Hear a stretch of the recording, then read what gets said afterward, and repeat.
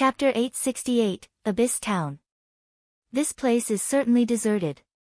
Aside from noticing a few players in the teleportation hall, Feng rarely came across any other players, even as he walked the trade area streets. It was hard to imagine that there were once millions of players living in this city. Now that the Abyss Passage had appeared, the kingdom's other cities had long since fallen, only the Twin Towers Kingdom's capital had withstood the invasion. The abyssal monsters had transformed the various cities into nests. Players couldn't level up safely in the fields anymore. Hence, the majority of the players in the Twin Towers Kingdom had migrated to neighboring kingdoms and empires. Moreover, due to the Abyss invasion, teleporting from the Twin Towers Kingdom to other kingdoms and empires was now free of charge. Players did not need to worry about being buried with the Twin Towers Kingdom. Although the Twin Towers Kingdom was the abyssal invasion's main target, the surrounding countries had also been significantly affected. As a result, the Black Dragon Empire experienced a flood of refugee players, causing the empire's player population to soar. The capital's shops were completely void of players. However, although there were only a few players left in the city, none of the guilds who owned the lands here had any intentions of selling them. None of them were fools. The Abyss Passage's activation was simply an expansion pack. The kingdom would soon revert to its original state. They wouldn't sell their lands rashly and hurt their opportunities in the future. However, Feng had not come here to purchase land. Immediately, he searched for a deserted area and used space movement, traveling towards Snowfield City. After abyssal monsters had invaded the Twin Towers Kingdom, every other city's teleportation hall had been rendered unusable, aside from the capital cities. If one wanted to travel to these cities, they had to do so on foot. Although Feng had a mount, it would take over a week to reach Snowfield City from the capital.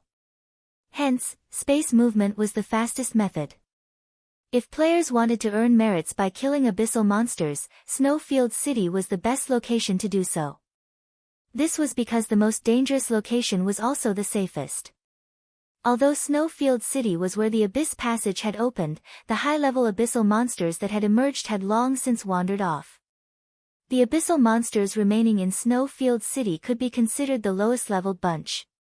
Players had discovered this after experiencing multiple abyss invasions. Meanwhile, Feng needed to find an optimum location to set up a teleportation magic array. After that, money would flow into his pockets without him having to lift a finger.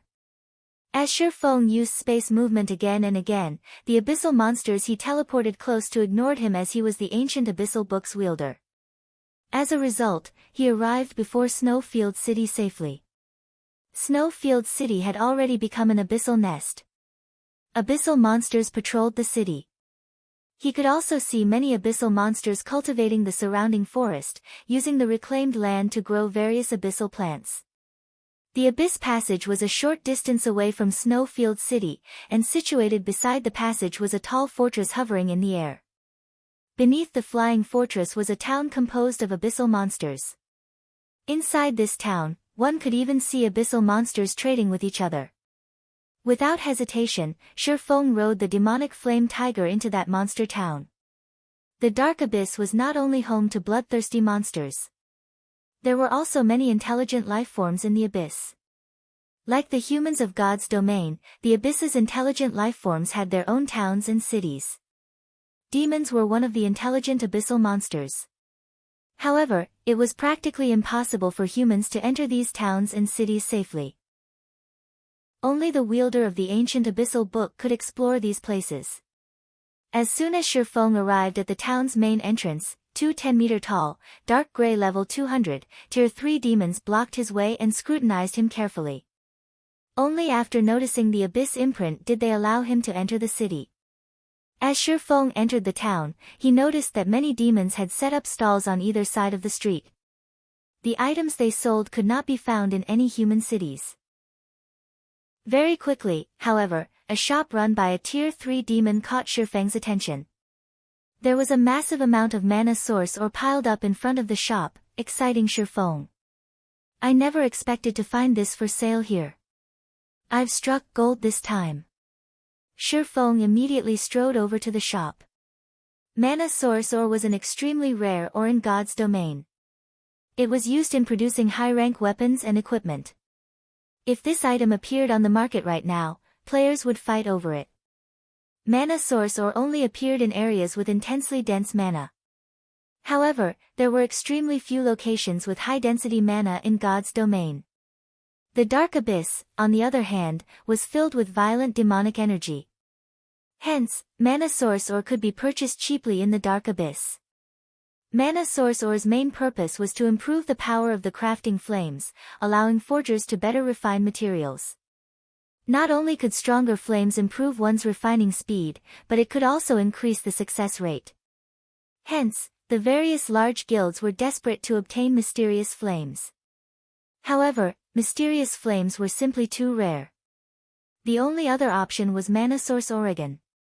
When the shopkeeper noticed Feng enter his shop, a gentle expression appeared on his sinister face as he said, "My shop has the best prices around these parts. May I know if anything has caught your interest? How much are you selling the Mana Source Ore for?" Feng casually inquired. The basic Mana Source Ore costs 3 silver per ingot, while the intermediate ore is 10 silver per ingot. The shopkeeper smiled as he glanced at the pile of Mana Source Ore outside of his shop. "Oh. You have intermediate Mana Source Ore, too?" Feng asked curiously. Mana Source Ore fell into 4 ranks: basic, intermediate, advanced, and special. On the continent of God's domain, even basic Mana Source Ore was quite rare. Basic Mana Source Ore could upgrade a flame's power to Tier 2. Of course. See those blue ingots inside the glass cabinet? That is the intermediate Mana Source Oregon. When burned, it can upgrade the flame to the Tier 3 standard. At that standard, producing epic weapons and equipment won't be a problem, the shopkeeper explained as he pointed at the deep blue ingots. Excellent. I want all of the Mana Source Ore you have. Feng nodded. Sir, this is your lucky day. We just recently restocked. We have 30,000 ingots of basic Mana Source Ore and 2,000 ingots of intermediate Mana Source Oregon. That will cost a total of 1,100 gold, the shopkeeper excitedly reported. What a profit! Feng was instantly ecstatic when he heard this price. It was no wonder why the ancient abyssal books wielders in his previous life had all been extremely rich. Back then, a 1 basic Mana Source Ore ingot could sell for anywhere from 50 to 60 silver, while the intermediate version could sell for around 3 gold. Even so, very few players had been willing to sell their ingots as forgers had treated the Mana Source Ore like a priceless treasure. Chapter 869, Monster of Legends.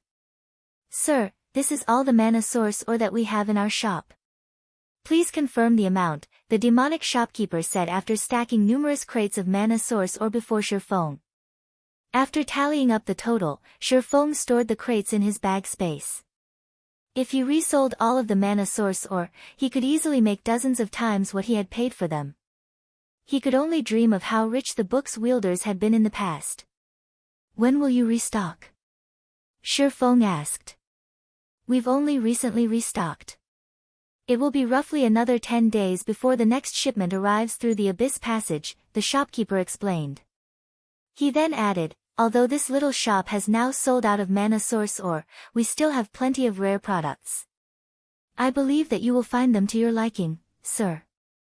Glancing at the other products in the glass cabinets, Feng shook his head. Although there were many rare products on display, the profit he could make off of them wasn't anywhere near what he could gain from the Mana Source Oregon. However, as Feng was about to leave, a blood-red pendant caught his eye. Abyss Pendant, Fine Gold Rank. Although this item did not provide any bonus to attributes, many players had dreamed of obtaining it in the past. Generally, the item would only drop from high-tiered abyssal monsters, and its drop rate was horrendously low. Despite being so rare, this pendant only had one function. Fixed teleportation. After marking a location, one could use the pendant to teleport there. Fixed teleportation's cooldown lasted 5 hours, and only one location could be marked at a time. Even so, it was an extremely valuable pendant. After all, players hated travel more than anything. Unfortunately, due to problems such as equipment durability and running out of consumables, players had to return to cities often to resupply. It was extremely troublesome to travel back and forth constantly. Hence, it was easy to imagine why so many valued the Abyss Pendant. In the past, this Abyss Pendant had been one of the main reasons to farm abyssal monsters. How much are you willing to sell that pendant for? Feng pointed to the Abyss Pendant. You have great eyes, sir. This is our shop's main attraction. The shopkeeper smiled. He then took the Abyss Pendant from its cabinet and said, if you are interested in purchasing it, I can sell it for 5,000 gold. Feng frowned when he heard this price. A single epic item only cost around 2,000 gold, whereas epic weapons cost around 5,000 to 6,000 gold. In the past, people had only spent around 3,000 gold to purchase Abyss Pendants. Although the pendant's fixed teleportation was a convenient ability, there was one downside: its long cooldown. After reaching level 40, players would have mounts, saving a massive amount of time when traveling. For distances that one could cross in 5 hours or less, fixed teleportation was a waste. If the cooldown could be reduced from 5 hours to 3 hours, the Abyss Pendant might be worth nearly 8,000 gold.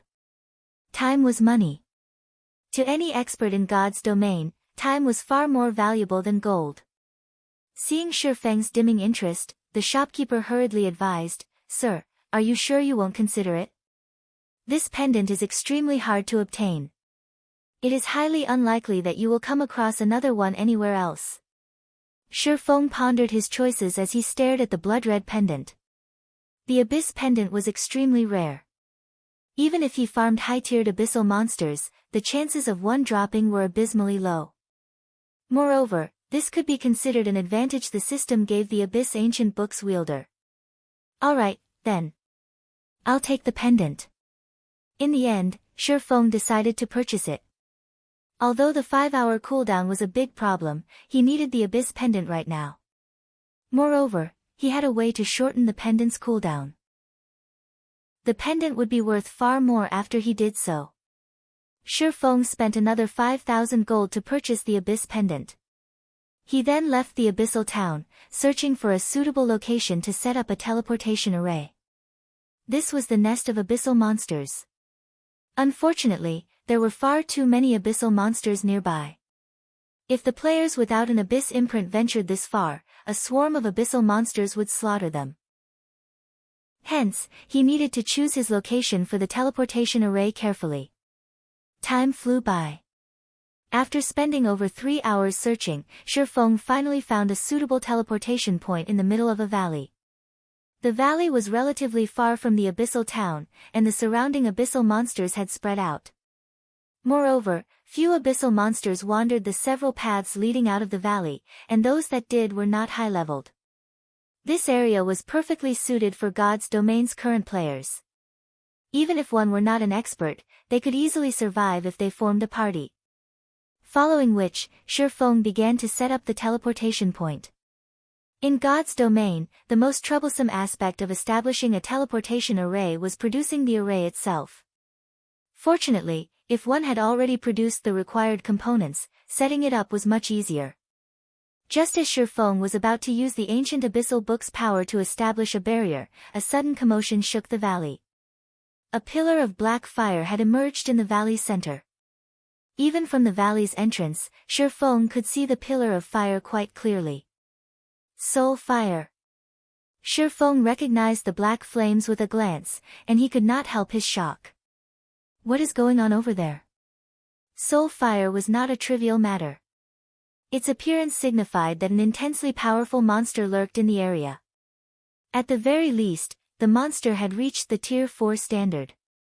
To current players, a Tier 4 monster was practically invincible. It was not something that should be provoked. However, before Feng could investigate, several explosions shook the valley, the center's ground caving in and forming a gigantic pit. Following which, a dragon's roar echoed throughout the valley. Feng even unconsciously trembled. A dragon? Feng wanted to flee the area immediately. Dragons were symbols of strength and violence in God's domain. They were the natural-born rulers over the game. Even higher beings like demons and angels feared dragons. The appearance of a dragon was cataclysmic. Just as Feng considered leaving, he suddenly noticed several dozens of players floating up from the forest's floor. These players had formed a gigantic, golden magic array that covered an extensive area. How are there players here? Feng was astonished. Snowfield City had already fallen to the abyssal monsters, becoming a nest. Theoretically, players should have long since fled this place. Suddenly, a dragon with a wingspan of over 100 meters suddenly flew up from the gigantic pit, its silver scales shimmering in the sunlight. The instant the dragon appeared, Feng realized how powerless he was. Although this silver dragon was smaller than the Frostbone dragon, in terms of power, the two were on entirely different levels. The pressure the silver dragon radiated was many times stronger than Feng's abyssal blade when he used a skill. If not for the distance between Feng and the dragon, he would even struggle to stay standing. However, just as the silver dragon was about to escape the golden magic array, the magic array launched countless, golden chains, binding the dragon's limbs and wings. Chapter 870, Legendary Figure. When the silver dragon landed, the sky darkened as a gray mist enveloped the area. Feng had still considered leaving this place. However, after seeing the gray mist envelope valley, a bitter smile appeared on his face. Just who are these people? Curiosity bloomed within Feng as he looked at the flashing, golden magic array in the distance. Regardless of the other players in the valley or why they were here, Feng was shocked to see the gray mist. This was the Tier 5 curse, Dark Sanctuary. When activated, the spell would trap a fixed space within a barrier. Unless one destroyed the barrier or the caster removed the spell, no one could enter or leave the barrier. Moreover, under this Dark Sanctuary, players could not contact the outside world. Even teleportation tools and skills were useless. Gritting his teeth, Feng dashed towards the dragon. The valley was not large, thus, the dragon was not far. With Feng's speed, after running for a dozen minutes or so, he reached an area of dense forest near a lake. The silvery gray dragon, bound in golden chains, stood proudly in the center of the lake, releasing one roar after another. The lake was roughly 400 meters across. With the dragon standing in the lake, it seemed like a small pond. Every time the dragon slashed its claws, it created massive waves that washed over the surrounding forest.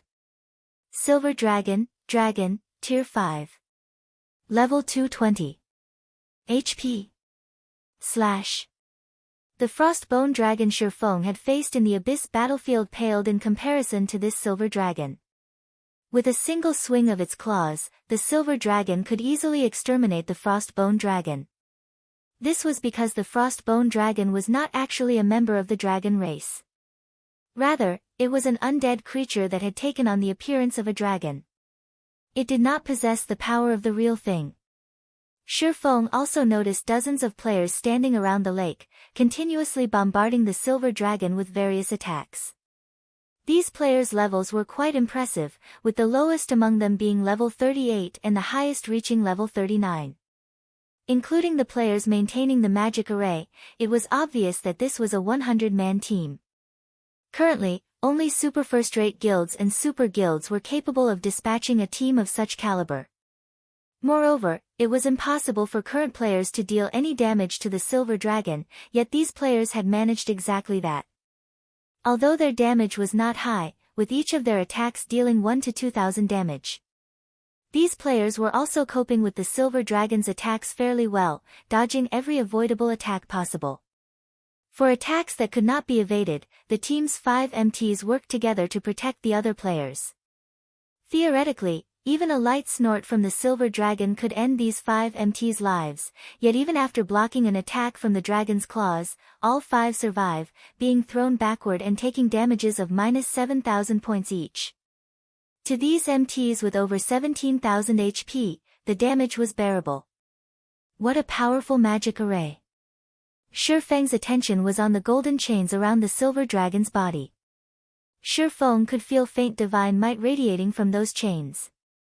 Although the divine might was not on the level of the chains of order, it had no problem suppressing a tier 5 dragon. With the golden chains binding it, not only was the silver dragon's mobility restricted, but its strength was also notably suppressed. This was also why these players could stand against the silver dragon. Otherwise, the dragon would have undoubtedly killed them already. As these players fought the silver dragon, Feng quietly watched from a distance. Oddly enough, not one of these players wore a guild emblem. They were all certainly independent players. Feng found it hard to believe that such a large group of independent players could achieve such a high levels and possess the strength to contend with the silver dragon. However, when Feng's gaze fell on the man leading this 100-man team, he was flabbergasted. That man wielded a crimson longbow. Based on his appearance, he should be in his 30s.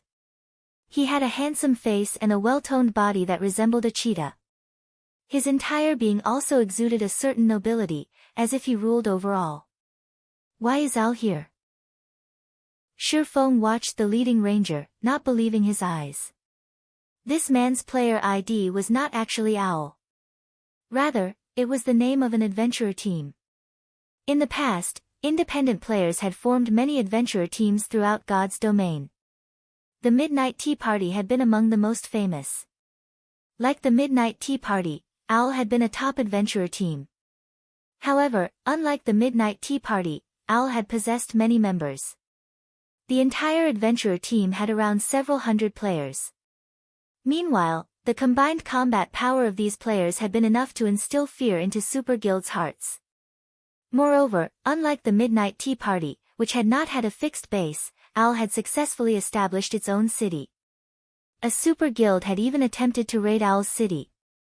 However, after sending hundreds of thousands of players, the Super Guild returned without success.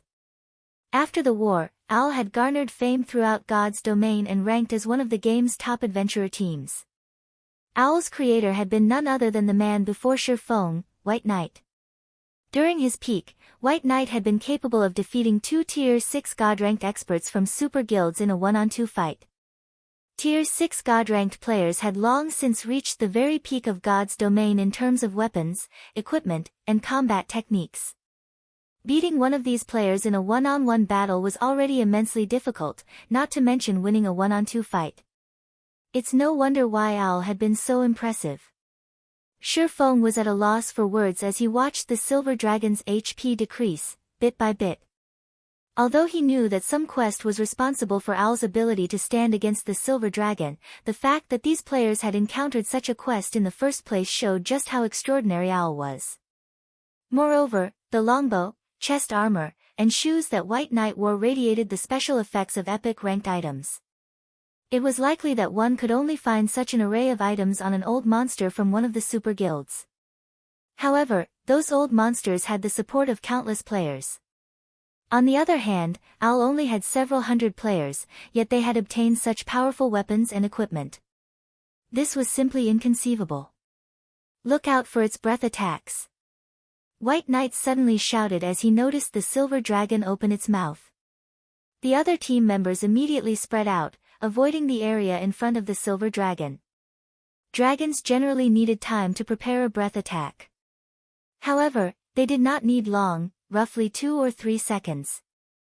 Moreover, breath's attack range was quite wide. If players attempted to evade after a dragon's breath attack had begun, they would likely be caught in the attack.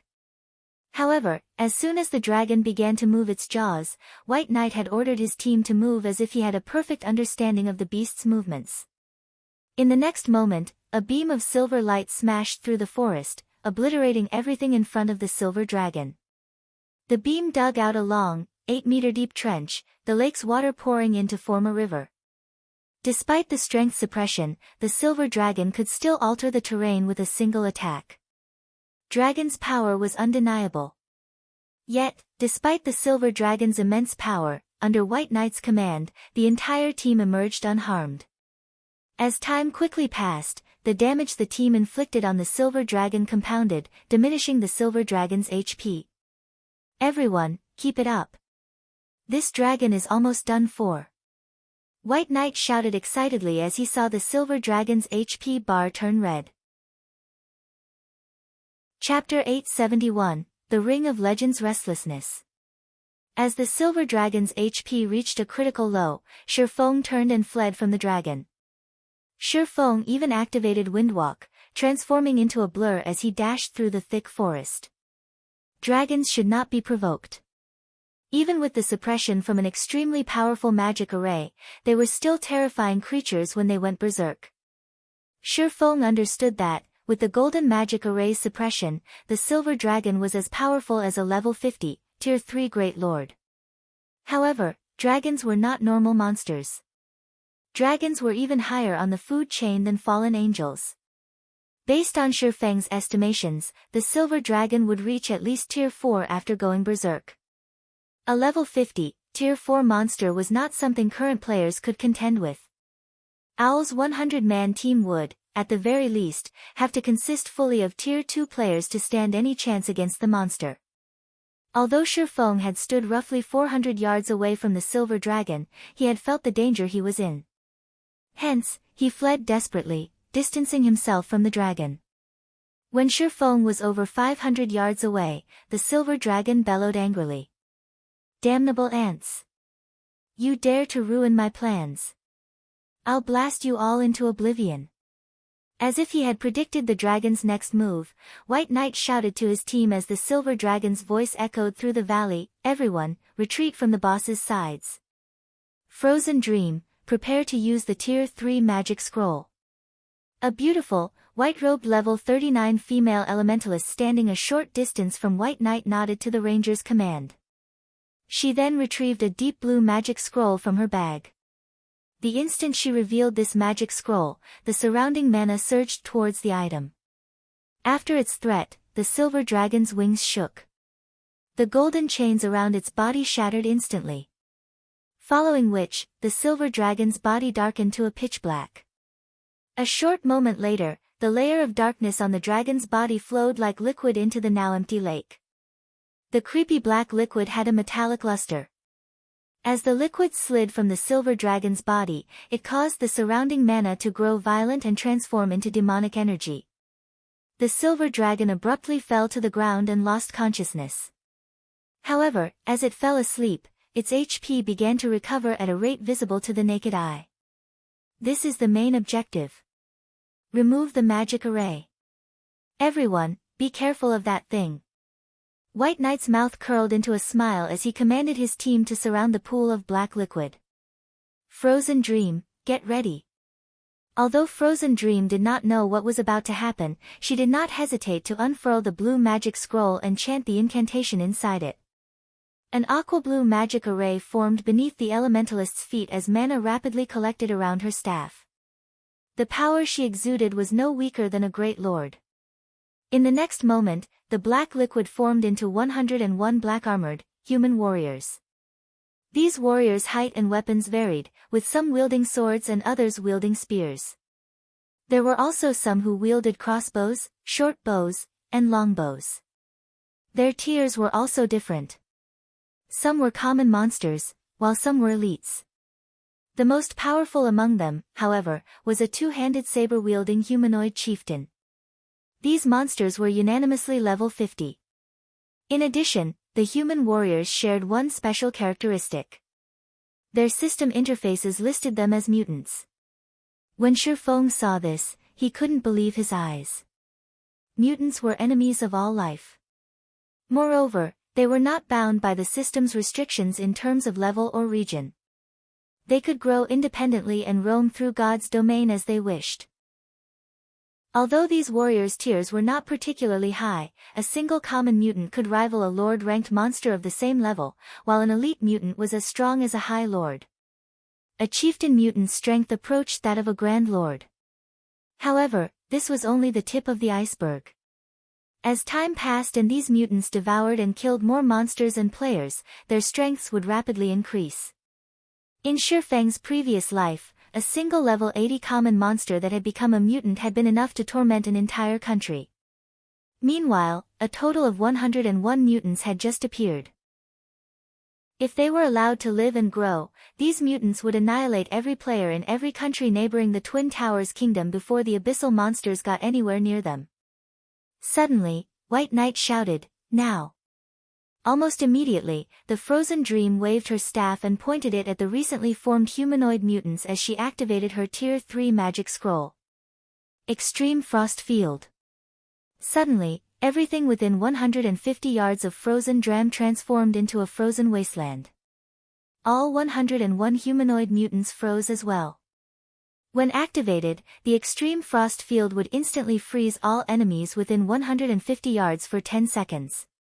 In addition, all enemies in the area would suffer the Deep Cold debuff, which decreased their movement speed and attack speed by 50% and increased the frost damage they received by 100%. Extreme Frost Field was a large-scale control spell, and in terms of magic scrolls, it was only inferior to summoning spells and large-scale destruction spells. Without a sustainable control removal skill, both players' and monsters' combat power would be limited under the effects of this spell. Excellent! Charge! White Knight stretched his bow into a full moon as he smiled at the frozen mutants. Shio! Shio! Shio! Instantly, 5 arrows carrying the power of Frost 5 common mutants' vital points. -715. -697. -1424. -708. -1417. When the 5 damages appeared, everyone gasped. My god! Are those really common monsters? Their defense is higher than a level 50 Great Lords. Every team member was shocked. Even White Knight frowned when he saw the minimal damage, his expression turning grim as if he had not expected this development. Everyone knew how powerful White Knight's equipment was. He had a total of 3 epic items, one of which was his weapon. In addition, his epic ranked chest armor could reduce the level requirement of all items by 5 levels. Hence, aside from his epic items, White Knight's equipment was all level 40 dark gold equipment. Yet, even with such a high-end weapon and equipment, his frost arrows had only dealt around -700 damage. This was even after the Deep Cold debuff had increased the frost damage the mutants received by 100%. Meanwhile, the common mutants had 1,500,000 HP each, while the elite mutants had 4,800,000 HP. As for the largest humanoid mutant, it had 15 million HP. Even if these mutants stood there and did nothing, it would take a long time for their team to kill all 101 of these mutants. Don't panic. We knew that this quest wouldn't be an easy one. Kite the elites and chieftain first. We'll deal with these monsters one by one. Try to conserve as much of your stamina as possible. White Knight commanded after he readjusted his mood. He knew exactly what they needed to do right now. Meanwhile, Feng, who stood far from Owl's 100-man team, stared at the unconscious silver dragon. Strangely, the fragmented legendary ring on his finger was reacting to the silver dragon. Chapter 872, Repairing the Heavenly Dragon's Breath. Under White Knight's encouragement, his team overcame their worries and started moving to separate the mutants from each other. However, just as a shield warrior was about to a still frozen common mutant's aggro, the frozen effect, which should have lasted 10 seconds, disappeared. As if it had been planned, 6 common mutants quickly and seamlessly surrounded the level 38 shield warrior, flanking him from all sides. They then launched extremely precise, vicious attacks. Although the shield warrior tried to dodge, the mutant's attack speed was frighteningly high. It took the shield warrior all he had to dodge 2 mutants, much less 6 mention 6. Even after using his shield to defend himself, 2 mutants broke past his shield and struck. The shield warrior lost nearly 10,000 HP from both attacks, over half of his HP had vanished in an instant. As the shield warrior considered retreating, 4 mutants charged forward and grabbed at him, restraining him. He could not even execute a skill to shake the mutants off. As for the remaining 2 common mutants, they laughed sinisterly as they thrust their weapons into the shield warrior, again and again, causing the shield warrior to scream with agony. As if they were performing for the players, the mutants took their time in killing the shield warrior. Although the other owl members tried to save the shield warrior, the other mutants had coordinated to keep them at bay. The mutants' damage was also quite high. Even with a constant stream of healing, the shield warrior could only watch as his enemy hacked him to death. His eyes contained an endless fear as he passed away. Everyone's hearts grew cold as they watched, consumed by fear. Were these monsters really monsters? This thought penetrated the players' minds. They had never seen monsters coordinate so perfectly before. Aside from having a large variety of skills, the greatest advantage players possessed was their ability to cooperate, using their strengths to make up for their companions' weaknesses. This allowed players to challenge bosses of higher levels and tiers. If monsters grasped this ability, players would lose over half of their advantages. Everyone, maintain your distance from these monsters. Don't let them surround you. White Knight hurriedly shouted. Although he was also shocked, he reacted quickly. He finally understood just how difficult this quest was. However, the mutants had no intention of giving White Knight and the others any time to recover from their stupor. Splitting into multiple, smaller groups, they charged at the magical classes in the back of the group, not bothering to waste time with the MTs and melee classes. These mutants behaved like players, rather than monsters. Without any defenses against this sudden development, White Knight changed strategies, choosing team PvP tactics instead. He had the melee classes circle the ranged classes, holding back the incoming mutants as much as possible as they retreated to more advantageous terrain. Watching from afar, Feng had to admit that White Knight was indeed one of God's domain's legendary characters. Not only were his leadership abilities first class, but he also had incredibly accurate observational skills and foresight. He fought like a machine. Grasping every aspect of battle perfectly, he knew who needed to do what, where to supply reinforcements, and when to use specific skills. Every member of the team moved like an extension of White Knight himself. Unfortunately, White Knight's team members gradually fell, one after another. In contrast, the mutants had yet to suffer a single loss. Everyone's attacks only dealt around -300 damage, critical hits only managed -600. Even if they concentrate their attacks on a specific common mutant, the latter had 1,500,000 HP. It would take the team a long time to kill one common mutant, not to mention the elite and chieftain mutants.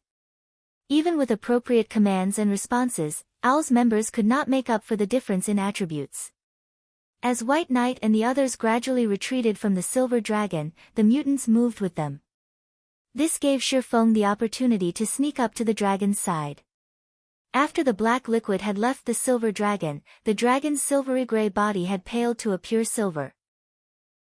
Despite being unconscious, the dragon's aura was intensely frightening. Even Feng found it difficult to move once he stood 30 yards from the creature. If an ordinary player stood in Feng's shoes, they'd likely be paralyzed. However, the closer Feng came to the silver dragon, the greater the heavenly dragon's breath reacted. Does it want me to collect the dragon's heart? Feng felt a headache brew as he raised his head to look at the massive silver dragon. The dragon before him loomed like a mountain. The two swords in his hands were no more than toothpicks before it. Moreover, although the silver dragon was unconscious, the magic array no longer suppressed it. It had recovered to its original state. A level 220, tier 5 monster. Even if Feng were allowed to hack and slash at the dragon unhindered, he would not be able to inflict any damage. However, Feng decided to try. Unsheathing Killing Ray, he stabbed the sacred sword towards one of the silver dragon's scales. Dang! Sparks flew when his sword collided with the silver scale. The unconscious silver dragon did not even receive a mandatory -1 damage from Feng's attack. Moreover, the silver dragon's HP bar still increased, little by little. Sure enough, damaging a dragon with my strength is nothing more than a dream, Feng laughed bitterly. Although he understood that White Knight and the others had only wounded the silver dragon due to the magic array they had received from their quest, Feng only truly understood how impossible it would be to slay this beast after trying it for himself. Unable to harm the silver dragon, Feng had no choice but to follow where his ring led. He refused to give up on the chance of repairing the heavenly dragon's breath. The heavenly dragon's breath had initially been a true legendary item. If he wanted to restore the fragmented legendary ring, he needed 3 magic stars and a dragon's heart. Among them, the dragon's heart was the most difficult to obtain as dragons were maddeningly rare in God's domain. Moreover, they were incomparably powerful. With such a God-sent opportunity before him, Feng really would not give up easily. The heavenly dragon's breath had not reacted to the conscious silver dragon in the least. However, as soon as the silver dragon fainted, the ring reacted. Moreover, the closer he was to the silver dragon, the greater the ring's reaction was. Even after standing beside the dragon, the rings grew more intense, throbbing on his finger like a pulsating heart. This indicated that there should be some method to repair the heavenly dragon's breath. Otherwise, the ring would have remained quiet.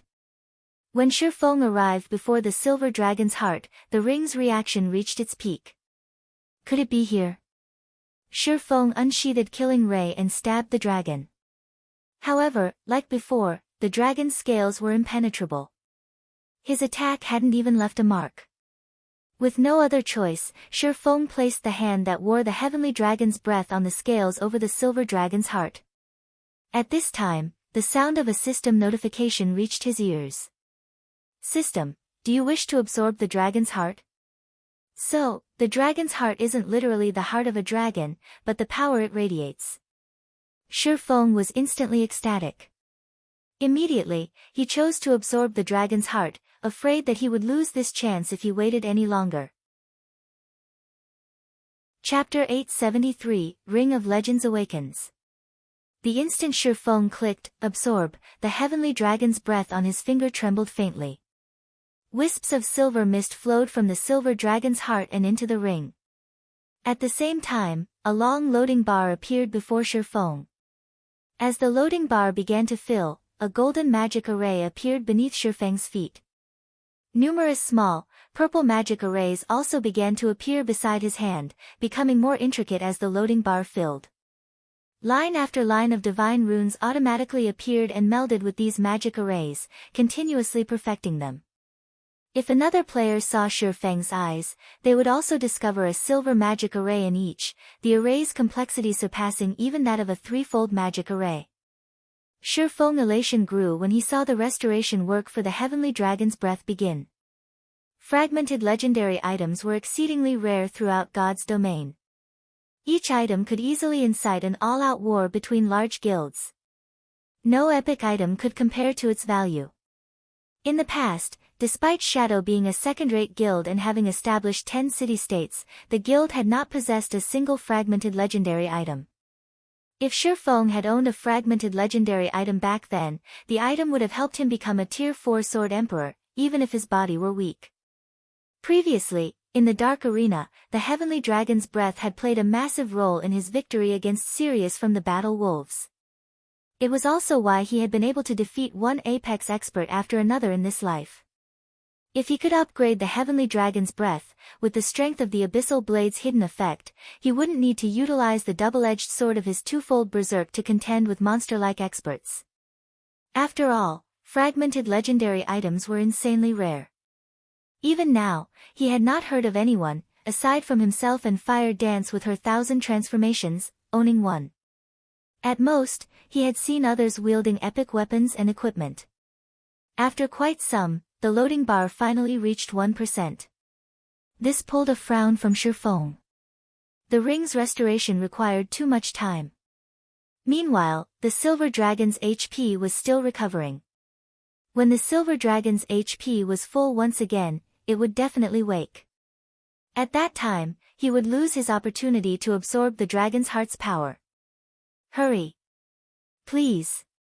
Feng panicked as he watched the Silver Dragon's HP reach 30%, whereas his absorption progress had only climbed to 4%. Moreover, Feng still had to worry about those mutants. Currently, he couldn't move. Although White Knight's team was impressively strong, against so many mutants, it was only a matter of time before they fell. If he had not finished repairing the heavenly dragon's breath by then, and those mutants returned, all his effort would be for nothing. Please, you guys have to hold on for a little longer. Feng prayed as he watched the loading bar reach 5%. Time flowed quickly. When the silver dragon's HP recovered to 50%, Feng's restoration progress had only reached 32%. Although his restoration speed was slightly faster than the dragon's recovery speed, the latter's HP was nearly full. Meanwhile, White Knight's team also faced an intense situation. From the start of the battle to now, White Knight's team of 100 had fallen to around 70 players. In contrast, only 3 common mutants had died so far. If a team of ordinary, even elite, players stood against these mutants, the monsters would have long since annihilated them without losing a single mutant. The fact that Owl had persisted until now and had performed so stunningly proved that there had been a reason for their legendary reputations in the past. Don't hold back. Use all of the magic scrolls we have. White Knight ordered when the team reached the top of a steep hill. In God's domain, the terrain was an important factor in determining the outcome of a battle. White Knight's main goal behind the retreat was to move to favorable terrain. In a battle between players, steep highlands were easily defensible. Now that the team was on higher ground, they only needed to repel the incoming enemies. They could prevent the mutants from surrounding them. Under White Knight's command, everyone on the team gnashed their teeth as they took out their precious magic scrolls and tools. If they couldn't stop the incoming mutants in time, they would use every magic scroll they had to force these monsters back. Like this, they fought off one wave after another. After a short period, 2 more common mutants died. However, these mutants were not easy foes either. Realizing that the battle was at a standstill, the dozen or so elite mutants began to work together to block White Knight and his melee companions' attacks, creating opportunities for the common mutants to break through Owl's defensive line. Boss, I'm nearly out of mana. If this goes on, they will exhaust us to death, even if they can't kill us directly, a level 38 male cleric anxiously reported as he glanced at his remaining mana. This battle was far more taxing than any boss battle they had fought so far. In the past, he had only needed to focus on healing the lead MT. Now, however, he also had to heal the rest of the team, which significantly increased his mana consumption. Moreover, they had already exhausted themselves during the battle against the Silver Dragon. Healers, control your mana usage. If your mana is running out, drink a potion. Melees, focus on pinning the monsters down, don't fight. Try to reduce the burden on the healers as much as possible. If your HP is low, drink a potion, White Knight commanded. He also knew how dire their situation was. He had not expected that these mutants to be so strong and possess such high intelligence. If they continued fighting as they were, their only outcome would be a team wipe. As the seconds and minutes passed, White Knight's team lost members. Elsewhere, Feng's anxiety grew with each passing second. The Silver Dragon's HP had already reached 97%, while the Heavenly Dragon's breath's restoration had only reached 93%. It was likely that the dragon would wake before the ring's restoration completed.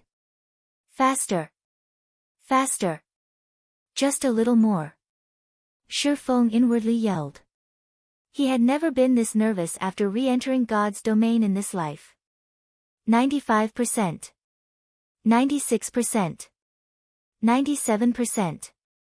98%. When the Heavenly Dragon's breath's restoration reached 99%, the Silver Dragon's HP bar finished filling. The dragon's massive eyelids slowly opened. The Silver Dragon noticed Feng immediately, and flames of rage filled its gaze. Despicable human. You dare try to steal my power, the Silver Dragon bellowed. Widening its jaws, it used dragon breath on Feng. Without hesitation, Feng initiated absolute defense, the aura of Earth's activatable skill, which he had long since prepared. Boom! The powerful dragon breath created a massive crater around Feng. Even White Knight and the others, who were fighting quite a distance away, felt the ground tremble. After the dragon breath ended and the smoke cleared, Feng held onto one of the silver dragon's scales with one hand, while his other hand pressed against the dragon's side over its heart, absorbing the power of the dragon's heart. Although Feng had not received any damage, he was dazed. Unfortunately, absolute defense, which should have lasted 5 seconds, had been destroyed. However, the heavenly dragon's breath's restoration finally reached 100%. The magic arrays that surrounded him then began to merge with the ring, one after another. As if the ring had awoken from its slumber, it radiated an astounding aura. The ring no longer felt like an inanimate object. Chapter 874, Dragon's Domination. Although the heavenly dragon's breath had been restored, the silver dragon was thoroughly enraged. Roar! A single roar shook the valley. Feng had even been thrown over 30 yards, a damage of over -1,000 points appearing above his head. Sure enough, dragons shouldn't be provoked. As Feng climbed up from the ground, he stared at the towering silver dragon in shock. This was the silver dragon's true power.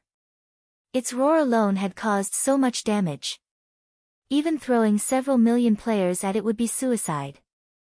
However, Feng did not know that, if not for the heavenly dragon's breath absorbing a large portion of the silver dragon's power, the dragon's roar would have been more than enough to claim his life.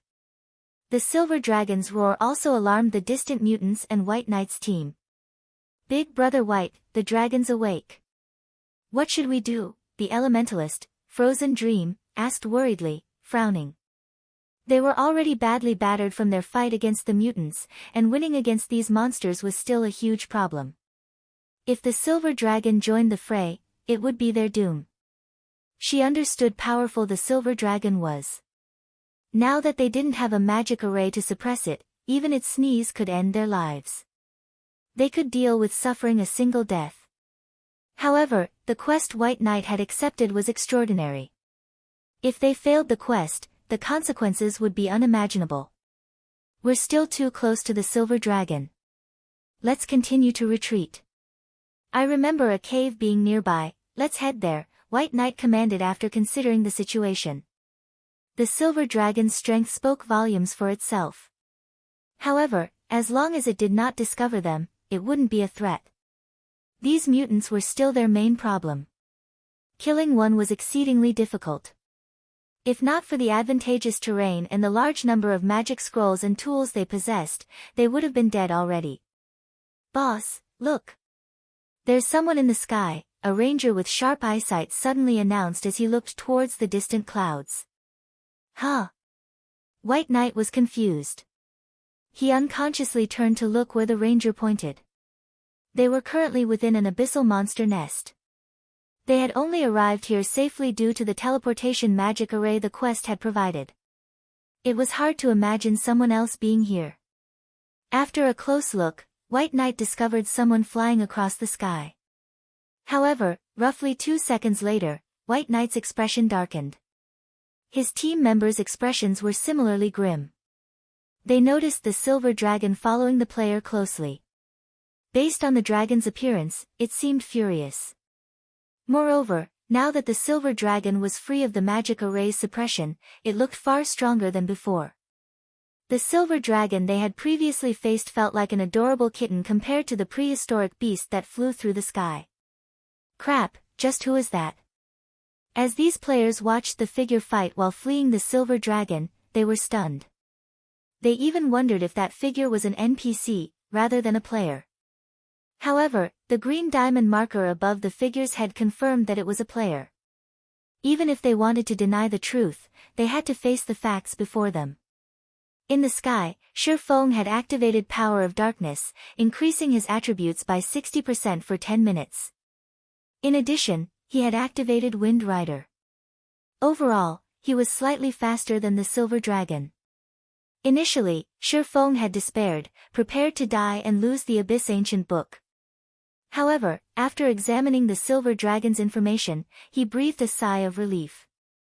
Due to the heavenly dragon's breath having absorbed a large portion of its power, the silver dragon had fallen into an extremely weakened state. The previous roar had been the silver dragon's last strand of power. Now, both its level and tier had fallen significantly. Silver Dragon, Tier 4. Level 55. Extremely weakened.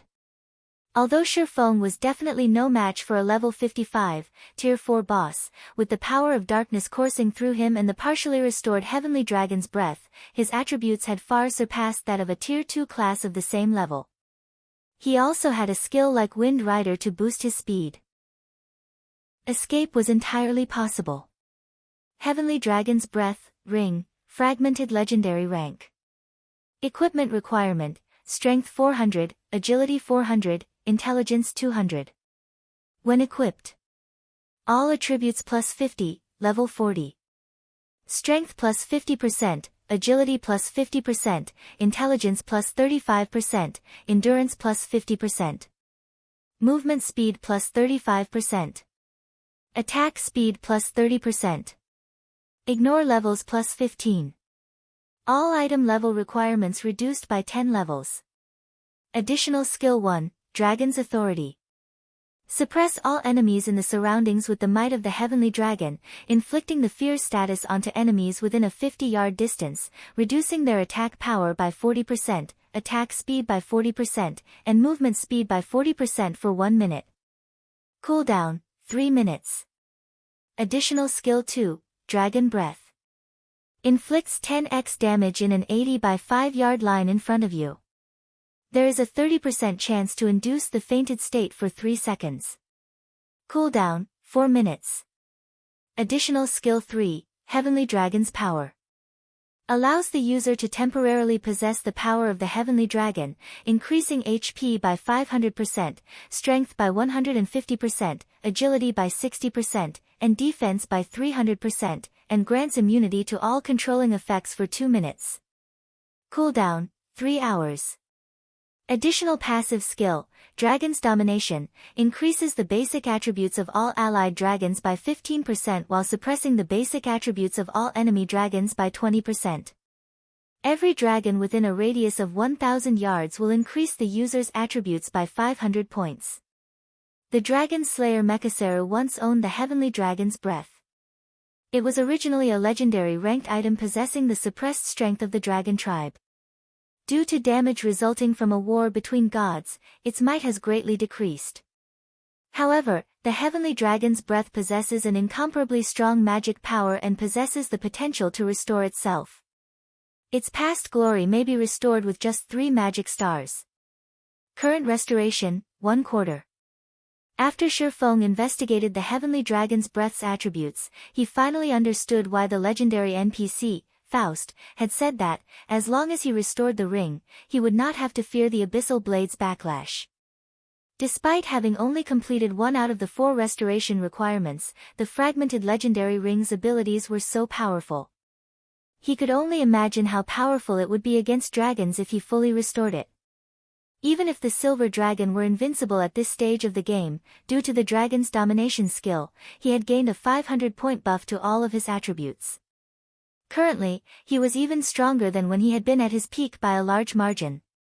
He was even stronger than a Tier 2 class of the same level. Moreover, the skill had suppressed the Silver Dragon's basic attributes by 20%. It simply could not catch up to Feng. Chapter 875, Temple Ruins.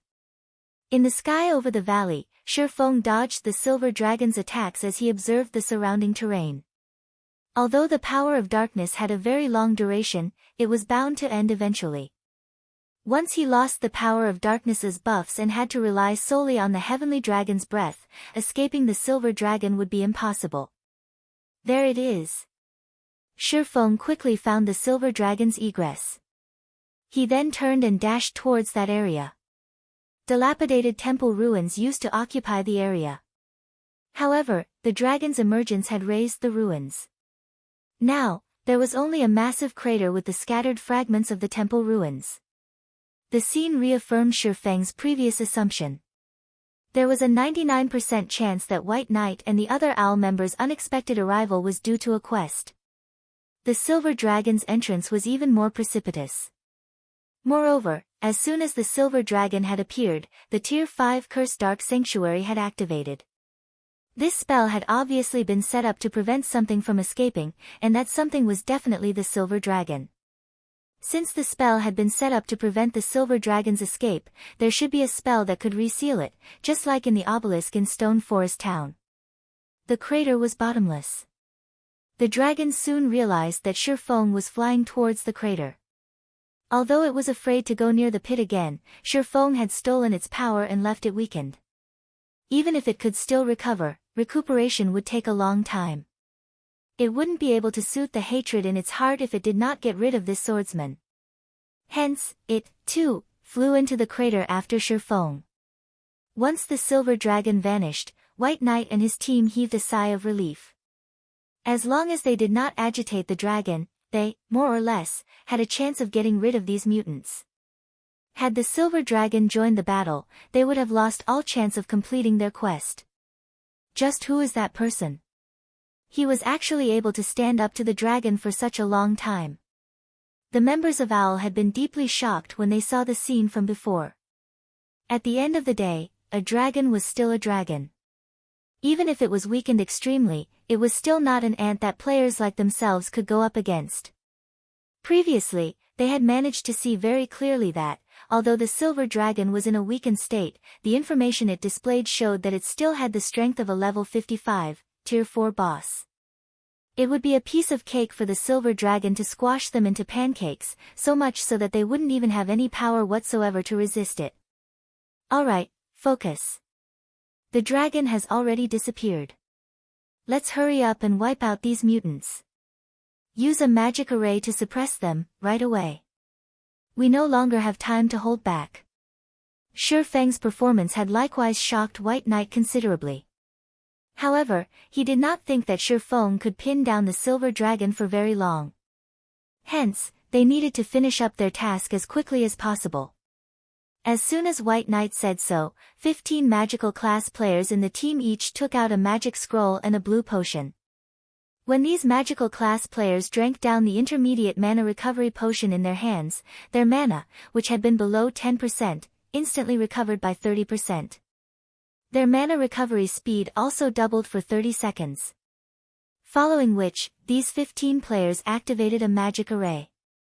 Immediately, a gigantic magic array enveloped all of the mutants. The initial extreme frost field had already slowed down the reactions of these mutants significantly. With the effects of the magic array added in, the mutants' speeds decreased further by a large margin. Their attributes were also suppressed by 30%. Although the attributes of the mutants were still superior to theirs, they were no ordinary experts. Originally, with just the effects of the extreme frost field, each of them could easily handle a common mutant by themselves. Some of them were even capable of pinning down the elite mutants. Now, against these much slower and weaker mutants, everyone had an even easier time fighting. The appearance of the magic array had instantly turned the tide of the battle. At the bottom of the crater, Feng very quickly discovered a gigantic magic array surrounded by 36 stone pillars over 100 meters tall with numerous divine runes engraved onto them. In addition to these pillars, he also spotted a destroyed altar at the corner of the magic array. It seems that, as long as that place gets repaired, I can reactivate the seal. Feng immediately rushed over to the altar. As soon as he arrived before the stone altar, however, he immediately felt as if he had been scammed. To restore the stone altar, he actually needed 1,000 magic crystals as well as the permanent sacrifice of 80 points of all his basic attributes. The number of magic crystals required was nothing to Feng. After all, he always carried several thousand crystals with him in case of emergency. However, the permanent loss of 80 points in all attributes was a different story. To current ordinary players, losing that much in attributes would practically cripple their account. However, seeing the silver dragon already flying over, Feng gritted his teeth and clicked, accept. Anyway, after restoring the heavenly dragon's breath, the ring now provided additional basic attributes. It also received massive improvements in various other aspects. Overall, even after factoring in this loss, he still ended up with a net gain in basic attributes. The instant Feng clicked, accept, he immediately felt power draining out of his body. Meanwhile, the silver dragon, which had just arrived before Feng and was about to slap him to death with its claws, suddenly froze, fear flashing in its eyes. At this moment, it distinctly heard the clanging and jangling of metallic chains. All at once, the silver dragon was terrified. It no longer cared about Feng as it instantly tried to distance itself from this place that had once trapped it. You want to escape? At this moment, a cold smile appeared on Feng's face. If he were to let the silver dragon escape now, he would have sacrificed his attributes for nothing. Abyssal bind. Suddenly, over a dozen pitch-black chains emerged from the ground, directly binding the silver dragon. Although abyssal bind had little effect on a monster of the silver dragon's caliber, it still managed to delay the dragon by half a second. To most, this half a second might not seem like much. To the silver dragon, however, this half a second was sufficient to send it falling from heaven straight into hell. The silver dragon broke free of the pitch-black chains, but before it could escape the crater, numerous golden chains shot out from the magic array and bound it. No matter how hard the silver dragon struggled, it was slowly, bit by bit, dragged back down to the bottom of the crater. At this moment, the silver dragon's heart overflowed with despair. It had gone through such lengths to escape its bindings and regained its freedom, yet, just for the sake of getting some petty revenge on a puny little human, it now suffered the binding of these damnable chains once more. Human, you are very amazing. You managed not only to plunder my strength but also to survive against me for so long, and even to reseal me now. I acknowledge you to be an existence equal to myself. At this moment, the silver dragon stopped struggling. Instead, it quietly observed Feng as it asked, "Are you willing to make a trade with me? You should know that dragons won't easily make trades with weak existences like humans. Moreover, dragons always keep their word. As long as a dragon promises to do something, they will definitely see it through." Trade? Feng was surprised in spite of himself when he heard this. At the same time, the sound of several system notifications also entered his ears. Chapter 876, Breathtaking Feng. The silver dragon's words already posed some temptation for Feng in the first place. After hearing the contents of the system notification, he was further stunned. System, congratulations. You have obtained the recognition of the dragon race. System, congratulations. You have learned the language of dragons. System, hidden quest, life redemption, triggered. Do you wish to accept this quest? So there's such a benefit for resealing the silver dragon as well. After taking a look at the system notification window, Feng shifted his gaze back to the silver dragon. Dragons weren't just incomparably powerful. They also loved collecting treasure. If he could complete this quest relating to the dragon race, the potential rewards would definitely be much more bountiful than those from quests given by human NPCs. Originally, White Knight and the others were the ones who should have received this quest. Now, however, Feng had accidentally stolen this opportunity from them. Sure, but what will I get in return? Feng asked, smiling as he looked at the fallen silver dragon. In any case, he was not in a rush to go anywhere. Hearing the dragon out wouldn't hurt. I know that you humans are always in pursuit of power. I know of a certain location. At that place, there is a secret technique tablet that powerhouses among you humans are always dreaming of obtaining. If you can release me and help me vanquish those mutants, I can send you to that place, the silver dragon said slowly. Secret technique tablet? Feng was shocked despite himself. He truly never imagined that this hidden quest he triggered would actually offer such a bountiful reward. If he could obtain an additional secret technique tablet, he would be able to nurture even more guild experts. Alright, I agree to your offer, Feng answered without hesitation. System, hidden quest, life redemption, accepted. Quest content, help the silver dragon kill the mutants. Such good opportunities did not come easily. Currently, Feng was still utterly helpless about the golden tablet quest. That mysterious youth was simply too powerful. Feng simply had no chance to complete the quest at his current level. Dealing with the mutants, on the other hand, was much less demanding. These mutants had appeared just recently. They had not undergone any growth as yet and were currently at their weakest. Hence, it would be significantly easier to kill them. If he were to give the mutants 10 days or half a month, even he would be helpless to do anything about them. Following which, Feng destroyed the stone altar once more and liberated the silver dragon. Though I cannot get too close to those mutants, I can support you from the sidelines. Looking at the chains binding its body disappearing, the silver dragon extended one of its massive claws to Feng and said, "Hop on. I will bring you over to the battlefield." Given free rein, those mutants will only grow stronger as time passes. We need to exterminate them as quickly as possible. Without hesitation, Feng hopped directly onto the silver dragon's claw. Indeed, just as the silver dragon had said, even if those mutants did not devour or kill any monsters or players, they would still grow stronger with the passage of time. Without any intervention, they would become a disaster in God's domain in a few days. In his previous life, a mutant that had been left unchecked in Star Moon Kingdom had wreaked devastation on the kingdom. By the time players realized the severity of the situation, that mutant had already grown into a difficult foe to defeat even with more than 100,000 players. Suddenly, the silver dragon spread its wings and flapped them. It then flew straight out of the crater and shot into the sky. "Boss, something's not right with these mutants," a level 38 male swordsman suddenly said. "I keep feeling that they're becoming stronger and stronger." "Yeah, I get the same feeling. Although there aren't any changes to their maximum HPs, my attacks are actually doing less and less damage to them." "Me too. Moreover, their movements and reactions are gradually improving." At first, everyone had thought this was just their own misconception.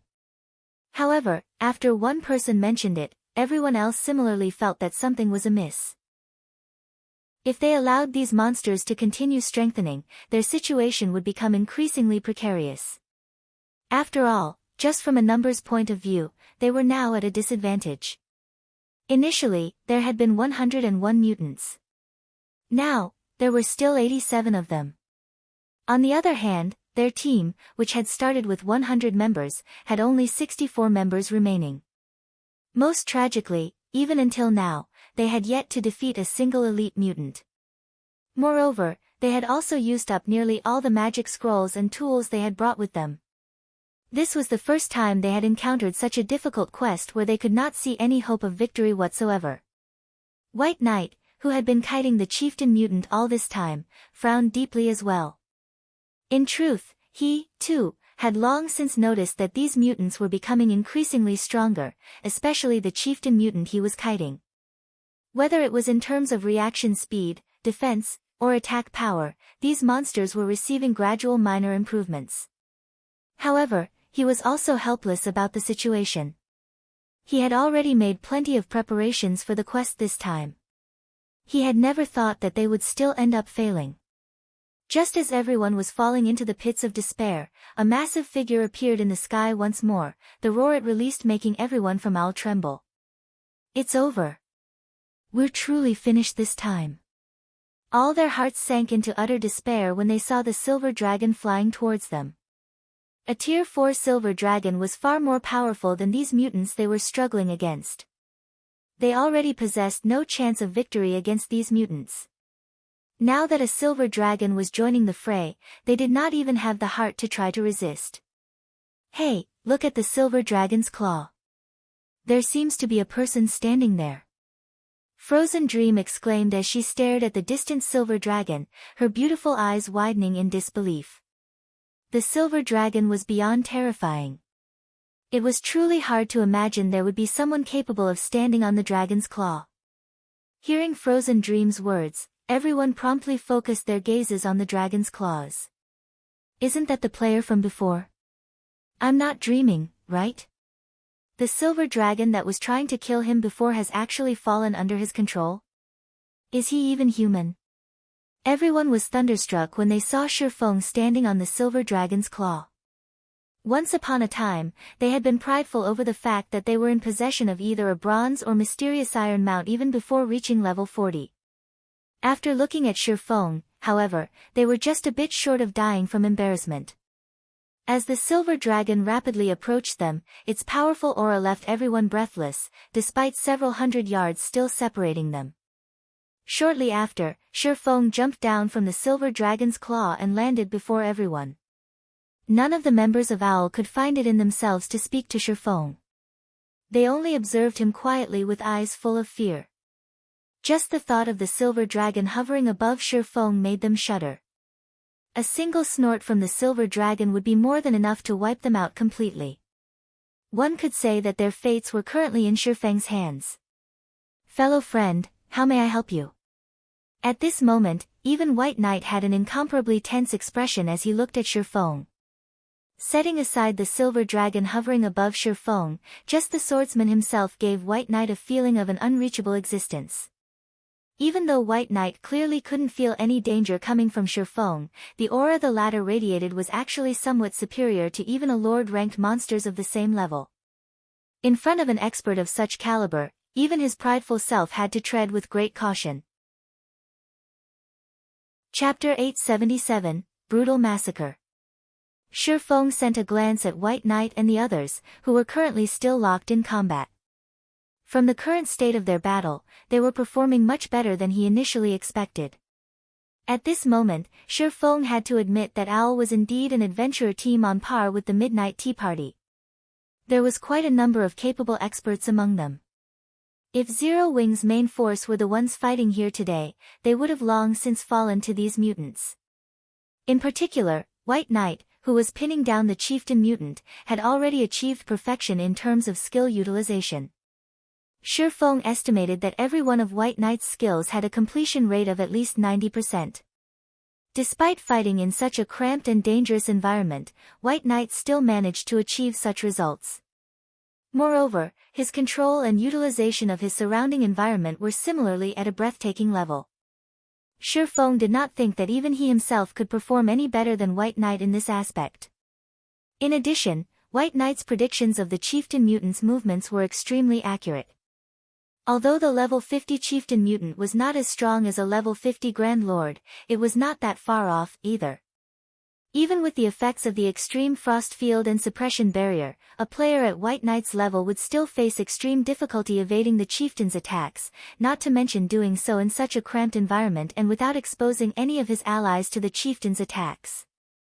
If White Knight could not predict the chieftain mutant's movements 1 or 2 seconds ahead, it would be utterly impossible for him to guide the chieftain's attacks accurately. Unfortunately, although White Knight and the other members of Owl were amazing, it was obvious that the mutants had the advantage in this battle. As more time passed, the combat power of the mutants would increase as well. It was only a matter of time before White Knight and the others were wiped out. "Don't misunderstand. I'm not here to look for trouble," Feng said as he took another glance at the overall situation of the battle. Seeing the anxious and slightly hostile expressions White Knight and the others were wearing, he could not help but laugh as he said, "Moreover, even if I came to look for trouble, I could simply just stand to one side and watch. In any case, these monsters will kill you guys eventually." When everyone heard Feng's words, they wanted to rebuke him. In the end, however, their words got stuck in their throats. This reaction wasn't just due to the strength Feng had displayed. It was also because Feng's words were not wrong. "May I know if fellow friend would be willing to help us out? After the battle, you can have all the loot of these monsters. We won't take anything." White Knight took the initiative to ask after giving the situation some thought. "Big Brother White, these monsters are so powerful. The loot they drop will definitely be very amazing. Moreover, we've only managed to reach this point after sacrificing so much. Yet, now, we're giving all the benefits to someone else." Frozen Dream immediately panicked upon hearing White Knight's proposal to Feng.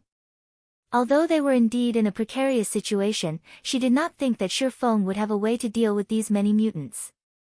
Both sides needed to work together in order to have a chance to eliminate these mutants. Rather than just giving up all the loot, they should negotiate with Feng. At the very least, they should ask to get the quest item. The other members of Owl similarly grew anxious. However, they also knew that White Knight was doing this for them. While in this area, there were only two methods for them to leave. Either they killed all of the mutants, or they were killed by the mutants. Judging by the current momentum of the battle, it was only a matter of time before they died, and they would suffer significant losses if they died. Aside from losing a level, they would also drop a piece of equipment. It would take them a long time to recuperate from such a loss. Alright. Feng nodded as he looked at White Knight retreating while fighting the chieftain mutant. In reality, even if White Knight did not make such a proposal, he would still help them exterminate these mutants in order to form a connection with the future legendary adventurer team. He could get White Knight to owe him a favor by doing so. White Knight was a man who stood by his word. As long as he promised something, he would definitely do it. Back then, the Ranger had owed the Super Guild King's Return a favor. In the end, he had started a war with King's Return's rival, the Super Guild Pantheon, without hesitation, aiding King's Return in securing a war fortress. A war fortress was different from a player-established city or town, which had a fixed location. A war fortress could move, only it was very costly to shift around. However, it was the perfect tool to attack cities and devastate lands. At the same time, a war fortress could also serve as a small-scale city. It could move to the latest leveling maps to greatly reduce the travel time of players. The value of a war fortress was far above even that of a legendary item. For this reason, Pantheon had hated Owl down to the very bone. The Super Guild had even mobilized its army to assault Owl's main headquarters. Although Owl ended up winning in the end, the adventurer team had suffered tremendous losses. Meanwhile, although White Knight had not said that he would owe Feng a favor, the Ranger would definitely remember the favor Feng would do him today. Just this point alone was enough for Feng. Many thanks. Upon hearing Feng agree to his proposal, White Knight breathed out a sigh of relief. His teammates might not be convinced of Feng's strength, but if Feng did not possess sufficient strength, how could he possibly have managed to treat the silver dragon as a mount? Following which, White Knight had frozen Dream right out a contract. After both sides signed the contract, they added Feng to the team and appointed him the team leader. What's there to thank him for? Haven't we given him all the benefits already? Frozen Dream silently pouted, feeling extremely displeased as she looked at Feng, who was wearing a black cloak and had his identity hidden. She refused to believe that Feng could truly do anything about these mutants. In the end, he would just be utilizing the strength of the Silver Dragon. However, this was the Silver Dragon's strength, not Feng's own strength. After signing the contract, Feng also informed the Silver Dragon to take action. In the next moment, the Silver Dragon let out a deafening roar, and a gigantic, silver magic array covering a radius of 500 yards appeared immediately, catching everyone within it. As soon as the magic array appeared, the mutants began emitting white smoke from their bodies. Not only did their defense abruptly decrease by a large margin, but even their attack power had weakened significantly. Such a powerful spell. At this moment, everyone fully experienced just how powerful this silver magic array was. Originally, their attacks only dealt around -200 to -300 damage to the common mutants. Now, however, their damages doubled. On the other hand, the damage the common mutants were dealing to their MTs had decreased significantly, instantly going from around -5,000 damage per hit to around -2,000 damage per hit. This sudden development greatly lessened the burden on the MTs and healers. Unfortunately, even with such a powerful spell assisting them, it was still not enough to bridge the gap between the two sides.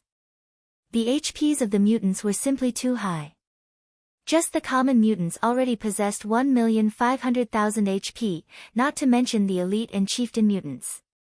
The monsters had more than enough HP to exhaust them to death. Let's use you all to test my new strength, then. A hint of excitement flashed in Feng's eyes as he looked at the clumped-up mutants. In the next moment, Feng activated Silent Steps and appeared behind a common mutant. Chop! -6,417. Thundering Flash. minus 3,405, minus 8,717, minus 7,004, minus 10,214. Thunder Flame Explosion. Minus 12,137. The common mutant's HP rapidly flowed away like running water. Even Feng's normal attacks dealt around minus 2,200 to minus 2,300 damage. When the members of Owls saw Feng's damage, their eyes nearly fell out of their sockets. The swordsman's damage was 2 to 3 times higher than even the extremely well-geared White Knights. In the next moment, Feng adjusted his positioning slightly and followed up with Dragon Breath. A beam of white light instantly engulfed close to 40 common mutants, damage of over minus 20,000 points appearing above the mutants' heads. Some even received critical damage of over minus 40,000 points. Over a dozen of the mutants struck also fell into a fainted state on the spot. Just who is this person? Frozen Dream was utterly dumbfounded at this moment. However, what no one knew was that Feng was currently under the effects of the power of darkness as well as the dragon's dominator. Even the high HP and defense of the mutants could do little against his attacks. Moreover, Feng was not afraid of attracting the aggro of the mutants at all. With his speed and mysterious footwork, none of the mutants could close in on him at all. In fact, Feng was even utilizing his high damage to gradually lure and concentrate the common mutants into a group. When he had gathered nearly 60 mutants, he abruptly pointed his sword towards the sky. Skywheel Sword. Countless golden, divine swords rained down from the sky, trapping all the mutants within a radius of 20 yards and dealing damage of over minus 5,000 points to every one of them. Immediately after, Feng cast Firestorm. Scorching flames instantly engulfed the common mutants. Everyone immediately saw damages ranging from minus 30,000 to more than minus 50,000 rising through the flames. Moreover, this phenomenon repeated itself once every second for 6 seconds. Feng was still not done with his attacks. He retrieved a silvery gray Tier 2 magic scroll from his bag and unfurled it, rapidly chanting the incantation recorded within the scroll. Suddenly, numerous silver whirlwinds appeared amid the group of mutants, continuously garroting them, dealing over minus 20,000 damage each second for 4 seconds. Tier 2 Spell, Storm Garrote. Due to the silver whirlwind's powerful suction, these mutants couldn't escape the garroting at all, their HPs continuously decreasing. This sight rendered everyone speechless. Every one of these mutants was a boss-level monster. Yet, now, Feng was actually fighting them as if they were weak, low-level monsters. None of them knew what to say about Feng's performance. However, the HP and defense of these mutants were simply too high. Although this method might work against normal elites and special elites, it was totally ineffective against these monsters that had over 1,000,000 HP. Just as everyone was thinking of a way to help Feng scatter the group of mutants, Feng took out another Tier 2 magic scroll from his bag. This time, it was the Tier 2 spell Blizzard. Not only did the spell freeze these mutants for 8 seconds, but it also dealt over minus 40,000 damage to each of them. After using one scroll, Feng would take out another Tier 2 magic scroll. Moreover, it was another AoE attack magic scroll. After he went through a total of 8 Tier 2 magic scrolls in a row, the common mutants, which originally had 1,500,000 HP, had less than half their HPs remaining. Crap, does this guy run a magic scroll photocopying shop or something? Feng's actions left everyone flabbergasted. They could be considered a top-class adventurer team. Throughout their time playing God's Domain, they had accumulated a significant stockpile of items. They also possessed quite a few Tier 2 magic scrolls. However, even for them, Tier 2 AoE attack magic scrolls were still extremely rare items. Until now, their entire team had managed to collect only 5 of such scrolls, which they had used up on previous quests. Now, however, Feng alone had taken out 8 of such magic scrolls. Just as everyone thought Feng had already run out of scrolls, the latter pulled out yet another Tier 2 magic scroll. Everyone was now at a complete loss for words. This was definitely the first time they had seen such an extravagant way of grinding monsters. On the market, a single Tier 2 AoE attack magic scroll currently sold for around 200 gold. One could buy a level 40 dark gold weapon already with that kind of money. Despite that, Feng was actually using these scrolls as if they were ordinary skills. What no one knew was that Feng really did not lack in Tier 2 magic scrolls. He had obtained plenty just from the various field bosses he had raided with Zero Wing's main force. There were also the magic scrolls his guild obtained from Hell Mode and Hard Mode team dungeons. Moreover, as he ventured to new high-level maps, he would often come across bronze or mysterious iron treasure chests. In addition, after capturing Stone Forest Town, Zero Wing had acquired many magic scrolls from the town's treasury. Just the number of Tier 2 AoE attack magic scrolls in Zero Wing's possession right now came close to 100 pieces. Even the stockpiles of super guilds were not as well stocked as Zero Wing's. Meanwhile, for the operation this time, Feng had prepared close to 60 Tier 2 AoE attack magic scrolls, more than enough for him to massacre the common mutants. When Feng used the 24th scroll, the common mutants finally could not hold out any longer. They abruptly fell before him one after another. The abundant amount of EXP they provided allowed Feng to level up once to level 41. Chapter 878, Foolish Humans. Frozen Dream and the other OWL members were speechless as they stared at the dozens of dead common mutants. A single Tier 2 AoE attack magic scroll cost at least 200 gold, yet Feng had just used 24 of them. He had essentially blown through enough money to purchase an epic weapon. Meanwhile, not only had the abundant EXP allowed Feng to level up once, but the rest of the team also leveled up once or twice. Every OWL member was now at level 40, with some being only a short distance away from level 41. These monsters give a ton of EXP. Ha ha ha. This is awesome. I'm fully recovered after leveling up. Joy began to fill these players' eyes. Both the healers and the magical classes, who had been running out of mana, had fully replenished mana bars.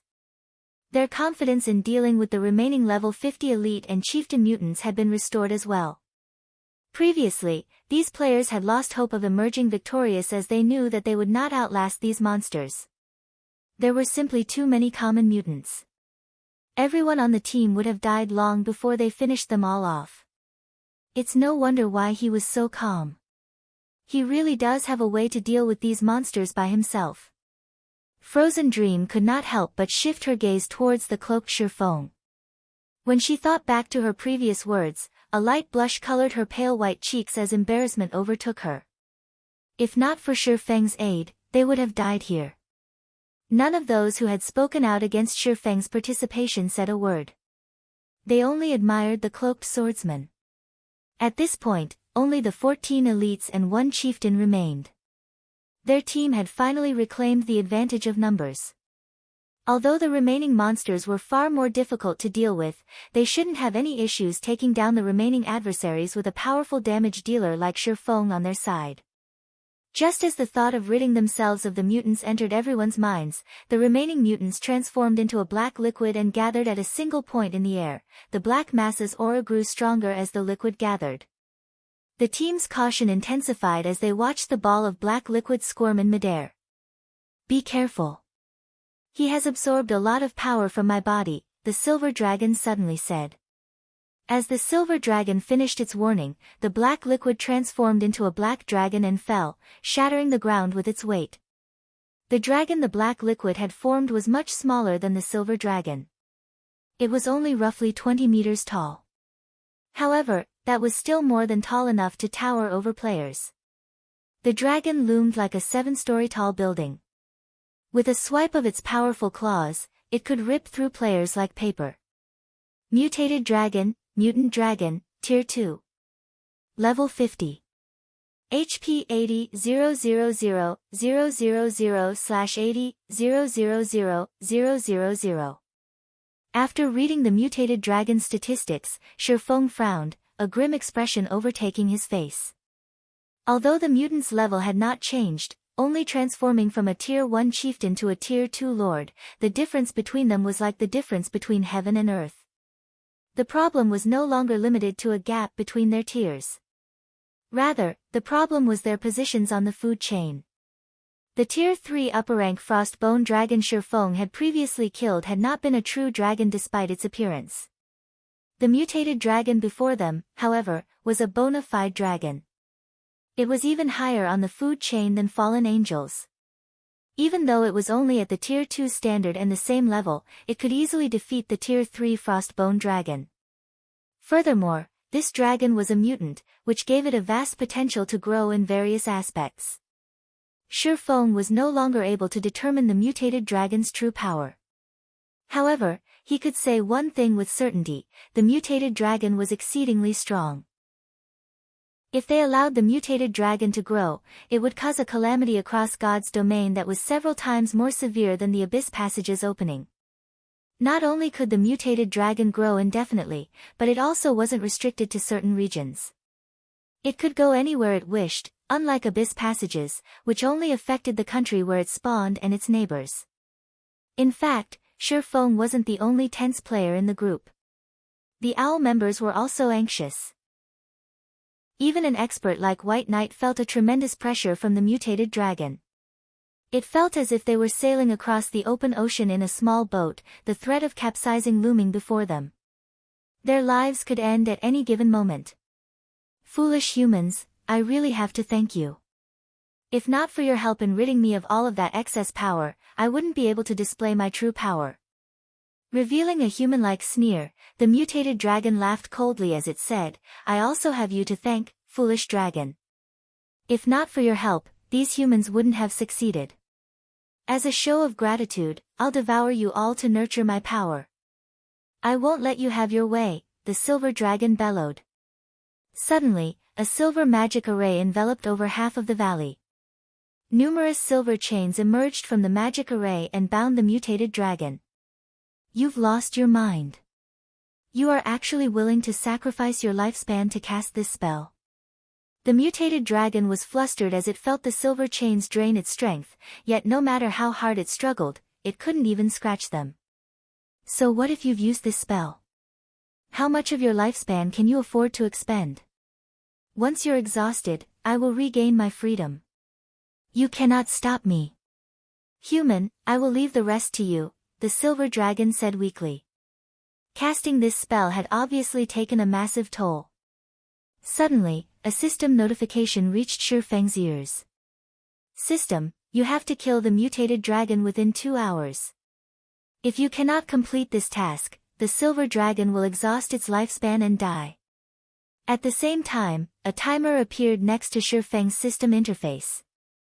1 hour, 59 minutes, 57 seconds. Ha ha ha. As expected of a foolish dragon. Even in the face of death, you place your hopes in these little ants. Do you really believe that, even after siphoning my strength, these ants can defeat me? The black mutated dragon laughed maniacally. Fine, let me show you, foolish humans, how terrifying dragons truly are. Saying so, the mutated dragon dashed towards the group of players. Be careful. Melees, focus on dodging. Do not try to block the mutant's attacks. All ranged players, target its joints. White Knight issued his commands immediately. The mutated dragon was, by far, the strongest monster they had ever faced since joining God's domain. Mutated dragon, mutant dragon, Tier 2. Level 50. HP 40 000 000 /40 000 000. They might not have had any hope of victory before, but the silver chains now suppressed the mutated dragon. Both its attributes and mobility had been significantly restricted. Moreover, they had recovered to their peak states and risen to level 40, improving their basic attributes. All hope was not lost.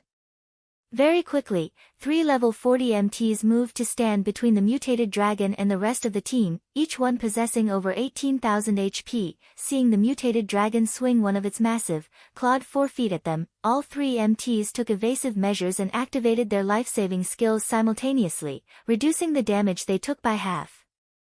As the mutated dragon attacked, the distant White Knight used Triple Piercer, the skill with the greatest impact among all his Tier 1 skills. His skill completion rate had even reached 97%, the original 3 arrows merging into one. The newly combined arrow tore through the air as it penetrated the mutated dragon's wrist.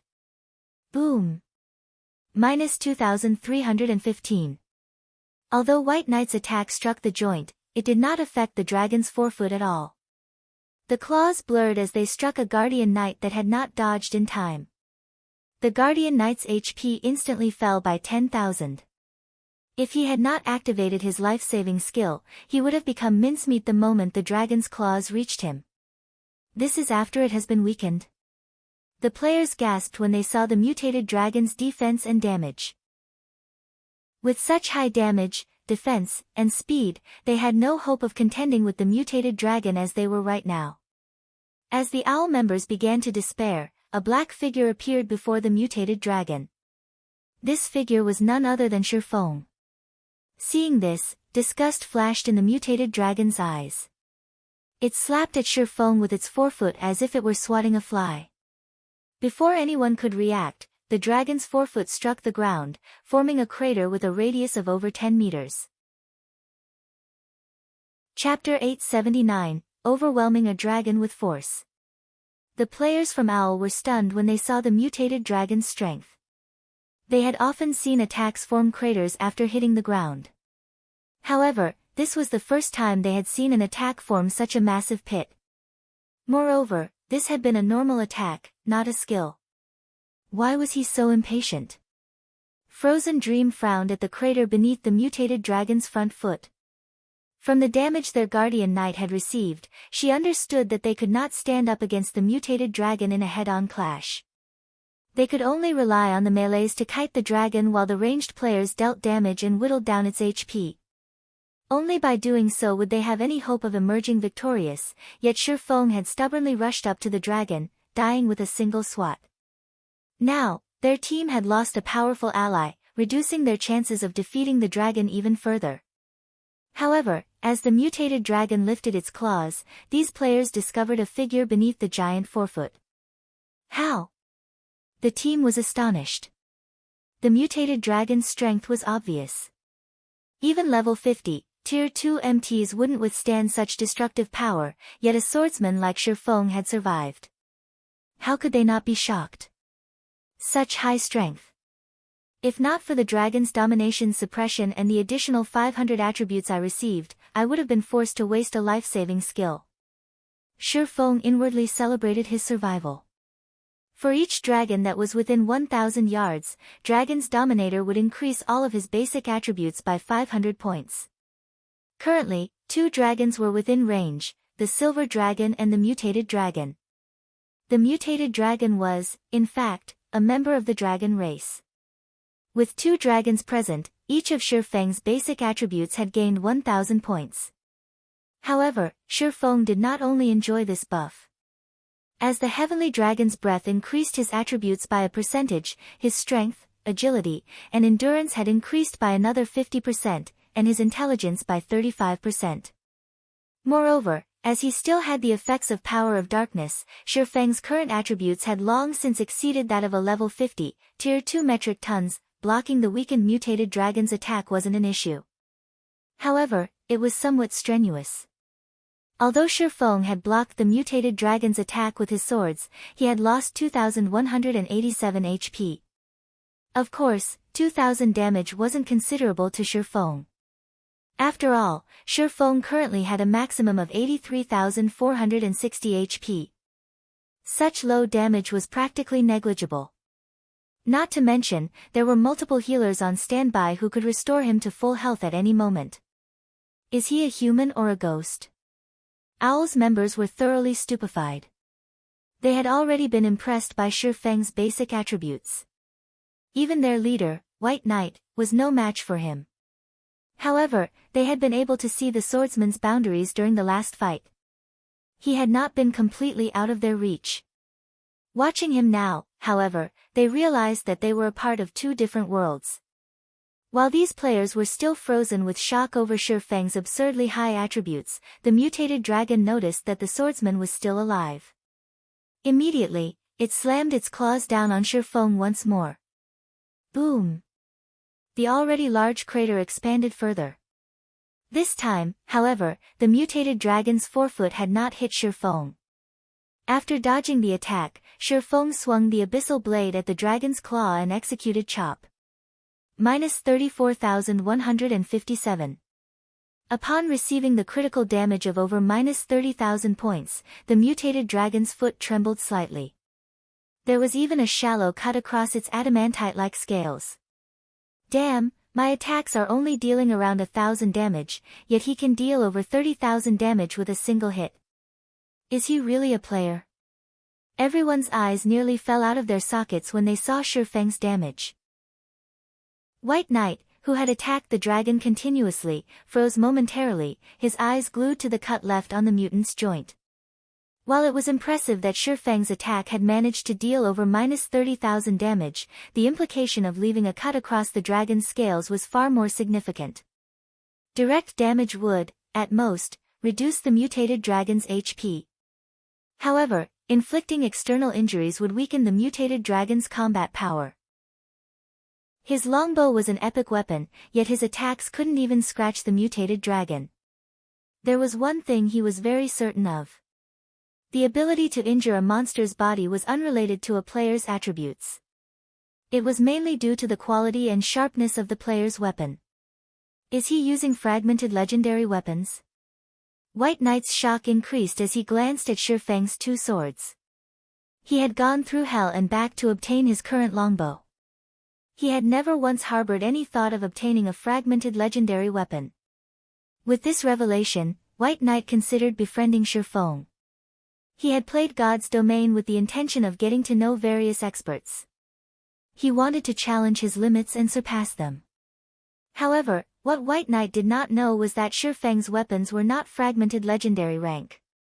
They were only on par with epic weapons. However, due to the magic devices he had equipped, their sharpness and destructive power had improved significantly, which allowed them to wound the mutated dragon. I'll serve as the MT. The rest of you, attack from afar. Feng commanded through the team chat after attracting the mutated dragon's aggro.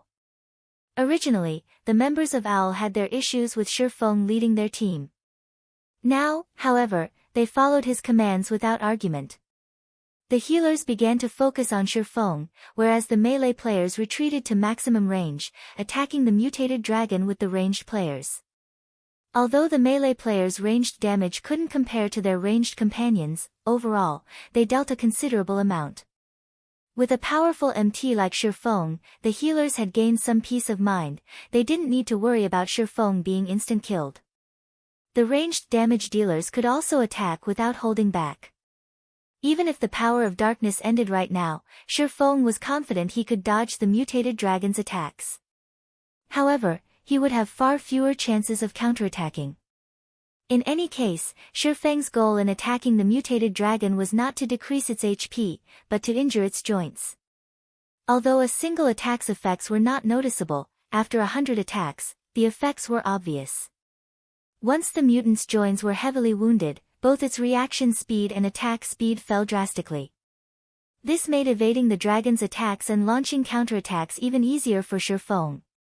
Eventually, the mutated dragon became utterly helpless against Feng. It could only watch as the little human before it avoided every one of its attacks. In the end, even losing the buffs from Power of Darkness, Feng was still able to dodge the mutated dragon's attacks effortlessly.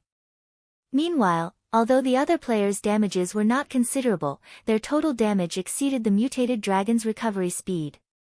From time to time, Feng also dealt a heavy blow. As a result, the dragon's HP continuously decreased. Time passed quickly. The mutated dragon's HP had finally fallen to 20%. Humans, your luck ends here, the mutated dragon bellowed, its roar echoing throughout the valley.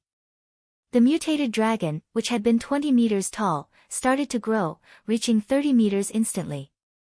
Not only did it receive an enhancement to its strength and speed, but its range had also increased, making it far more difficult for Feng to evade its attacks. In the next moment, the mutated dragon swiped its tail at Feng, the swipe's force instantly generating a storm. However, before the storm could devour Feng, the dragon's tail arrived before him.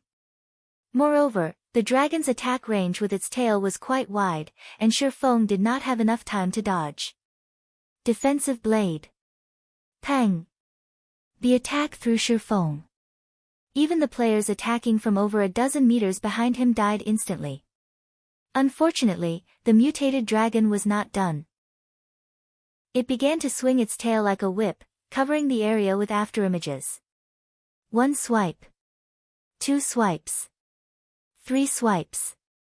By the time the mutated dragon's attack ended, Feng's defensive blade had been exhausted of block counts. Meanwhile, there were less than 40 players still standing. If the mutated dragon launched that tail attack 1 or 2 more times, it would wipe out their team. The mutated dragon's terrifying chain attack had also devastated the surrounding forest, leaving very little behind. The dragon race's explosive power is truly terrifying. Fortunately, I haven't used all of my cards yet. Feng released a sigh of relief. Following which, he activated Heavenly Dragon's power. Chapter 880, Slaying a Dragon. Boss, the dragon's defense and reaction speed have improved quite a bit. With our remaining numbers, I'm afraid that we can't survive another round of chain attacks, a green-robed, level 40 male summoner anxiously reported. Once the mutated dragon went berserk, a single round of whipping its tail had annihilated all of his summoned creatures. Even their attacks were becoming less effective. Previously, they had been able to, more or less, hit the dragon, each of their attacks dealing around -1000 damage. Now, however, the mutant blocked over half of their attacks with its tail. Even when their attacks struck the dragon, they only dealt around -600 damage. After factoring in the members they had lost and the healers, their overall damage could not overcome the mutated dragon's regeneration. It was only a matter of time before they team-wiped. This is the final push. Throw everything you have at it. White Knight had been watching the battle from the rear.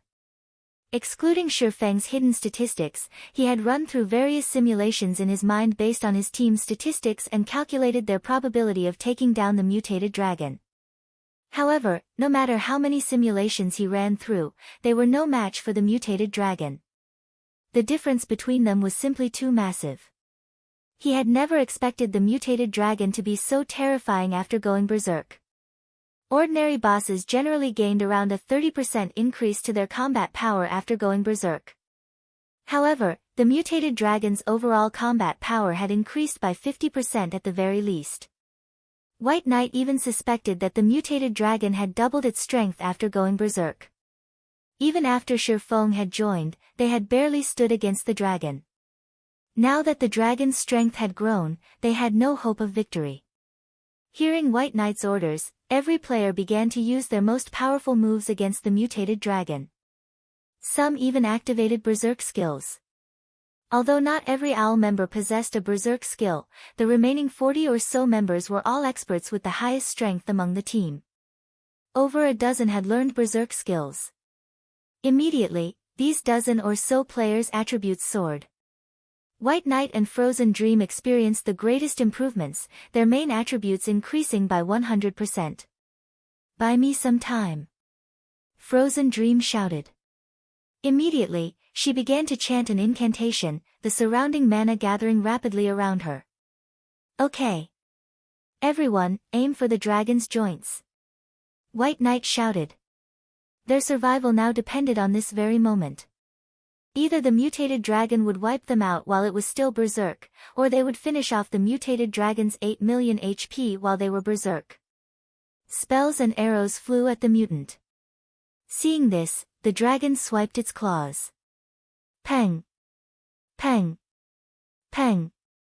The dragon's massive forefoot blocked over half of the attacks easily. Only extremely accurate attacks like those from White Knight had struck the dragon.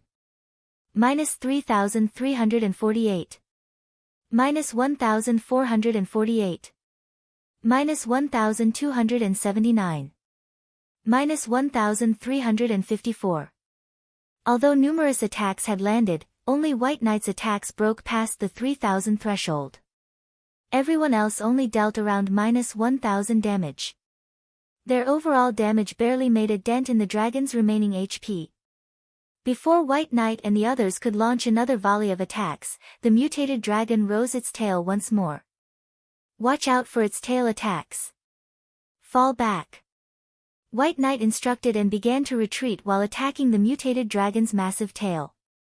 However, the tail's attack speed and range were too much for them. Even Feng had not been able to dodge the attack in time and had been forced to rely on a life-saving skill. Although everyone had retreated quite a distance from the mutated dragon, they were still within range of the shockwave that would follow the tail swipe. The resulting shockwaves alone were enough to end White Knight and his companions. Boom! A sonic boom ripped through the air as the dragon's tail swiped at Owl's players, the tail's attack range reaching over half of the team. Suddenly, however, a streak of blue light hacked at the swinging tail. Boom! The mutated dragon's attack halted abruptly. At the same time, a figure sank to the ground, a large crater forming around the player. He blocked it. White Knight's jaw dropped as he stared at the figure in disbelief. Although he had not seen it clearly, he had caught a glimpse of Feng swinging his sword at the mutated dragon's tail. The instant his sword collided with the tail, however, Feng vanished. The mutant's tail already contained far more power than its 4 feet. The dragon had also gone berserk, yet Feng had blocked the attack. Shortly after, Feng climbed out of the pit. Although he appeared somewhat miserable, his HP bar revealed that he had only suffered negligible damage. The improved heavenly dragon's power really is amazing. With this, I can take the mutated dragon's attacks without any problems. Feng flexed his muscles a little. Due to the impact, he was sore everywhere. Overall, however, his combat power had not been affected overmuch.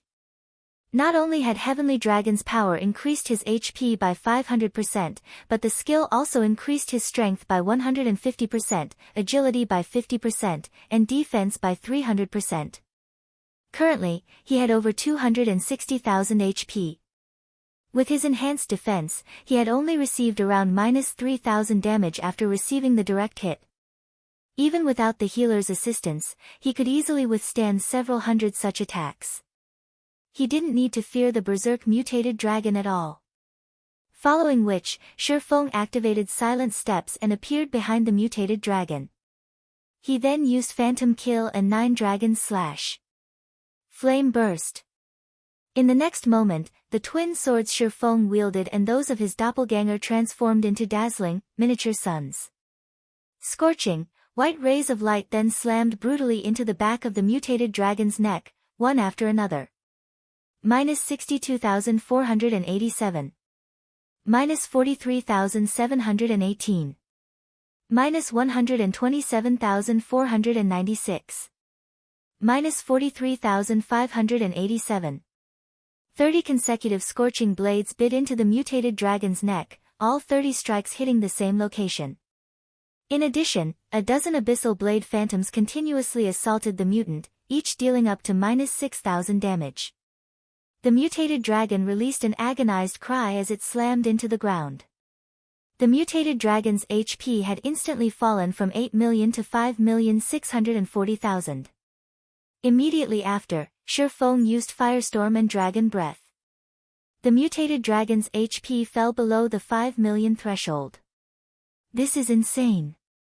The witnessing players were nearly speechless as they stared at the fallen dragon. White Knight was just as shocked. He could not figure out how many cards Feng had kept hidden. Feng alone was savagely beating a boss that his entire team had been helpless against. At this time, Frozen Dream finally completed her chanting as she waved her staff. A deep blue magic array suddenly appeared above the mutated dragon. A gigantic ice spear then emerged from the array and descended on the mutant. Tier 1 Curse, Frozen Earth. When the ice spear struck, not only did it inflict over -7,000 damage, but it also encased the dragon's 4 limbs in a layer of frost, restricting it. Despite the mutated dragon breaking free from the layer of ice, the ice reformed instantly. Moreover, each time the dragon struggled free, it wasted a lot of time to do so. As a result, the mutated dragon's reactions were somewhat delayed. Taking advantage of this opportunity, Feng launched one attack after another. With an absolute MT like Feng pinning down the mutated dragon, the other team members began to launch a fierce assault. As a result, the mutated dragon's HP fell rapidly. 4,500, 000. 4,000,000. 3,000,000. 1,000,000. When the mutated dragon had less than 500,000 HP remaining, Feng activated Divine Providence and used the Tier 2 Taboo skill Instant Strike. In the blink of an eye, he appeared before the mutated dragon. Over a dozen consecutive slashes bloomed over the mutated dragon's heart. The mutated dragon's HP hit rock bottom instantly, falling to the ground with a loud boom. Over a dozen shining items dropped around its humongous body. Suddenly, a golden glow surrounded Feng's body as he reached level 42. Chapter 881, 3-Star Promotion Order. As the golden glow engulfed Feng's body, the rest of the team experienced the glow as well. Some even experienced the phenomenon twice, their levels launching from 40 to 42. The bountiful EXP that the mutated dragon had provided stunned them all. Even at their level, the mutated dragon had awarded them enough EXP to level up at least once. They had just saved several days of effort. Success! We won! Everyone cheered as they looked at the motionless mutated dragon. The mutant had been far stronger than any monster they had faced before. They shouldn't have survived it at their level, yet they had defeated it. Although they had relied on Feng's strength, they were excited. Some of their excitement was also due to the system notification they received after the dragon had died. System, congratulations! You have received the Dragon Slayer title. Wielder of this title will gain a 10% increase to their humanity reputation. Although this title did not affect their combat power, many players dreamed of the buff it provided. In God's domain, humanity reputation was crucial.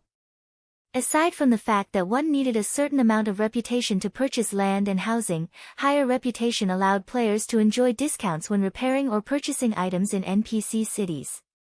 After reaching the highest achievable reputation, one could even enjoy a 40% discount. Although players were discovering more methods of earning coins, players still needed more. Aside from purchasing consumables and some luxury items, such as delicious food, most of a player's money went to repair fees. Moreover, as players equipped higher quality and leveled equipment, the repair fees increased. With a 40% discount in cities, a player could save a large sum of money. Moreover, as players gained more levels, raising one's reputation in a single city would not be enough. Many high-resource leveling spots were quite far from starting cities, traveling back and forth was inconvenient. If a player wanted to level up quickly, they needed to have high reputation in multiple cities. However, reputation was not easy to obtain. Even until now, players still had headaches over gaining reputation in their respective cities. Now that these players had the Dragon Slayer title, they wouldn't have to put in as much effort. It was especially true for independent players. However, the team was more interested in the mutated dragon's loot. The mutated dragon had dropped over 10 items. Needless to say, such a powerful monster's loot would be astounding. It would not surprise any of them if it even dropped an epic item. Watching Feng collect the items, one after another, they nearly drooled. However, White Knight had promised Feng that he could claim all of the drops. Hence, they could only watch enviously. Look, is that an epic weapon?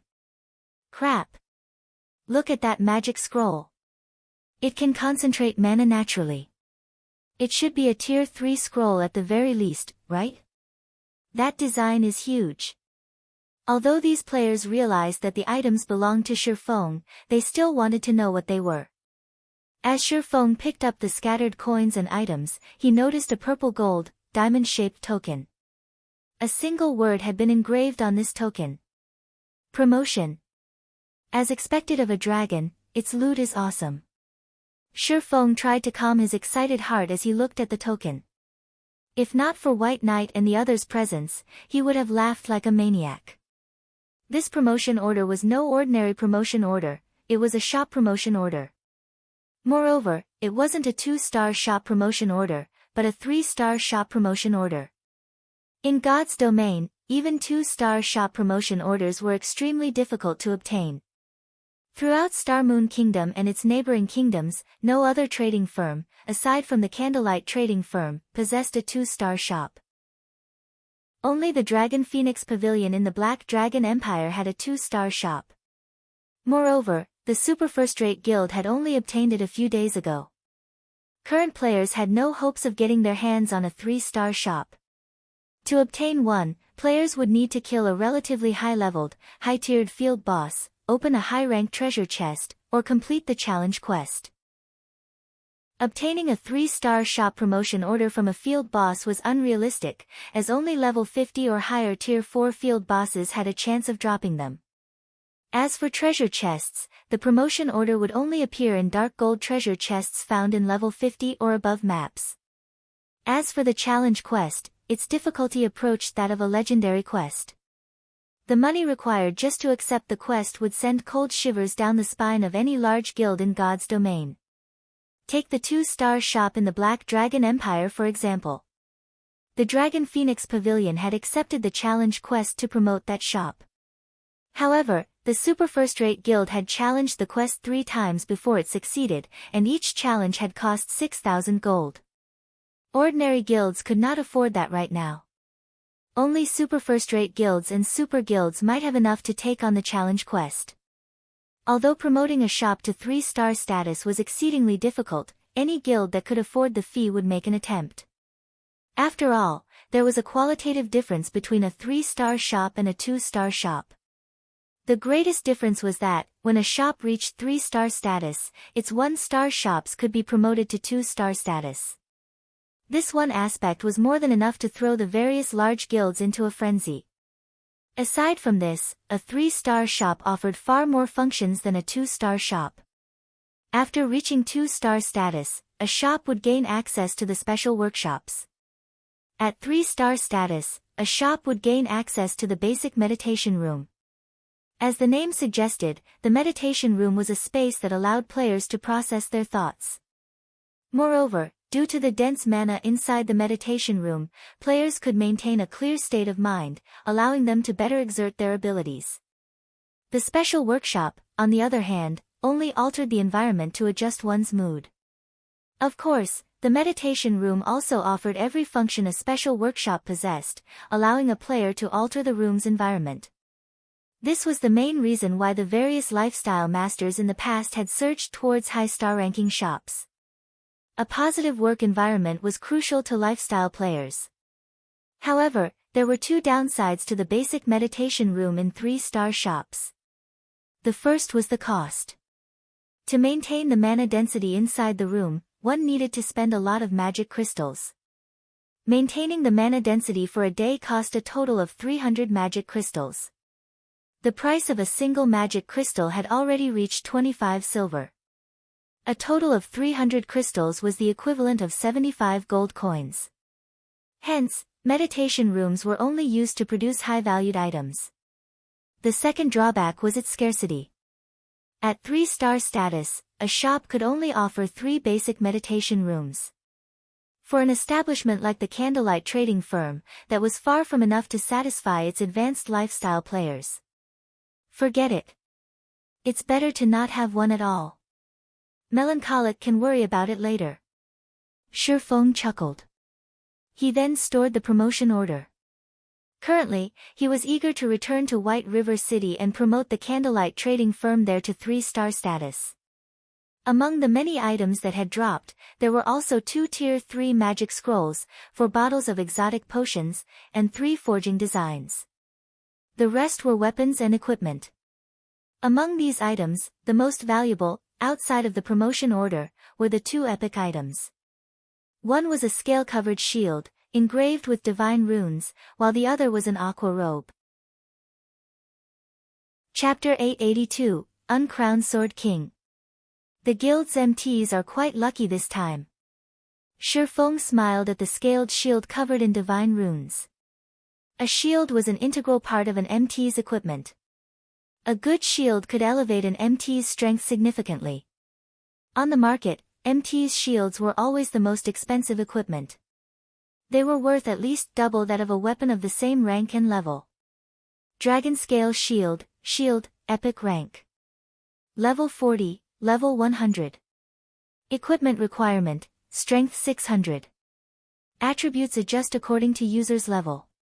Defense plus 4020, Level 40. Block Rate, 39%. Strength plus 84, Endurance plus 107. Magic Resistance plus 20. Defense Skill plus 2 levels. When equipped, Strength and Endurance increased by 10%. All skills plus 1 level. Ignore levels plus 10. Additional skill. Dragon Scale Body, forms an energy shield around the user's body, increasing defense by 200%, HP by 300%, and recovery ability by 500% for 30 seconds. Cooldown, 30 minutes. Additional passive skill 1. Sturdy, halves received impact and reduced damage received from the front by 15%. Additional passive skill 2. Lightweight, increases shield movement by 20%. The epic ranked purification robes also had high attributes. However, it was far less valuable than the dragon scale shield. As for the other pieces of equipment he had obtained, they were either level 50 dark gold equipment or fine gold equipment. It was still too soon for current players to equip them. This should be White Knight's quest item. After Feng tidied up the dropped equipment, he discovered a glass bottle. The bottle contained a black liquid. It was none other than the mutated dragon's original form. Although the bottle did not have a label, its introduction stated that it was a specimen of a mutated life. Other than that, there was no information. After considering the matter, Feng handed the bottle to White Knight. This is, after White Knight saw the glass bottle, surprise colored his expression. Take it. Even if I keep it, I can't use it. Feng laughed. The mutant specimen was useless to him. On the contrary, if he gave it to White Knight, he could earn a favor from the ranger. If he came across any trouble in the future, he could even ask for White Knight's help. Thank you. If you encounter any issues in the future, just say the word. I'll help out to the best of my abilities. White Knight accepted the glass bottle without hesitation. The item was simply too important. Without it, he would fail his quest. If that happened, his account would be crippled. He would have to spend a long time to regain his strength. Would it be convenient for you to reveal your name, sir? We can add each other as friends so that we can contact each other easily in the future. Hearing White Knight's logic, the other owl members' jaws dropped. Since he had joined God's domain, White Knight had never added anyone as a friend. Various big shots from super guilds were no exception. Ah, right. I haven't introduced myself.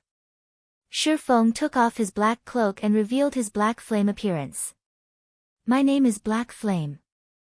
After Feng revealed himself, every witness fell silent. They stared at Feng's face. Feng looked to be in his 30s. He had a firm face with faint stars flashing in his eyes. His aura felt so profound that those around him felt oddly drawn to him. You are Zero-Winged Sword King, Black Flame. Frozen Dream's delicate face revealed her disbelief. God's Domain's players often discussed the God's Domain experts list. Practically everyone was familiar with the great deeds of the list's various experts. The name, Black Flame, was a particularly hot topic. Black Flame's rise had been intensely fast. The secret pavilion had even given him the title, Sword King. How high had his evaluation been to become the king among swordsmen? When the secret pavilion had updated their experts list, many swordsman experts had complained about the pavilion's decision. Even Owl's many swordsmen had been dissatisfied, declaring that they would challenge Black Flame to teach him a lesson. Now, however, it would seem that the title of Sword King had not been an exaggeration. They even wondered if Black Flame's rank on the God's Domain experts list was a little too low. The strength Black Flame had just displayed had far surpassed the secret pavilion's evaluation. Even some of the swordsmen, who had previously intended to challenge Black Flame, were dumbfounded. Strong Slash, didn't you say that you wanted to challenge Black Flame? This is your chance. A few of the Owl members teased their companion, grinning at a youth in silver light armor. In terms of strength, Strong Slash ranked 15th among their adventurer team. Although his battle records weren't necessarily stunning, he was undefeated in their home city's underground arena. He had already won 99 battles with a perfect winning streak. His defeated opponents even included large guilds' well-known experts. Back when Strong Slash had declared that he would challenge Black Flame and defeat him, nobody had doubted the youth's words. After all, Strong Slash's combat standards had reached the second stage of the realms of refinement, the Flowing Water Realm. With his skills and equipment, it was not impossible to contend with a Void Realm expert. I said, in the future, not now. Strong Slash rolled his eyes at his laughing companions. If he challenged Black Flame, someone who had just stood against the mutated dragon and won, it would not even be a fight. It would be a miracle if he survived even one of the Sword King's attacks. The players laughed when they heard Strong Slash's response. My name is White Knight, the leader of an adventurer team. Guild leader Black Flame, if you need help with anything in the future, just call me. White Knight had also begun to size up Feng, shock filling his heart. Only now did he understand why Zero Wing had risen to power so quickly and had grown strong enough to challenge God's Domain's major powers. With such a powerful leader, what did Zero Wing need to fear? Following which, White Knight and Feng added each other as friends. Since team leader White has said as much, I happen to have something that I need your help with in 1 or 2 days. After giving it some thought, Feng continued, recently, our guild has tried to raid a certain area, and we urgently need experts. We need roughly 30 players. Favors should not go to waste. It was wise to use them frequently to increase a bond between two parties. Moreover, he required the help of a group of experts to raid the holy city of Titan's entrance trial. His strength alone was not enough to pass the trial. All right. When the time comes, just say the word. I'll lead a team over. White Knight did not hesitate to agree. On the contrary, Feng could see anticipation in his eyes. A place that even Black Flame had trouble raiding. It must be immensely difficult. Moreover, he really wished to experience Black Flame's world. After both sides agreed, White Knight led his team, departing from the valley. Feng, on the other hand, approached the silver dragon that had stood by the side all this time. Young hero, thank you for accomplishing my long-cherished dream.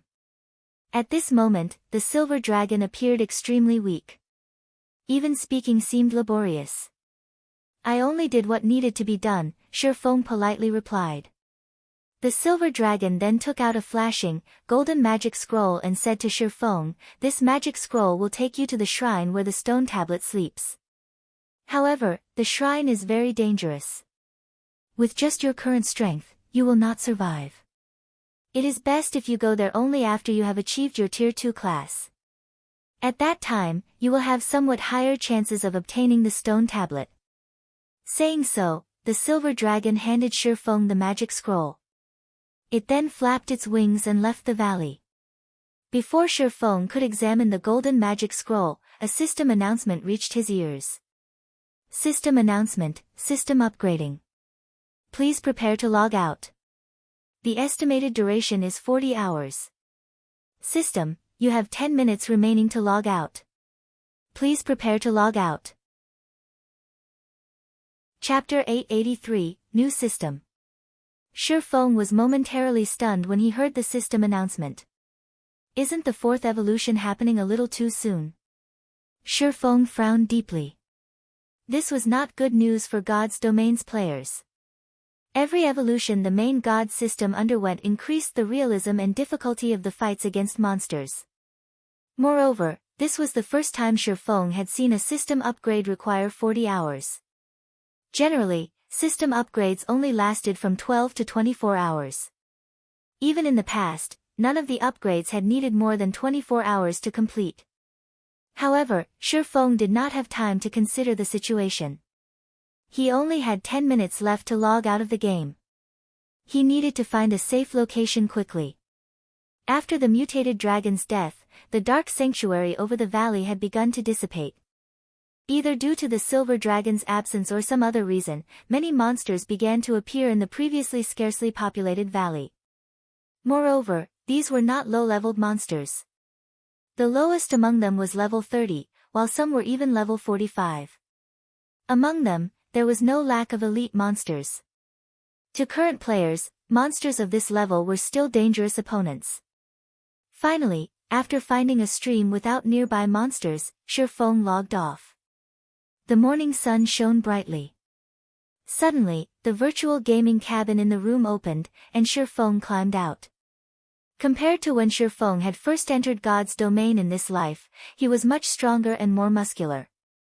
He had also grown slightly taller. In addition, his aura had changed tremendously.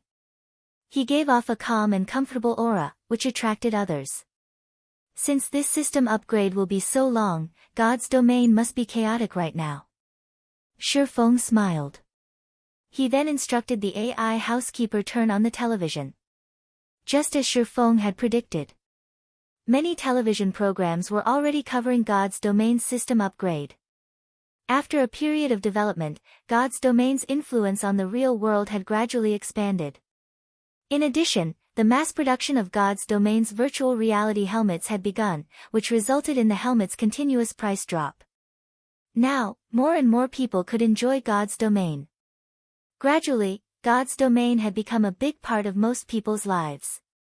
Moreover, the game's advertising had grown, with the game's biggest selling point being the various lifestyles and entertainment it offered, in addition to its ability to extend one's lifespan.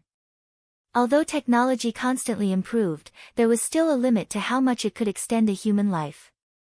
Meanwhile, God's domain could indirectly extend the human lifespan, allowing everyone to enjoy nearly double their natural life expectancy. This alone attracted many people. Furthermore, the game played a medicinal role. The current technology in the field of medicine had reached a very high level, and most diseases could be cured. Unfortunately, even now, disabilities remained unconquered. However, upon entering God's domain, blindness, deafness, or amputation did not matter, these people could live an ordinary life. As Feng understood it, after widespread promotion, many ill people had joined God's domain. Many of them even refused to leave the game world. The following report regards God's domain's latest change.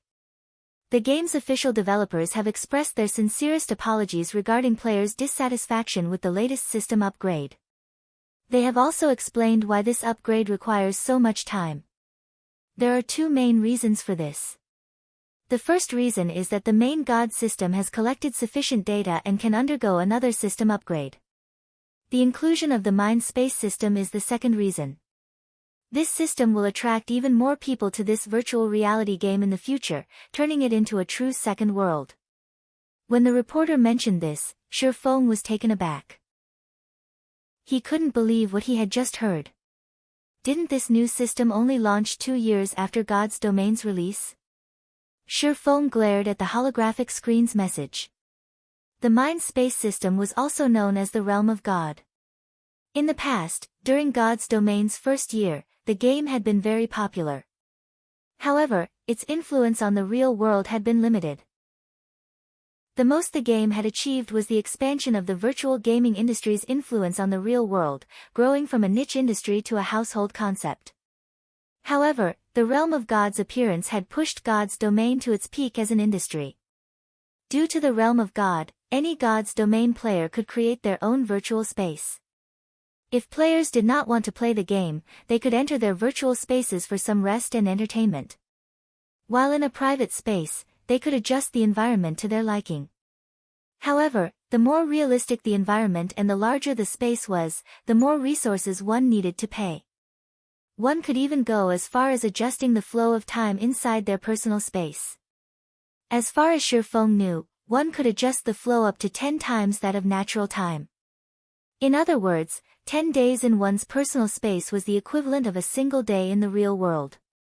Hence, theoretically, it was possible to extend one's lifespan by up to 10 times. Meanwhile, while in one's personal space, a player's body would remain at its peak health. Age would not limit their enjoyment. Due to this reason, God's domain had become irreplaceable in the real world. Countless people had gone crazy over this new system. To enjoy longer lifespans, some wealthy tycoons had even paid an exorbitant price to construct their own space. God's domain had truly raked in the money once it released the realm of God. In Feng's previous life, he, too, had set up his own space and often invited his friends for get-togethers. However, Feng's space had been quite average. He had only increased the time flow by 4, and the space had only been roughly as large as a football field. Even so, he had earned the envy of many ordinary experts. Constructing a personal space was not as simple as establishing a guild residence, where one only needed to purchase a plot of land and invest some coins. To construct a personal virtual space, one needed memory. Players could not simply construct a personal space because they desired it. Sustaining a personal space placed a heavy burden on the system. The more luxurious and spacious the space was, the more memory its support required. In God's domain, memory had a different, well-known name. Mana. Constructing a personal space required mana. However, it required more than just a little. Players could not use the low-quality mana from magic crystals. Rather, one needed 7 luminaries crystals. However, 7 luminaries crystals were insanely rare in God's domain. This was clear just by looking at Star Moon Kingdom. Throughout Star Moon Kingdom, one could only find 7 luminaries crystal in the capital. Furthermore, 7 luminaries crystals were astonishingly expensive. An ordinary expert could only look on, powerless, with their measly finances. If an ordinary player got their hands on a few, selling them, they could live the rest of their lives without any concern for money. This was why Feng had been so excited when he had reached the Forgotten Lands and encountered the 7 Luminaries Mountain in the God's Grave. Unfortunately, his strength had been limited. He hadn't been able to leave that area with a single, small chunk. After the news report regarding God's domain ended, Feng ate a casual meal. He intended to check on the newcomers Lei Bao had been training during this time. Zero Wing could not compare to super guilds, where the latter had a perfect expert nurturing system and no shortage of talents. Fortunately, Zero Wing now had the Big Dipper Training Center to support it, providing an excellent training environment. Feng had a few of Zero Wing's newcomers sign a series of agreements and directed them here to undergo special training. They were the experts that Zero Wing nurtured internally. Unfortunately, Zero Wing's funds were limited. It could not afford to train enough newcomers. To a large guild like Zero Wing, these few were like a drop in the bucket. Feng's female assistant, Liang Jing, suddenly called him and reported, "Master Feng, a gentleman named Yuan Tiexin has arrived, looking for you. He claims to be an acquaintance of yours. Do you wish to meet him? He sure moves quickly." Feng smiled faintly. "Have him wait for me in the main hall's reception room. I'll head over right away." Chapter 884, Empress Purple Jade. The mind-space system's sudden launch in God's domain had massively impacted the real world. Feng could clearly remember that, when this system had launched in his previous life, the world had gone crazy over it. Before the new system had been revealed, very few major corporations and financial groups had been willing to invest into God's domain. Most only wanted to observe. Take the Big Dipper Training Center for example. Although the corporation's higher-ups had known about God's domain, none of them had paid particular attention to the game. Instead, they had focused on developing the training center itself. The other corporations within the city shared similar thoughts. After all, without any clear signs of profit, who would recklessly invest in the game? However, when the new system had been implemented, these individuals could no longer resist. Every one of these corporations had invested into God's domain, hoping to get a share of the pie. Due to these people, the cost of coins had undergone massive inflation. Feng had even earned a small fortune by taking advantage of the price increases. Considering the situation, Feng immediately called Melancholic Smile and Aqua Rose, instructing them to start purchasing large sums of coins as soon as they could log back into God's domain. The more coins they amassed now, the more profit they could earn in the future. Inside Big Dipper Training Center's reception room, a middle-aged man lounged on a sofa made of soft, white tiger leather. On either side of him stood a man and a woman. Both this man and woman only looked to be around 18 or 19 years old. However, they both carried a martial artist's aura. Uncle Yuan, this Feng fellow is too arrogant. He has made us wait for so long. Even Big Dipper's director wouldn't dare to neglect us like this, the young man wearing blue, martial arts robes said impatiently, frowning deeply. Although the secret pavilion was different from super guilds, it still had significant influence in the real world. Moreover, the pavilion had recently agreed to collaborate with a few international corporations, elevating its status. Every single corporation within this city would be more than eager to gain the pavilion's favor. Yet, even after venturing this far for a personal visit, not only had Feng not welcomed them himself, but even after over 10 minutes, Feng was nowhere to be seen. He wasn't taking them seriously. We're not in a rush. In any case, he hasn't refused to meet us, Yuan Tiexin said, chuckling. Moreover, we are the ones who want to collaborate with Zero Wing. A small wait doesn't matter. You are still too brash. This is why the guild leader told you to temper yourself. You should learn from Wenhua. At Yuan Tiexin's words, the male youth turned to the beautiful woman standing on the other side of Yuan Tiexin, falling silent. He wasn't qualified to respond. There were 3 great geniuses among the experts the secret pavilion nurtured internally. The most popular among the 3 was Cold Autumn, as he had broken through the half-step refinement realm at such a young age and had officially entered the refinement realm. Wenhua, who had joined a little before Cold Autumn, followed closely behind. Even the secret pavilion's old monsters repeated praised Wenhua's combat talents. They all concluded that her chances of reaching the domain realm were quite high. People like them constantly pursued the domain realm. However, entering the refinement realm was already extremely difficult, not to mention reaching the domain realm.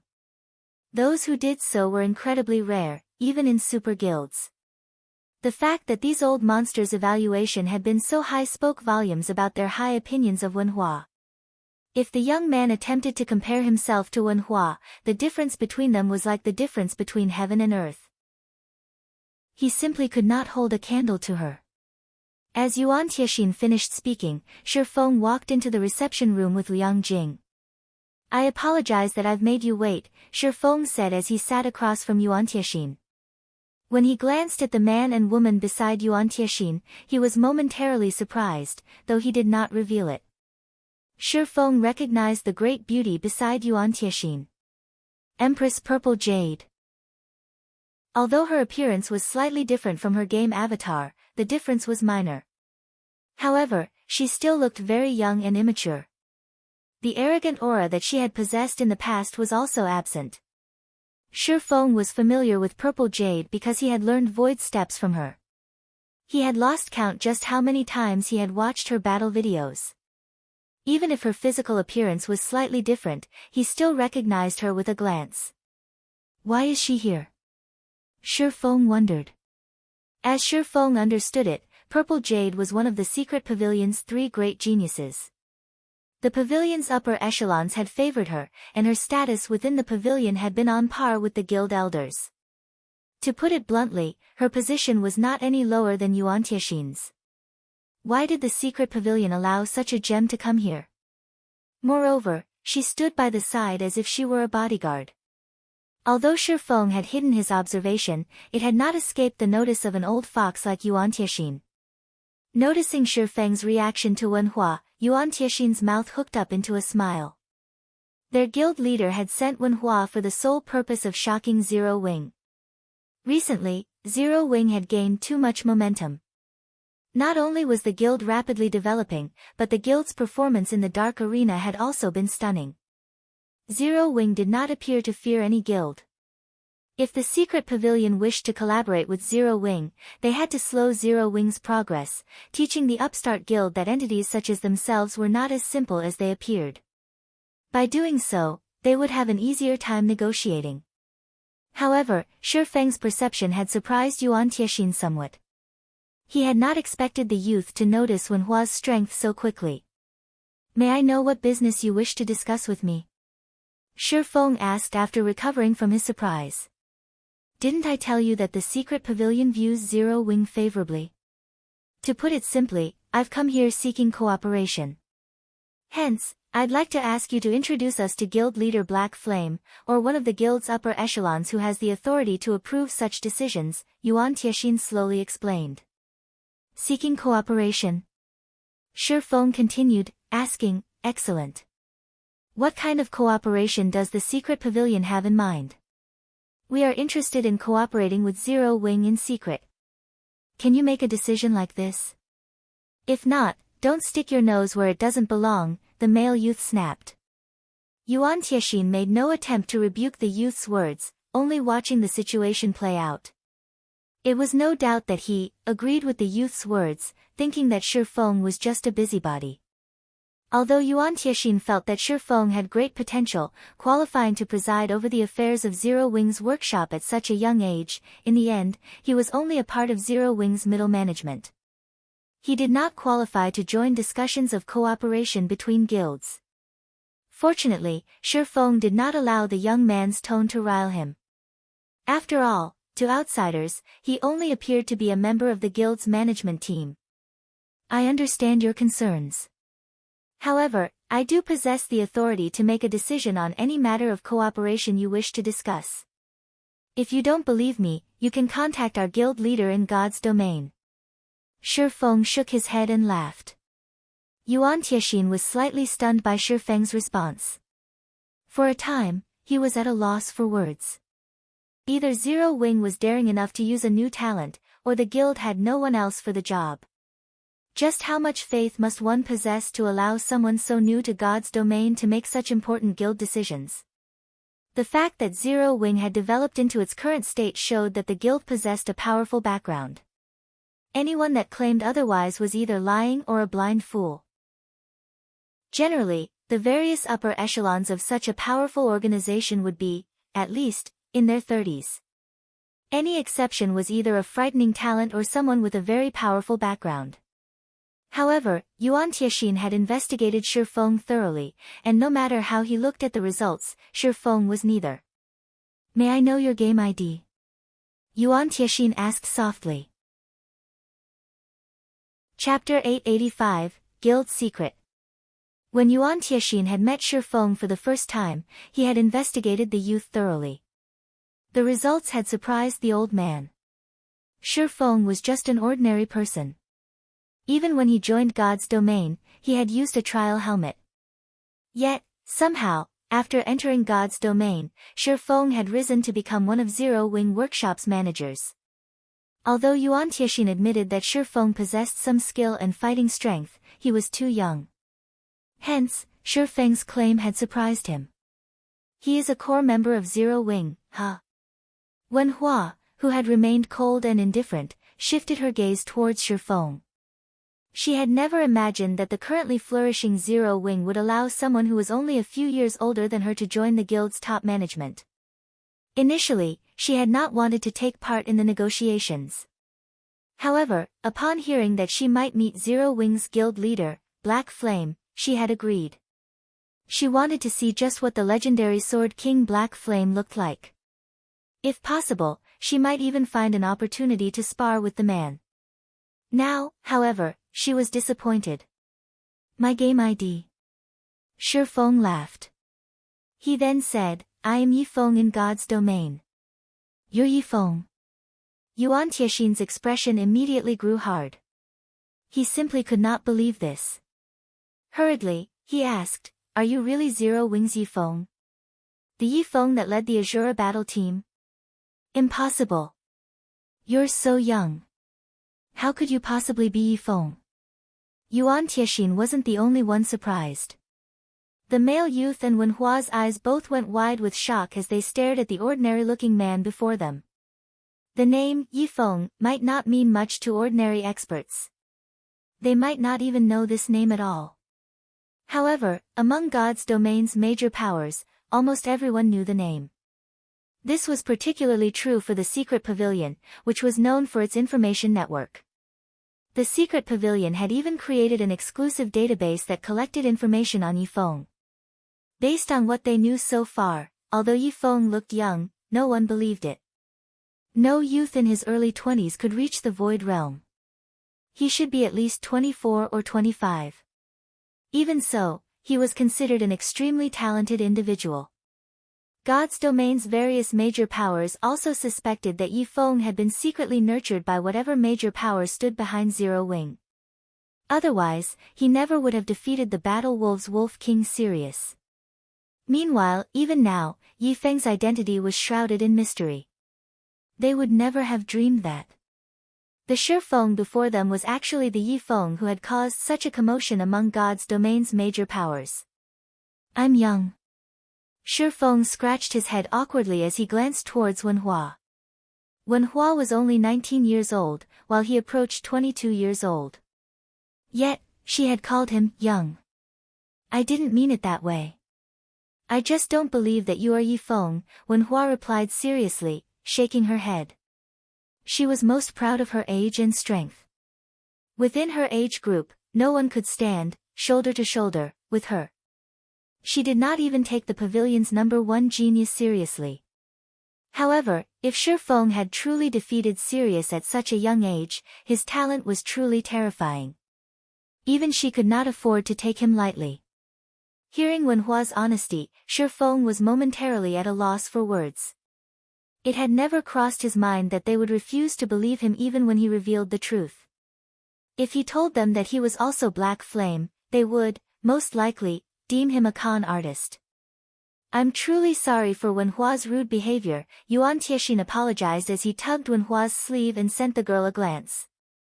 He then returned his gaze to Shi Feng, smiling as he said, "I have come here representing our guild leader, and we would like to keep the subjects of our talks absolutely secret. Hence, Wenhua has spoken out of hand.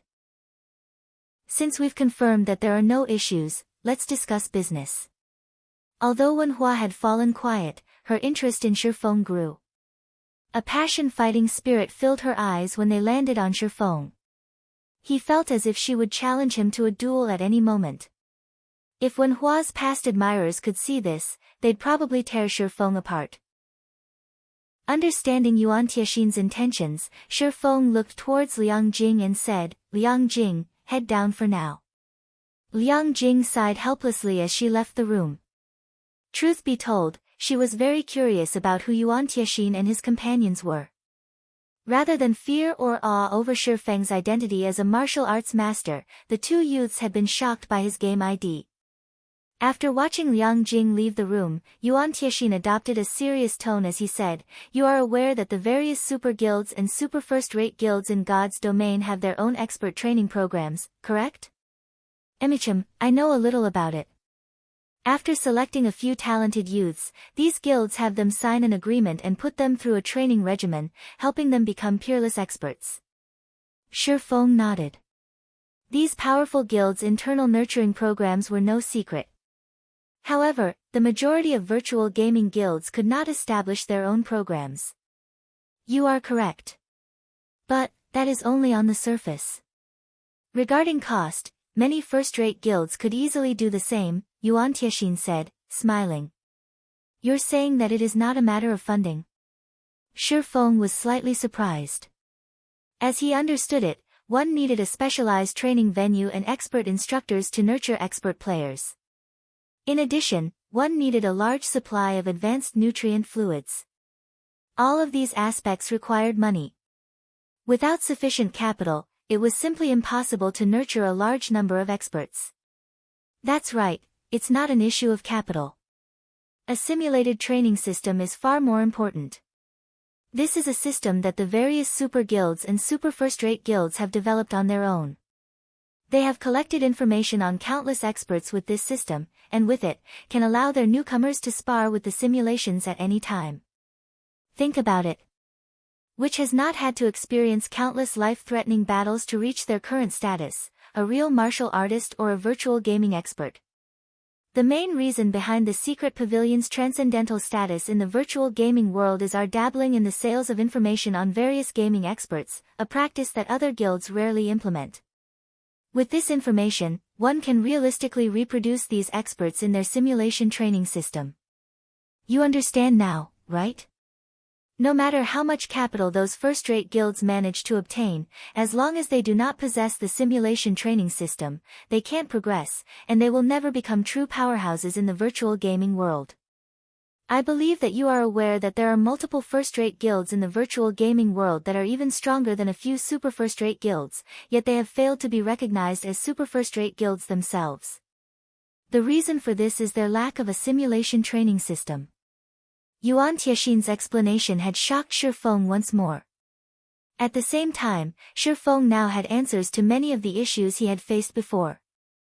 Meanwhile, there is a defining difference between a super guild and a super first-rate guild. Chapter 886, Guild Legacy. Uncle Yuan, this is our guild's biggest secret. If you just reveal it, there will be consequences, right? Wen Hua warned, shocked by Yuan Tiexin's decision. To ordinary guilds and independent players, the simulation training system was a major secret.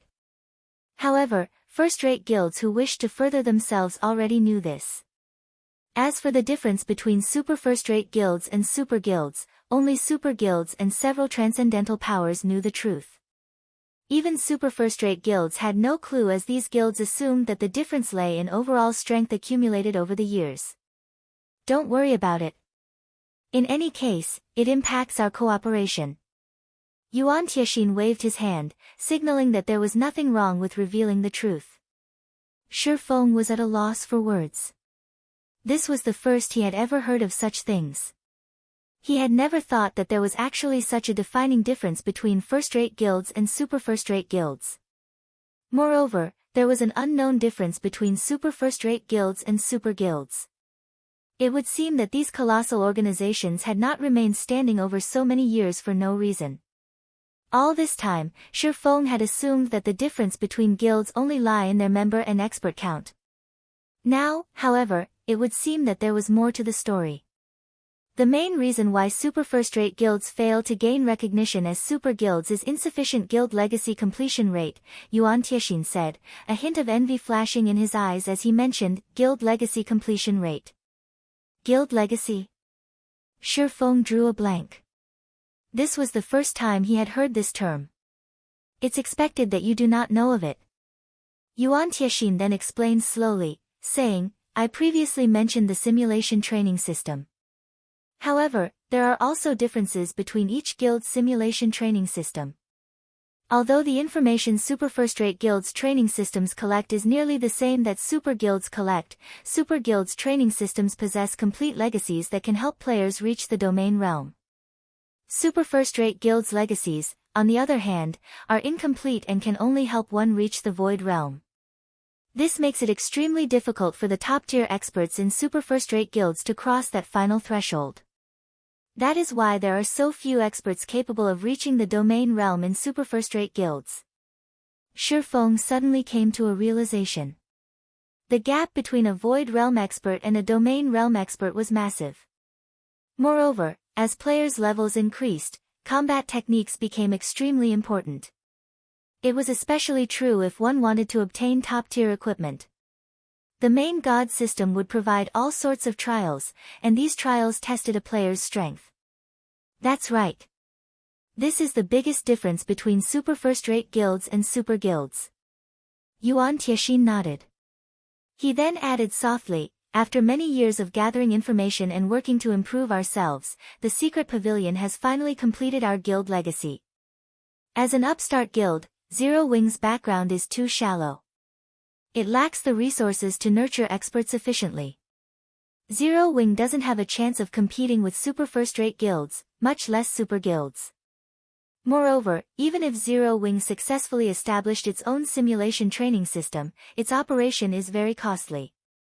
It requires the latest high-level energy. I believe that you understand just how difficult it is to collect high-level energy. Like the S-rank nutrient fluid, one cannot purchase it with money alone. The secret pavilion is trying to expand and requires a large number of talented players. We believe that Zero Wing has great potential, and we have decided to invest in Zero Wing. In exchange for 50% of Zero Wing's shares, not only will we supply significant funding, but we will also offer various support using the secret pavilion's connections. This will allow Zero Wing to rise instantly and significantly. Furthermore, we will provide 20 slots for our training system. Your guild wouldn't need to create its own system, Yuan Tiexin explained temptingly. You might not think that 20 slots are a lot, but the secret pavilion has also invested in other large guilds. Even for first-rate guilds, we only provide 10. The male youth beside Yuan Tiexin was shocked when he heard the offer include 20 slots. His performance in the secret pavilion was already quite impressive. Even so, he had barely earned a slot for himself. Currently, the secret pavilion only had 300 or so slots for its simulation training system. It did not have enough resources to sustain any more than that, yet, they were actually offering 20 slots to Zero Wing. This proved that the pavilion's upper echelons were highly optimistic about Zero Wing's potential. The secret pavilion is really going all out. It's actually willing to offer so many generous benefits. Although Feng did not fully understand the significance of these 20 slots, seeing Wen Hua's and the male youth's reactions, it was obvious that these slots were extremely valuable. However, he had his own plans. I apologize, but Zero Wing rejects your offer. Rejects? Why? Yuan Tiexin unconsciously rose from his seat.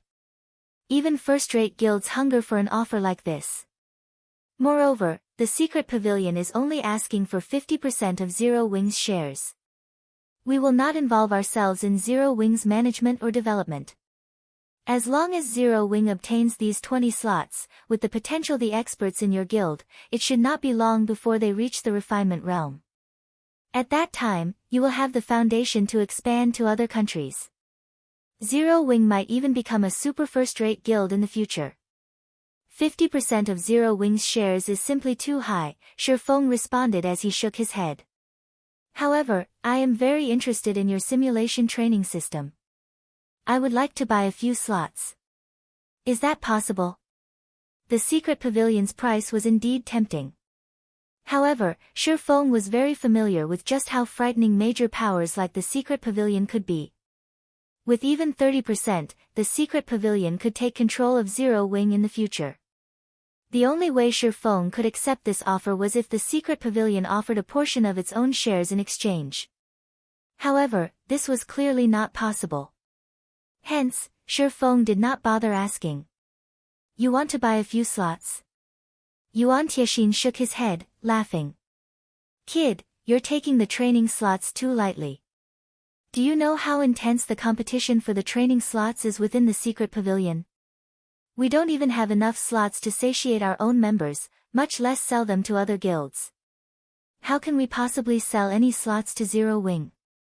What if I offer a high price? Feng laughed. A high price? Are you talking about epic items? Yuan Tiexin's smile grew even brighter when he heard Feng's comment. Feng, you know that, at the end of the day, weapons and equipment are external components. Even if epic items are quite rare, they are not nearly as important as training slots to the secret pavilion. What if I offer a large stock of strengthening devices and bronze mounts? Confidently, Feng said, I believe that you have already heard about the mind space system on the news. I suspect that you know the value of this system. This system is one of the driving forces behind major corporations' investment into God's domain. If the secret pavilion obtains a large stock of strengthening devices and bronze mounts, it will surely gain an advantage over the various super guilds. Chapter 887, Black Card. Are you serious? Yuan Tianxin was visibly moved. The strengthening device had only appeared on the market recently, and there were still very few available. Not only could it extend a player's time in combat, but it could also help players save meaningless travel time and some repair fees. Various large guilds were also hungering after bronze mounts. Unfortunately, obtaining a bronze mount was immensely difficult, even the secret pavilion only had a few thus far. By the time the guild members reached level 40, most of the guild's experts would only have common mounts. One should not underestimate the difference between a bronze and a common mount. Although a bronze mount was only slightly faster than a common mount, the former could assist players in battle. It could significantly impact a player's combat capabilities in the field. As for guild mounts, various super guilds already had a massive headache over obtaining the stable design, much less taming a mount. Meanwhile, Zero Wing's guild mount was one of the major reasons for the secret pavilion's optimistic view of the guild. Zero Wing's advantage would surface as God's Domain's players reached level 40. With the secret pavilion's resources, Zero Wing could quickly expand into the several surrounding countries and stand to rival super first-rate guilds. Without its potential, the secret pavilion would not have approached an upstart guild with no background with such a generous offer. Of course. I'm just not sure if the secret pavilion is interested, Feng said, laughing. It seems I have underestimated Zero Wing once again. I had not imagined you had such a card.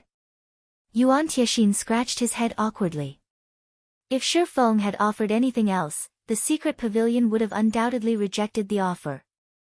There would be no rooms for negotiation whatsoever. However, the pavilion was interested in the strengthening devices and bronze mounts. I'll need to consult with our guild leader. Sure. Feng understood that Yuan Tianxin did not yet qualify to make such important decisions. Yuan Tianxin left the reception room alone, returning after 15 minutes or so. His gaze, which had been hesitant, was now firm. I've contacted our guild leader about this. We will provide 5 training slots. However, you need to give us 100 bronze mounts and 10,000 strengthening devices in return. There is no room for negotiations on this, Yuan Tianxin said in determination. You guys sure are asking for a lot. It's not a guarantee that we will be able to nurture 5 domain realm experts. Feng frowned slightly. Although the simulation training system was valuable, it was not that valuable. Based on the current market price, a bronze mount was worth roughly 300 gold. However, while there was a demand for bronze mounts, their supply was practically non-existent. Nobody would truly sell a bronze mount. Even if one offered 500 gold, one might not find a seller. After all, they were simply too rare, even rivaling epic items. Yet, the secret pavilion wanted 100 bronze mounts. Even with a conservative calculation, the total value would be at least 50,000 gold. As for the strengthening devices, based on current market value, 10,000 devices was worth roughly 100,000 gold. All in all, the secret pavilion was asking for 150,000 gold. Even to first-rate guilds, 150,000 gold was astronomical. Even if the secret pavilion were a transcendental power, this sum was massive. It would take the pavilion several days to gather so much money. Moreover, even if one had 150,000 gold, purchasing so many mounts and strengthening devices was impossible, yet the secret pavilion had asked for exactly that in exchange for only 5 training slots. They were essentially asking Zero Wing to foot the bill for their members' training. There are only so many training slots available each year. The few we have aren't even enough for our own use. Even I am surprised that our guild leader has agreed to sell any. Yuan Tianxin spread his hands in a helpless gesture, showing that this was not his will either. It's not that Zero Wing doesn't have these resources, I just want 10 slots. Uncle Yuan, you understand that, now that the mind space system has launched, this is the best opportunity to gather as many advantages as possible. If you don't take the opportunity to do so now, it will be far more difficult in the future. Yuan Tianxin's response had not angered Feng. Chuckling, he continued, moreover, these 10 slots don't really matter to the secret pavilion. Even with the 10 slots, You aren't guaranteed to nurture more refinement realm experts. It is even more unlikely that you will successfully nurture a monster with a domain. On the other hand, by losing these 10 slots, the secret pavilion will have a head start over the other major powers. It will also be easier in the future to attract major corporations' investments. Isn't that so? When she heard Feng's logic, Wenhua shot him a contemptuous look. The man was speaking as if the training slots were worth nothing at all when, in fact, countless first-rate guilds yearned for an opportunity like this. How could anyone compare them to cabbages that one could buy on the street? Limited high-level energy sold annually. The money the secret pavilion spent to obtain what they needed each year was astronomical. However, Feng paid no mind to Wenhua's gaze. He understood how much influence the mind-space system had on the world's major corporations. As long as the secret pavilion obtained a high-ranking personal space, it would not have to worry about attracting investors. If the chance to gain a head start presented itself, God's domain's major powers would fight over it like wolves. Yuan Tiexin was shocked when he heard Feng's words. He had never dreamed that Zero Wing had hidden its strength so deeply. Despite the secret pavilion having exhausted all of its resources to collect bronze mounts, they currently had less than 30. Yet, Zero Wing could offer 100 without hesitation, not to mention the highly sought-after strengthening devices. Originally, Yuan Tiexin had intended to refuse, attempting to force Feng into lowering his price. However, as he watched Feng get up from his seat and prepare to send them off, he quickly changed his words and continued, "I'll need to discuss this further with my guild leader." Yuan Tiexin had to admit that Feng had caught on to the secret pavilion's Achilles heel. Yuan Tiexin finally understood why Zero Wing had left its workshop's management to a youth like Feng. The boy was as cunning as an old fox. With no better choice, Yuan Tiexin left the room to contact his guild leader once more. After a lengthy period, Yuan Tiexin re-entered the room. Sighing, he looked at Feng and said, "Our guild leader has agreed to your demands. However, there is a condition. You need to give us the items within 5 days." "Impossible. Bronze mounts and strengthening devices aren't cabbage. I can only guarantee 10 bronze mounts and 2,000 strengthening devices within the first 5 days. You will receive the remaining items within 12 days. Feng shook his head. Currently, he did not even have 1 bronze mount. Manufacturing the bronze mounts required time. It was simply impossible to produce all 100 mounts in 5 days. However, after completing Titan City's entrance trial, in addition to the meditation rooms and special workshops, it should be possible to achieve that number within 12 days. Yuan Tiexin felt cheated by Feng. However, regret was pointless now. The bronze mounts and strengthening devices were simply too important. Fine, then. Let's establish a contract now. After both parties signed the contract, Yuan Tiexin placed 10 of the 20 black cards he had prepared beforehand on the table. These 10 login cards are proof of identification needed to log into the simulation training system. They are effective for 1 year. Take care of them. If you lose them, we cannot replace them. You can access the secret pavilion's latest training space through the virtual gaming cabin, Yuan Tiexin reminded. However, take note of one thing. It is best to prepare a few bottles of S-rank nutrient fluids. The burden the various high-level battles in the training space have on the human body is no laughing matter. After saying so, Yuan Tiexin's party left the reception room, leaving only Feng and the 10 black cards in the room.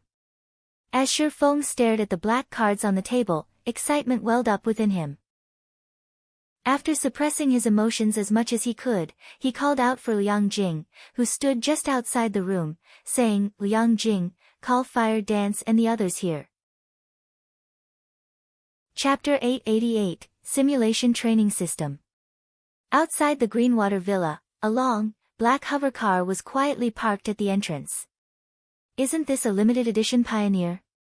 It is so cool. I've heard that there are only 1,000 of these luxury sedans around the world. I never thought we would see one in our third-tier city. This is amazing."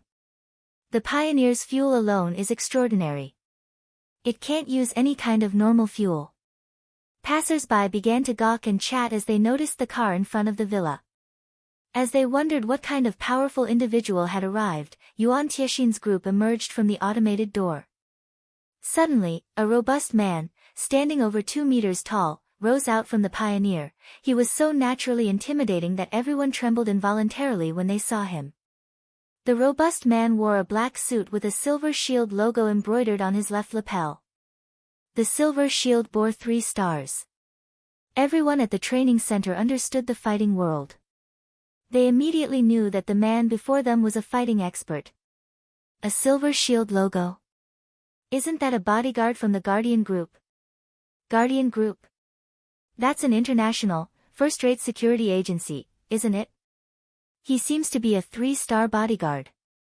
Even people from the city's top corporations can't hire one of them. Who are those people?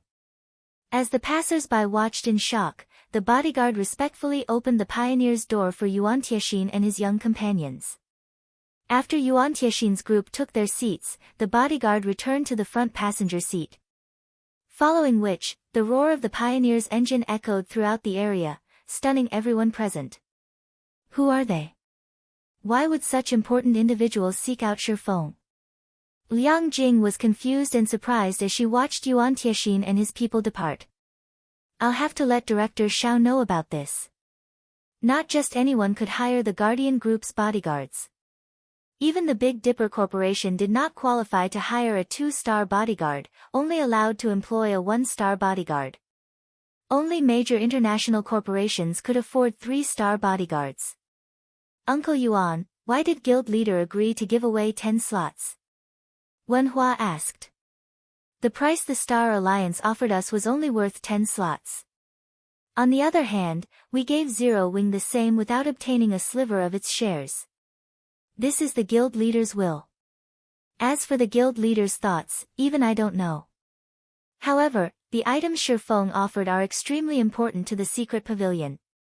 Yuan Tiexin then shook his head and continued, fortunately, we didn't lose too much if we help nurture Zero Wing's experts. We'll see even more interesting matches in the Dark Arena in the future. Interesting. Wenhua chuckled. I recall that the Azura battle team's next opponent is the Evil Dragon battle team. Although there are a few experts in that team, overall, they are significantly weaker than the Glorious Lions battle team. Even if Feng doesn't participate himself, the Azura battle team can win easily. Ha ha ha. Wenhua, you're not seeing the big picture. If the latest system upgrade had not happened, the evil dragons would lose without a doubt.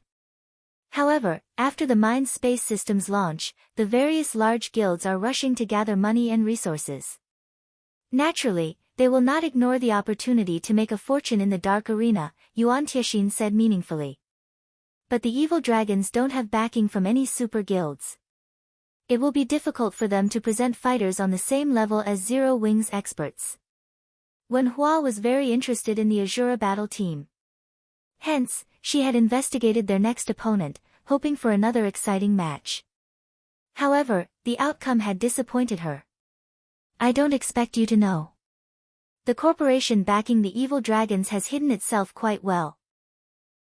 Even we only discovered it a few days ago, but it turns out that said corporation had invested in the Miracle Guild in secret. When it comes time for the Dark Arena match, the Miracle Guild will make its move. Winning will not be easy for the Azura battle team, Yuan Tiexin said, a hint of anticipation flashing in his eyes. If the Azura battle team can force Miracle to display its true strength, the secret pavilion will benefit. The Miracle Guild?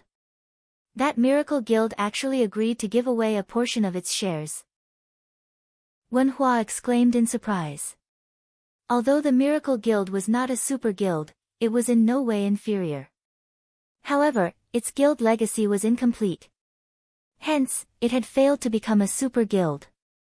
However, it was still stronger than the Dragon Phoenix Pavilion, who could not yet rival super guilds. Haven't you wanted to witness Yi Feng's battles personally? This is a good opportunity to do so. Yuan Tiexin then handed Wenhua a list of names.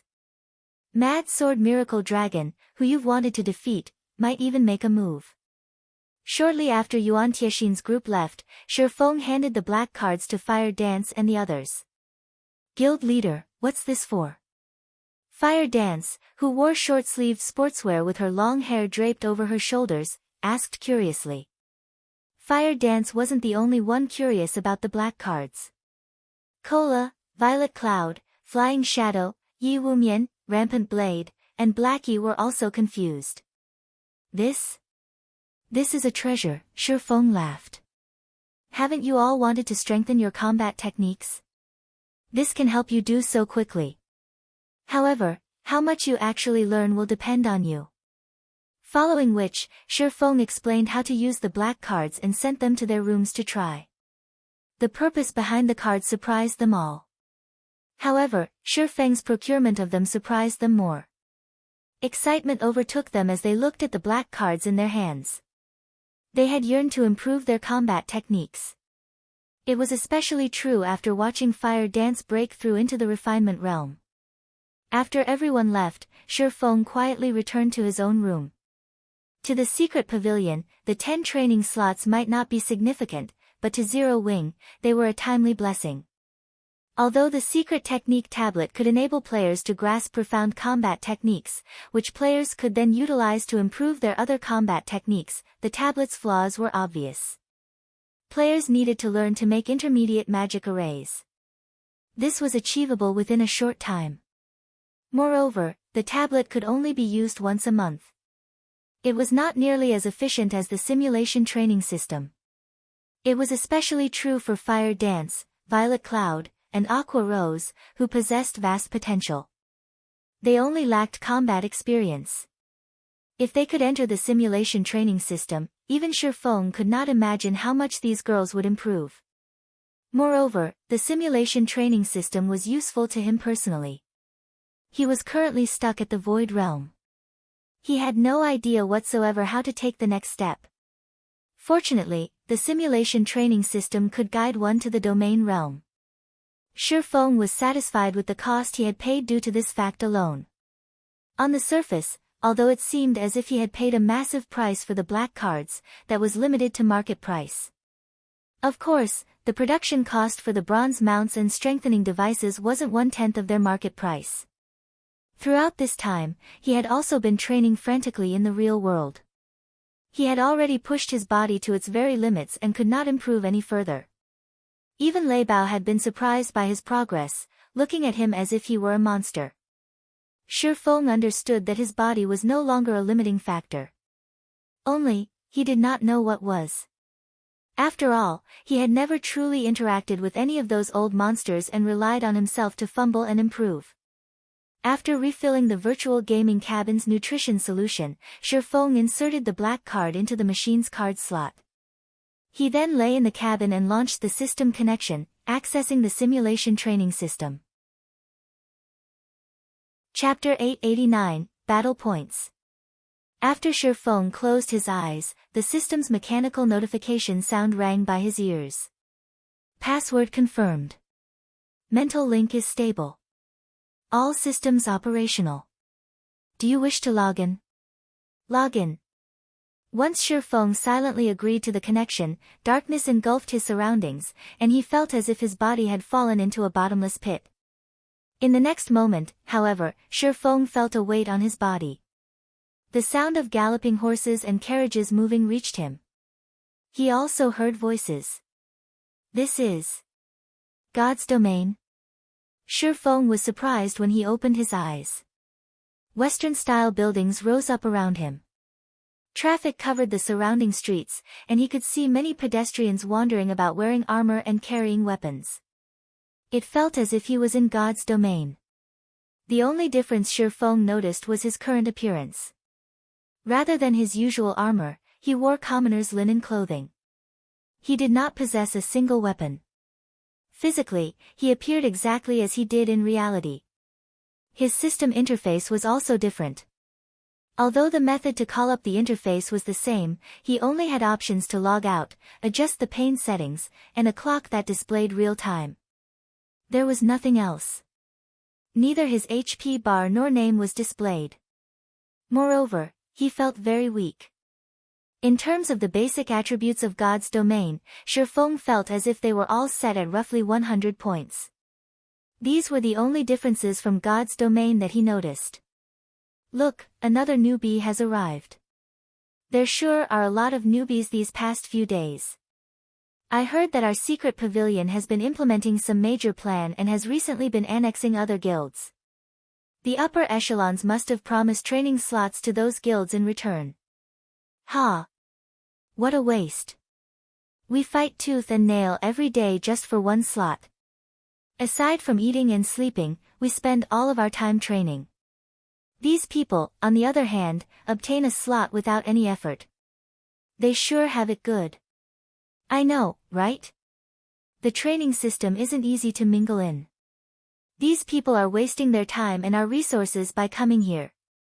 Several people sitting beneath a gazebo outside of a bar began chatted merrily as they watched Feng. These people looked relatively young, only around 20 years old.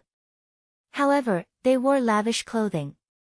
Rather than linen, they donned exquisite silk clothing. As if they wanted Feng to hear their conversation, these people did not bother to control their voices as they considered. Their tones were contemptuous when they spoke of players from other guilds such as Feng. I wonder where Fire Dance and the others are. I should find them before we start researching this simulation training system. Feng paid no attention to these people's belittling comments.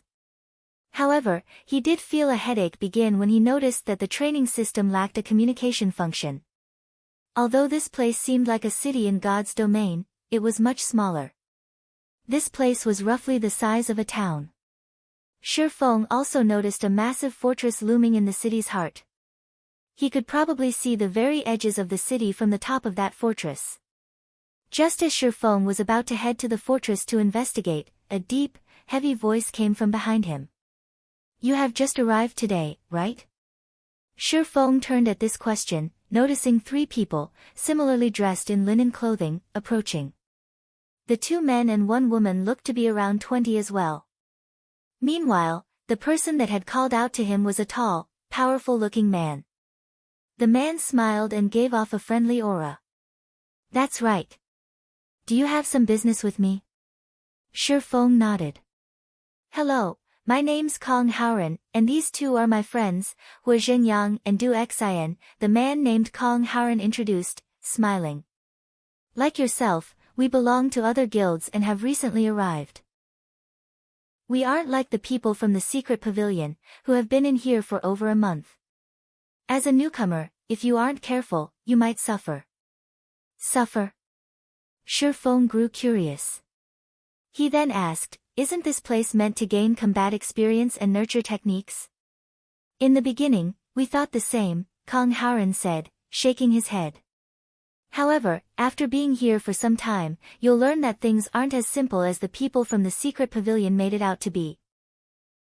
You can't just spar with top-tier experts as you wish. The training system mimics God's domain. The more powerful a simulation expert you choose to fight, the more energy the system consumes. The secret pavilion can only get its hands on a limited amount of high-level energy. There is simply not enough to go around. Not to mention, the secret pavilion has expanded its influence recently and has increased the number of available training slots for its system, straining the system's energy consumption. Hence, the pavilion introduced a battle point system to cope. With these battle points, one can choose their opponent. Of course, the more powerful an opponent is, the more battle points you have to spend. A lot of newcomers don't know about this yet, so the secret pavilion's veterans scam them. If one loses the starting battle points they receive, it becomes harder to earn battle points in the future. Hearing Kong Haoran's explanation, Feng came to a realization. It's no wonder why Yuan Tiexin was so willing to hand over those 10 slots. So, the pavilion still had such a card to play. Feng inwardly cursed the secret pavilion's guild leader for being a sly, old fox. However, after giving it some thought, Feng realized that it was actually quite reasonable. He had been a fool to think that he could fight monster-level experts stored in the system's database without limit and gain a wealth of combat experience. Such a generous opportunity wouldn't exist. Thank you for your warning, Feng said as he looked towards Kong Haoren. He then introduced himself, my name is Feng. No need for thanks. Those of us from other guilds need to look out for each other. Otherwise, the pavilion's people will just bully us all. Kong Haoren waved his hand. The secret pavilion's bunch came here over a month before we arrived. Moreover, they enjoyed the secret pavilion's nurturing before this. Their combat standards are much higher than ours. Newcomers are given 100 battle points initially. You can use these points to purchase a starter pack at the fortress. This starter pack lets you spar against 10 different, extraordinary experts for 3 days. You can use them to familiarize yourself with the battles here. Otherwise, you can practice against the free opponents in the fortress. However, you probably won't learn anything from the freebies. There are 2 methods to obtain battle points. The first is to participate in the ranking matches. You can also place bets with other players before a duel. Some of the veterans trick many of the clueless newcomers. As a result, they lose their 100 starting points, just like that. After Kong Haoren finished explaining the simulation training system, he led Feng to the battle fortress. However, as Feng's group was about to enter the fortress, they heard a loud commotion from the fortress's main hall. Quick, come and take a look. Another newbie is challenging a veteran. Damn. These guys sure are quick. Why can't I ever find these newbies? Chapter 890, Deep Foundation.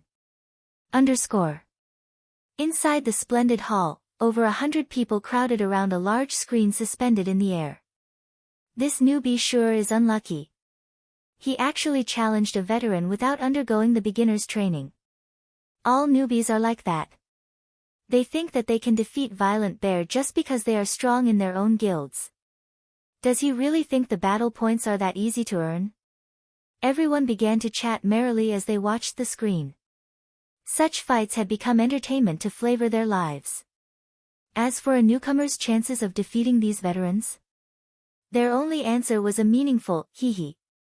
Sure enough, Violent Bear is bullying another newbie. He only recently finished conning the last one, and he's already at it again. Kong Haoren sighed ruefully when he noticed another battle brewing. Didn't they say that it was the newcomer who challenged that Violent Bear fellow? Why would you say that he's conning the newcomer? Feng asked curiously. It's like this, while newcomers only have 100 battle points, Violent Bear will gamble 500 battle points. Almost everyone who has come here is a top-class expert in their own guild. Either that, or they are people with vast potential. Such people are typically quite confident of their strength, Kong Haoren explained. However, they have forgotten that the secret pavilion's experts aren't ordinary either. Only the pavilion's leading fighters can earn a slot in this training system. There is a huge possibility that these people will become members of the secret pavilion's middle management in the future. Moreover, even before they entered this training system, they were all strong enough to be top-class experts in any first-rate guild. After training in here for over a month, their combat standards have grown significantly. Violent Bear is quite strong. Among the 350 training members, he ranks 141st, newcomers shouldn't try to provoke him. Feng agreed with Kong Haoren. In God's domain, first-rate guilds and super guilds lived in 2 completely different worlds. A player known as a genius in a first-rate guild might just be an extra in a super guild. In fact, the majority of the most outstanding newcomers each year were either from super guilds or super first-rate guilds. Even if an outstanding newcomer emerged in a first-rate guild, it would be due to their innate frightening talent alone. Gentle Snow would be one such example. This is interesting, Feng muttered, smiling as he watched at the image on the screen. On the large screen, a man taller and more robust than even Cola stood to one side. The man wielded a battle axe and had chosen the Berserker class. Meanwhile, Feng recognized the man standing across from the Berserker. It was the elementalist Red Feather from the Star Alliance. Red Feather looked exactly as he did in God's domain. It was clear that he had not modified his appearance when he had joined God's domain, unlike Feng, who looked quite different in God's domain. In the recent update of the God's Domain Experts list, Red Feather had been ranked 934th. Although his rank had fallen slightly due to the emergence of new experts, he should not be underestimated. The simulation training system mimicked God's Domain's classes to near perfection. However, in the training system, everyone's basic attributes were normalized and their levels set to 30. Their equipment did not provide any additional attributes either, and the skills they possessed were limited to their class's basic skills. There were no special skills in this system. The fights here relied on one's techniques. As soon as the battle began, Red Feather launched a fierce assault on Violent Bear, using frost arrows to attack and ice walls or ice spheres to hinder the berserker's movements. Ordinary experts would not be able to cope with such a two-pronged approach. However, Violent Bear remained unperturbed. Not only could he easily evade the frost arrows, but he had also utilized his evasive maneuvers to shorten the distance between himself and the enemy elementalist. This situation forced Red Feather to retreat repeatedly. In just 10 seconds, Red Feather had lost half his HP. In contrast, Violent Bear had only lost around 10% from blocking a few frost arrows and fireballs with his axe. Moreover, Red Feather had exhausted his blink charges and was now at the berserker's mercy. In Feng's opinion, Red Feather had performed quite well. If he had faced an ordinary expert, he would have long since emerged victorious due to his unending assault and ice walls. Unfortunately, Violent Bear was no ordinary expert. Ordinary experts lacked sufficient physical control. Against Red Feather's attacks, they would busy themselves with dodging and blocking. Violent Bear, on the other hand, had excellent control over his body.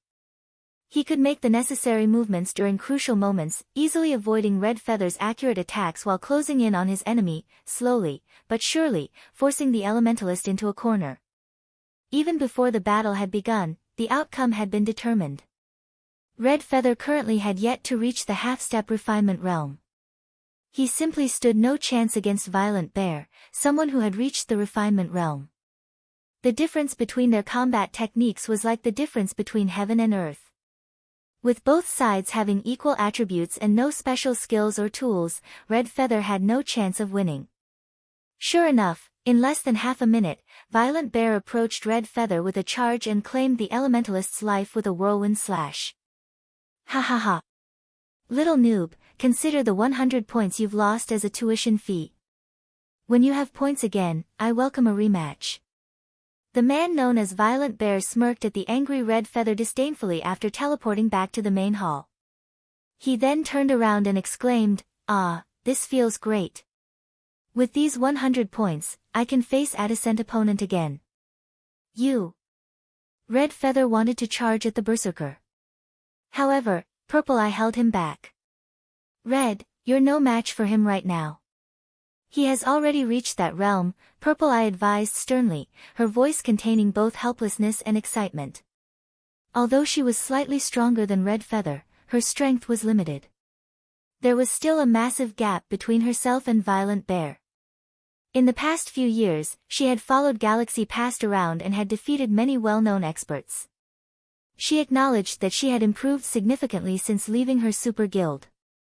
However, she had never imagined that she would still suffer defeat against the internal experts that God's Domain's major powers nurtured.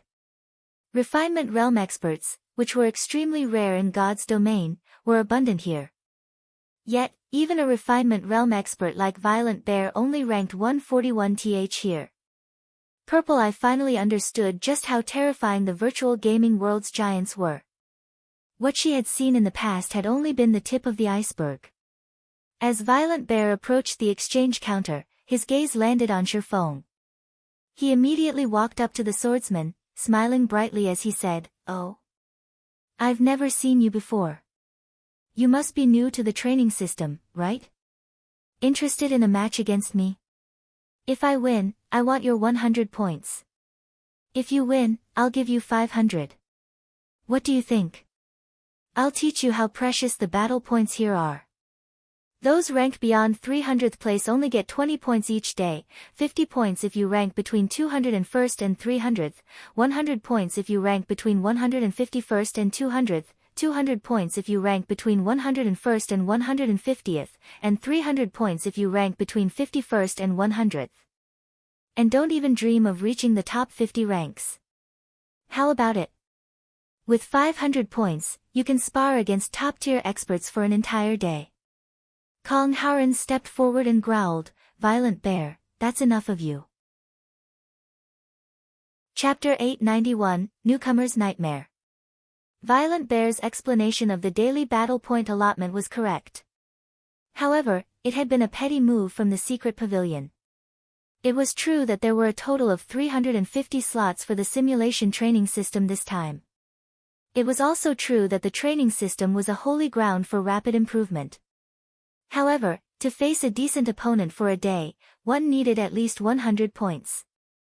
Even so, that was only enough to afford a half-step refinement realm opponent. To obtain 100 points or more each day, one needed to rank within the top 200. Among the 350 people participating in the training system this time, 200 happened to be the secret pavilion's members. These elites, whom the secret pavilion had nurtured, had already displayed relatively high combat standards. Now, they had received over a month's head start in this training system. To put it simply, the members from other guilds had no chance of claiming any of the top 200 positions. Meanwhile, those who ranked between 200th and 300th place could only afford to practice every other day. To newcomers, this was a nightmare. When they first joined the training system, they ranked below 300. Receiving only 20 points each day, newcomers had to wait for 5 days to fight a decent opponent. If they did not purchase the 100-point starter pack, they would have to waste even more time to familiarize themselves with the training system's battles.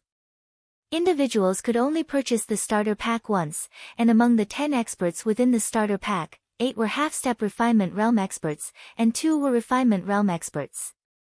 If newcomers trained with these experts for 3 days, they could improve their technique significantly. This way, they could qualify to fight for one of the top 300 rankings. Although joining the top 200 would be difficult, it wasn't entirely impossible. While the secret pavilion's members could face half-step refinement realm experts once a day at the very minimum, members from other guilds could only face one every other day at best. As for challenging refinement realm experts, that required 200 points. Those in the top 200 only needed to wait 2 days, while they needed 4. As time passed, the difference between both sides would only grow. Sure, Feng, don't let him trick you. Your starting 100 points are crucial, the elegantly beautiful Du Xian advised. Newcomers like them could not contend with Violent Bear. Even those in the refinement realm had difficulty defeating the berserker. After all, Violent Bear had reached the refinement realm a long time ago. Experts who had just reached the refinement realm could not compare to his physical control. Although Du Xian did not know which guild Shi Feng originated from, she knew that even first-rate guilds' top-tier experts were no match for Violent Bear. Kong Haoren, I'm not talking to you right now. I'm offering a sincere invitation to this little brother. I'm sure he isn't a scaredy cat like you are, afraid of challenging me even once. In the end, you can only boast your strength in your little guild, Violent Bear sneered. Although the man scolded Kong Haoren for his incompetence, his words were meant for Shi Feng. Little brother, you agree with me, right? Even if he does lose, it's just 100 points. As long as he ranks among the top 300, he'll earn those points back in 2 days. Although he won't be able to face a decent expert during that time, at least he can still challenge the ranking competition once a day and practice against the normal simulated experts. Kong Haoren, you're just exaggerating to scare him. Since you don't want the newcomer to fight me, why don't you try your luck instead? You've already been here for 5 days, after all. I'll even handicap my attributes by 10%. If you win, I'll give you 800 points. If you lose, you just need to give me 100. How about it? Do you dare to accept my challenge? If not, get lost. Letting a coward like you in here was a waste of a precious training slot. Kong Haoren turned ashen as he glared at Violent Bear. However, he hadn't been able to utter a single word. It's not that he feared a fight, it's just that he had other uses for his points. Yesterday, one of his companions had joined the system and fell for a veteran's provocation. In the end, that companion of his had lost their points. Today, he had finally accumulated 100 points and planned to buy a starter pack for that companion. If he lost a match to Violent Bear now, his companion would have to wait several more days before getting their starter pack. TCH. You're a coward till the end. Violent Bear cast a disdainful look towards Kong Howren when the man turned to leave. Fellow brother, aren't you being insincere? You're willing to lower your attributes and raise your bet to 800 points, yet against me, not only did you not offer to use a handicap, but your bet was also only 500 points, Feng said softly as he glanced at Violent Bear. Oh. You want a match? Violent Bear's gaze shifted back to Feng, and he began to size up the swordsman. Laughing, he continued, sure. If you want to fight me, I'll offer you the same terms. Following which, Violent Bear led Feng to the battlefield. Why is he so impulsive? Didn't he see how miserably Violent Bear beat his previous opponent? Du Xan asked, slightly frustrated. He might have done it because he didn't want Violent Bear to continue humiliating me, Kong Howren responded, feeling somewhat guilty as he watched Feng depart. After interacting with Feng for some, he could tell that Feng was not impulsive. Moreover, he had not seen any anger or pride within Feng's gaze. On the contrary, he had appeared extraordinarily calm as he challenged the berserker. This showed that he was aware of Violent Bear's strength and had only challenged the man after considering it calmly. Violent Bear is so lucky. He's going to haul in 200 points in one day. With this, he can take on a refinement realm expert for an entire day. However, that newcomer is pretty smart. He got Violent Bear to lower his attributes by 10%. Violent Bear has already set foot into the refinement realm.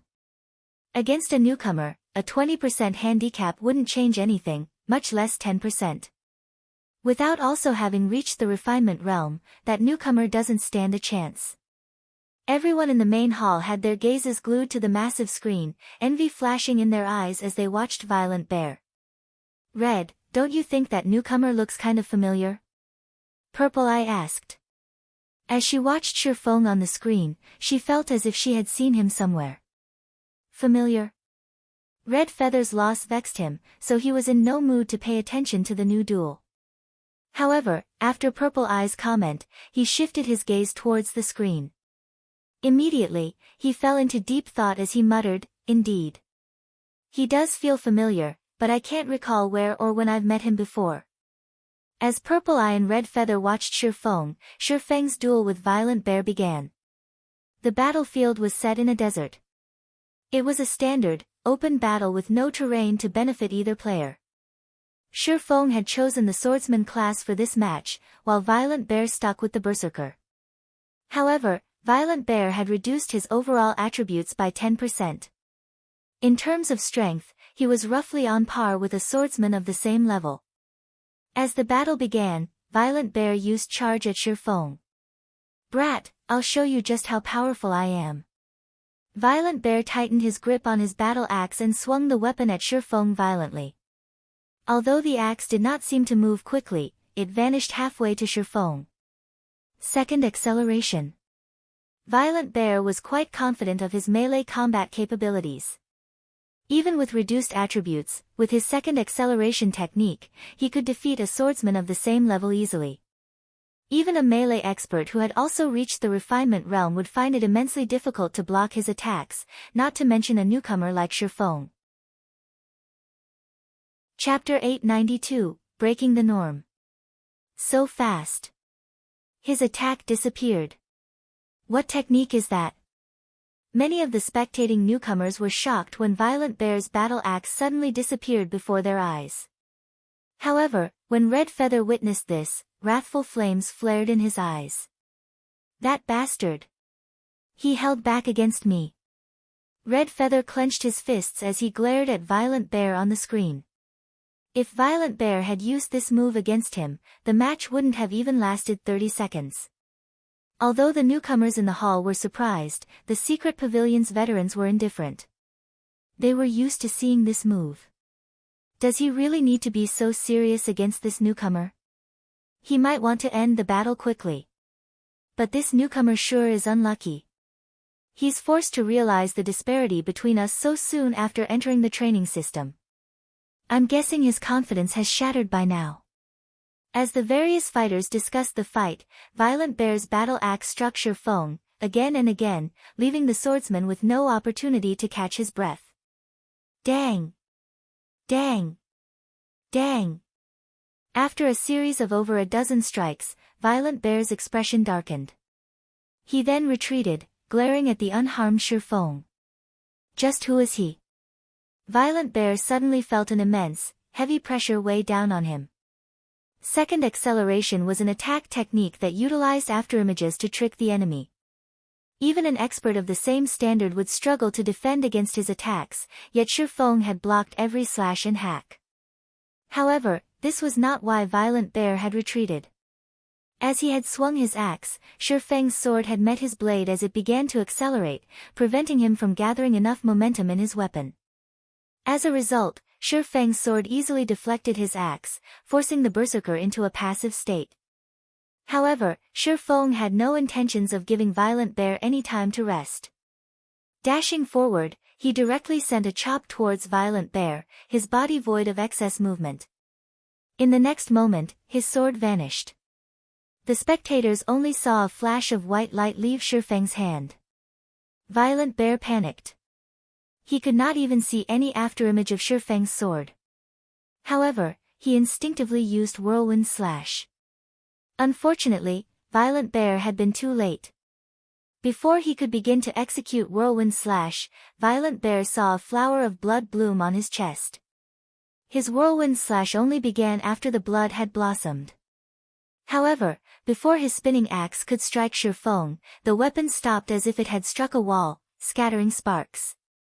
The sudden halt forced the berserker back a step. Before Violent Bear could catch his breath, however, more blood began to bloom across his chest, one after another. His HP drained away like flowing water. In the end, as the seventh flower of blood scattered across the sandy ground, Violent Bear fell motionless. As the battle ended, Feng obtained 800 battle points, pushing his total points to 900. What did he do? Many of the pavilion's elites shouted in their confusion. Why is Violent Bear dead? Today, Feng broke the norm of newcomers' helplessness against veteran bullying. Violent Bear had clearly been on the offensive throughout the match, yet he had retreated, and Feng had given chase, spilling the berserker's blood. Seeing the gashes decorating Violent Bear's body, it was obvious that the berserker had been cut. However, none of them had seen even an afterimage of a sword leave Feng's hand, striking Violent Bear. A deathly silence overtook the main hall. Everyone stared at Feng, who was just returned from the battlefield, with dumbfounded expressions. Yi Feng. That's right, he is Yi Feng. After seeing Feng's attack, Red Feather realized where he had seen that familiar face. Moreover, while there were some differences between Feng's and Yi Feng's appearances, there were also some faint similarities. Purple Eye also recognized Feng. The invisible attack had also been familiar. Purple Eye couldn't think of anyone, aside from Yi Feng, who used that technique. Why is he here? Purple Eye was astounded. She couldn't believe her eyes. Yi Feng might not be very famous among God's domain's general populace, but to first-rate guilds and the game's major powers, the young man's name reverberated like thunder. Purple Eye had already been stunned when she had watched the battle video from the Dark Arena. Now that she had seen Feng fight personally, even her soul trembled. In the Dark Arena battle, Feng's fast attacks had been understandable as he possessed attributes that could even overwhelm an old monster like Sirius. Currently, however, he had the basic attributes of a level 30 player and lacked any bonuses from weapons or equipment. Even so, his attacks were still too fast to see with the naked eye. Who could possibly defend against those attacks? Purple Eye finally understood that Feng had not won against Sirius because of excellent equipment. His personal strength was, in fact, on par with those old monsters. When Feng returned to the main hall, the secret pavilion's members no longer looked down on him. Only fear filled these elites' eyes. On the other hand, the newcomers originating from various guilds cheered. The secret pavilion's members had constantly bullied and suppressed them. Now that the pavilion's violent bear had been beaten with just a few moves, why wouldn't they feel liberated and excited? Feng, how are you so powerful? Kong Haoren asked, stuttering nervously as he watched Feng walk over. Hua Zhenyang and Du Xian, who stood beside Kong Haoren, also stiffened as the swordsman approached. An expert. He was an absolute expert. Even if Feng were a member of a transcendental existence like the secret pavilion, he would still be considered a top-class expert. They had always looked up to such monstrous experts. They had never dreamed that they would, one day, meet such an existence. When they thought back to how they had conversed and laughed merrily with the man, treating Feng as if he were their junior, they were incredibly embarrassed. You never asked. Feng laughed. You let us make fools of ourselves. If others learned that we met you like this, they would split their sides with laughter. In the end, Kong Haoren was not ordinary. He quickly adjusted his mood. Moreover, in his opinion, Feng was actually quite friendly. He wasn't like those aloof, arrogant apex experts. Hua Zhenyang and Du Xian also relaxed after a moment and resumed their conversation with Feng. When the others inside the hall saw this, they envied Kong Haoren and his friends. They all dreamed of a friendship with a powerful expert like Feng. If they could gain some pointers from an expert of his caliber, they could push themselves to the next level. Ah, right. What's up with the ranking competition? Don't tell me we have to face everyone here every single day. Feng had heard all he needed to about battle points. However, he didn't have a clue about the method of earning them. If he had to duel so many people each day, he would waste too much time. Moreover, he didn't have that much time to spend in the simulated training system. Chapter 893, Battle Tower. Kong Haoren and his companions laughed when they heard Feng's question. There were a total of 350 people in the simulation training system. If they had to fight so many people every day, they would die from exhaustion. Not to mention, no one had that much time to waste. After all, every person here was a professional gamer. They spent most of their energy in God's domain. A player's strength did not only rely on combat standards and techniques. Weapons, equipment, and tools also factored into a player's combat power. Otherwise, players wouldn't pursue better weapons or equipment. The simulation training system's ranking competition isn't a competition between players. Rather, it depends on your results in the battle tower. The battle tower is somewhat like the Divine Colosseum's trial tower, Kong Haoren explained. He then pointed towards the large portal in the middle of the hall, saying, "That's the trial tower that decides our ranks." The battle tower has a total of 7 floors. The higher the floor you reach, the more combat points you will earn. In the end, the system uses the battle value to determine our ranks. Inside the battle tower, everyone's attributes are normalized. However, you can only enter the tower once per day, and the ranks are determined every midnight.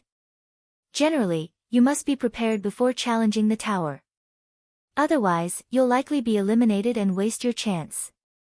So, that's how it works. Feng could not help his growing interest in the battle tower. He shifted his gaze back to Kong Haoren and asked, "Which floor have you guys reached so far?" Kong Haoren scratched his head. Awkwardly, he replied, "We're still on the first floor." "Is it that difficult?" Feng asked in surprise. He could tell that Kong Haoren's combat standard was quite high. Although the man was no match for Red Feather, he was not far off. In a first-rate guild, he would be considered a top-class expert there.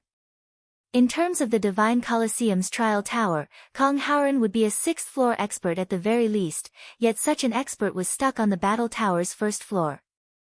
How difficult was this tower? In truth, all of the newcomers are stuck on the first floor. Only the pavilion's group have reached the 2nd floor. Violent Bear, for example, is on the second floor. However, he ranks among the top of those on that floor, Kong Haoran explained. The experts who have reached the third floor rank within the top 100.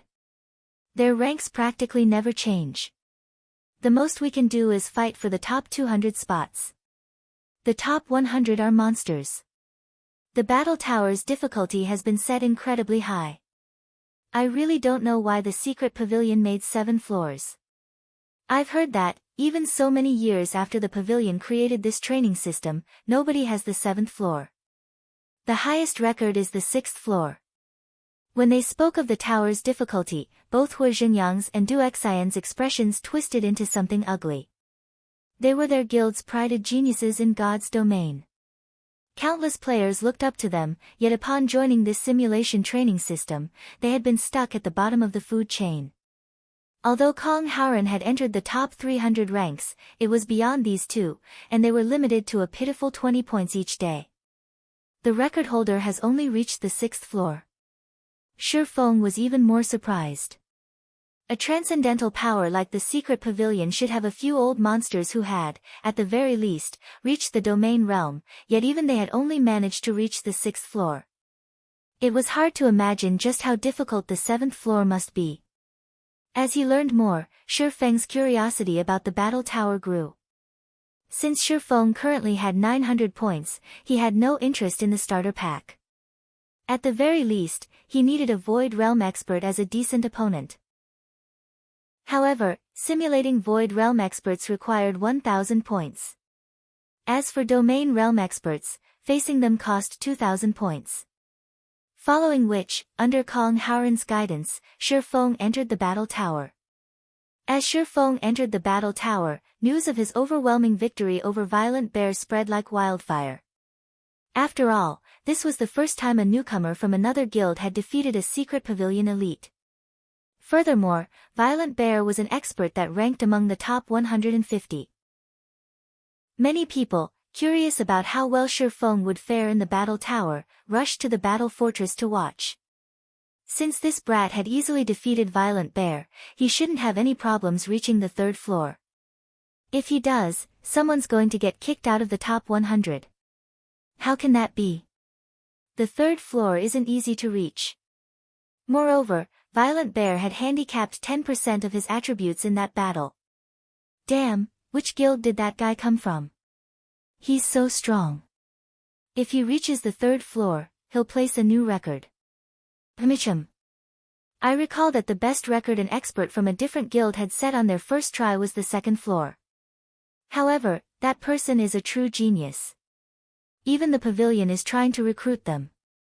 The battle fortress's main hall exploded with commotion as everyone focused on the ranking lists before the battle tower. Even now, people streamed into the main hall, all talking about Feng. For a time, Feng was the fortress's focal point. Quick, look! Isn't that Wenhua? Why is she here? Are you kidding me? Is she here to watch Feng? Who is this guy? As everyone discussed Feng, a beautiful woman in purple-red martial artist robes appeared in the hall. Instantly, the focus shifted towards her.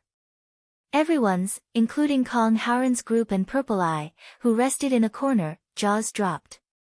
Most people in God's domain might not recognize the woman, but in this simulation training system, Wenhua was a celebrity. Everyone knew about her. Why is she here?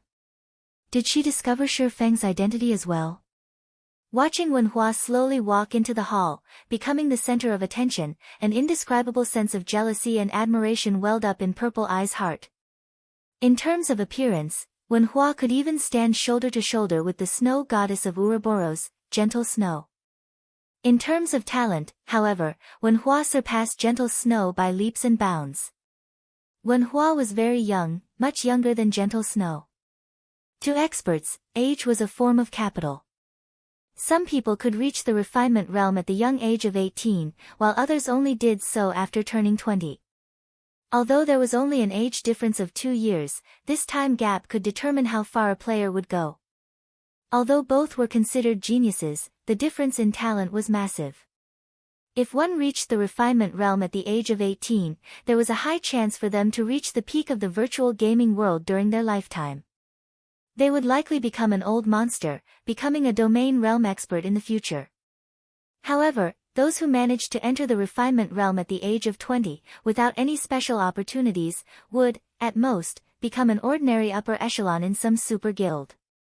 Meanwhile, at the young age of 17, Wen Hua had reached the refinement realm. Currently, at 19, she had reached the peak of the flowing water realm. The pavilion's old monsters commented that Wen Hua lacked inspiration and could break through to the void realm at any moment. A 19-year-old void realm expert would have endless opportunities in their future. The secret pavilion had treated Wen Hua like a rare, precious seedling and spared no expense to nurture her. The pavilion's old monsters often offered her pointers. She was likely to become the secret pavilion's future heir. Meanwhile, such an amazing woman had actually shown up to watch a newcomer. Why wouldn't this be shocking? Chapter 894, Sword Meister.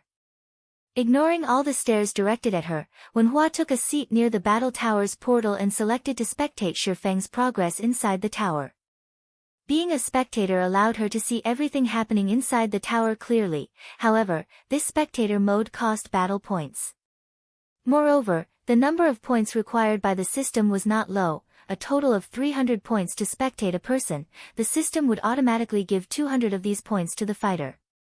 For the newcomers and the members of the secret pavilion, this was a price that none of them was willing to pay.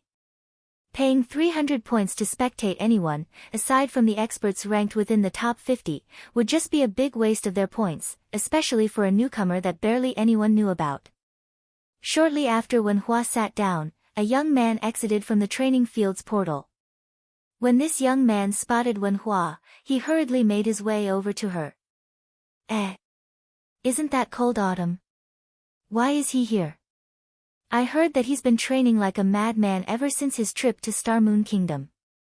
He must have received some kind of stimulation there. Now, he spends nearly all of his spare time fighting inside the training field. The members of the secret pavilion were shocked when they saw Cold Autumn, who had appeared out of the blue, walking over to Wen Hua. The three great geniuses of the secret pavilion were individuals that were usually very hard to meet, yet two of them had actually shown up in the battle fortress. It was truly a rare sight to behold. Sister Wen Hua, why do you suddenly have time to come here? Cold Autumn asked when he reached Wen Hua. After taking a seat, he continued, didn't Uncle Yuan say that you are going to challenge Sanctuary's Gale Sword Meister, Ruthless Sky? Aren't you going to rest and prepare for that battle? No matter what, he is one of Sanctuary's 8 sword meisters. I've heard that Ruthless Sky has made significant advances recently, and his rank on the experts list has already gone up from 131st to 117th. Moreover, he even replaced one of his weapons yesterday, and the higher-up suspect that it could be an epic weapon. This will increase his combat power even more. Sending a glance at Cold Autumn, Wen Hua said in a casual tone, I know all that. Even so, I will still defeat him. Compared to her upcoming battle, she was more interested in this battle of Feng's. Previously, she had viewed Feng's battle with Sirius many times. However, at the end of the day, a video recording was still a video recording. The experience was far from comparable to watching in person. Originally, she had intended to come here only for a little training. She never thought that after arriving, she would hear news of a newcomer defeating Violent Bear. Moreover, the name of that newcomer was even Feng. As a result, this situation greatly piqued her interest. Just like Feng, she was a swordsman player. If she wanted to increase her combat experience, it was naturally best for her to learn from a fellow swordsman. Only, there were not many swordsmen in the secret pavilion and even fewer that she could seek guidance from. At this moment, these people could no longer help her improve any further. Hence, she had opted to challenge the famous swordsman in God's domain. Now that a swordsman who had managed to defeat Sirius had appeared, she obviously could not let the opportunity to observe him fight slip by. If it was possible, she even wanted to have a match against Feng. Following which, Wen Hua returned to observing Feng's battle quietly. Just who is this person? He is actually able to rouse Sister Wenhua's interest. Cold Autumn was baffled. If he were to spread the word of this matter, it would most likely shock the entire secret pavilion. Thinking so, Cold Autumn suddenly selected the spectator mode as well. Moreover, the person he chose to spectate was the newcomer Feng. 300 points might be a lot to an ordinary expert of the secret pavilion, but to him, it was still barely acceptable. Damn, this is just insane. Two of the great geniuses are actually spectating Feng's battle. This can't be real, right? Isn't he just a powerful newcomer? Even reaching the 3rd floor is a problem. Is it really worth spending 300 points to watch him? The mouths of the players in the main hall hung wide open as they watched Wenhua and Cold Autumn quietly sitting beside the battle tower's portal. Damn it! Purple Eye clenched her fists as she looked at Wenhua and Cold Autumn. It would be great if we had come here a few days earlier. It's just impossible to gather 300 points right now. She knew who exactly Feng was. If she missed this opportunity to witness his battle, who knew when she would get another chance? Why don't I go borrow some points? I heard that aside from duels, the members of the secret pavilion will also loan battle points. However, we'll need to pay an additional 30% interest when paying back the points, Red Feather said, gritting his teeth. Purple Eye promptly nodded in response. Compared to paying an interest rate of 30%, being able to watch this battle was much more important. This scene bewildered the members of the secret pavilion. They could not understand just what kind of attraction Feng held to rouse the interest of not only the pavilion's geniuses but also the newcomers. Inside the battle tower, Feng was currently standing in the middle of an endless plain with a total of 49 prairie lions and 1 prairie lion king surrounding him. Prairie Lion, Elite Rank. Level 30. HP 60,000/60,000. Prairie Lion King, Special Elite. Level 30. HP 200,000/200,000. System: defeat all monsters to progress to the next floor. Every prairie lion killed will reward you with 1 combat point, and killing the prairie lion king will reward you with 10 combat points. No wonder Kong Howren's group weren't able to clear the 1st floor, Feng thought as he swept a glance at the lions besieging him. He then took a look at his own attributes. Currently, his attributes were roughly equal to those of a level 30 swordsman geared in bronze weapons and equipment. Right now, he was the very definition of an ordinary player. The difficulty of defeating this pride of lions would be extremely high. Moreover, this place was an endless grassland, offering no terrain whatsoever that players could take advantage of, which further increased the difficulty. Roar! The prairie lion king bellowed angrily and advanced. Simultaneously, the prairie lions surrounding Feng pounced at him as well.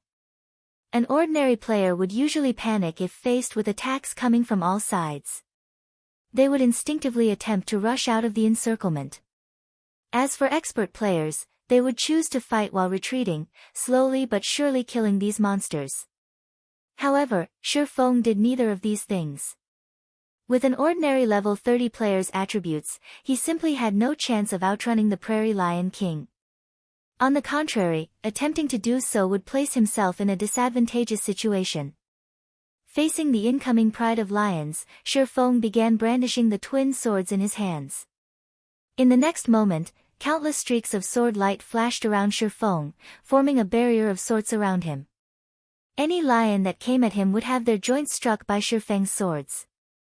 Although Feng's strength was insufficient to repel the prairie lions, he still managed to deflect their attack trajectories slightly.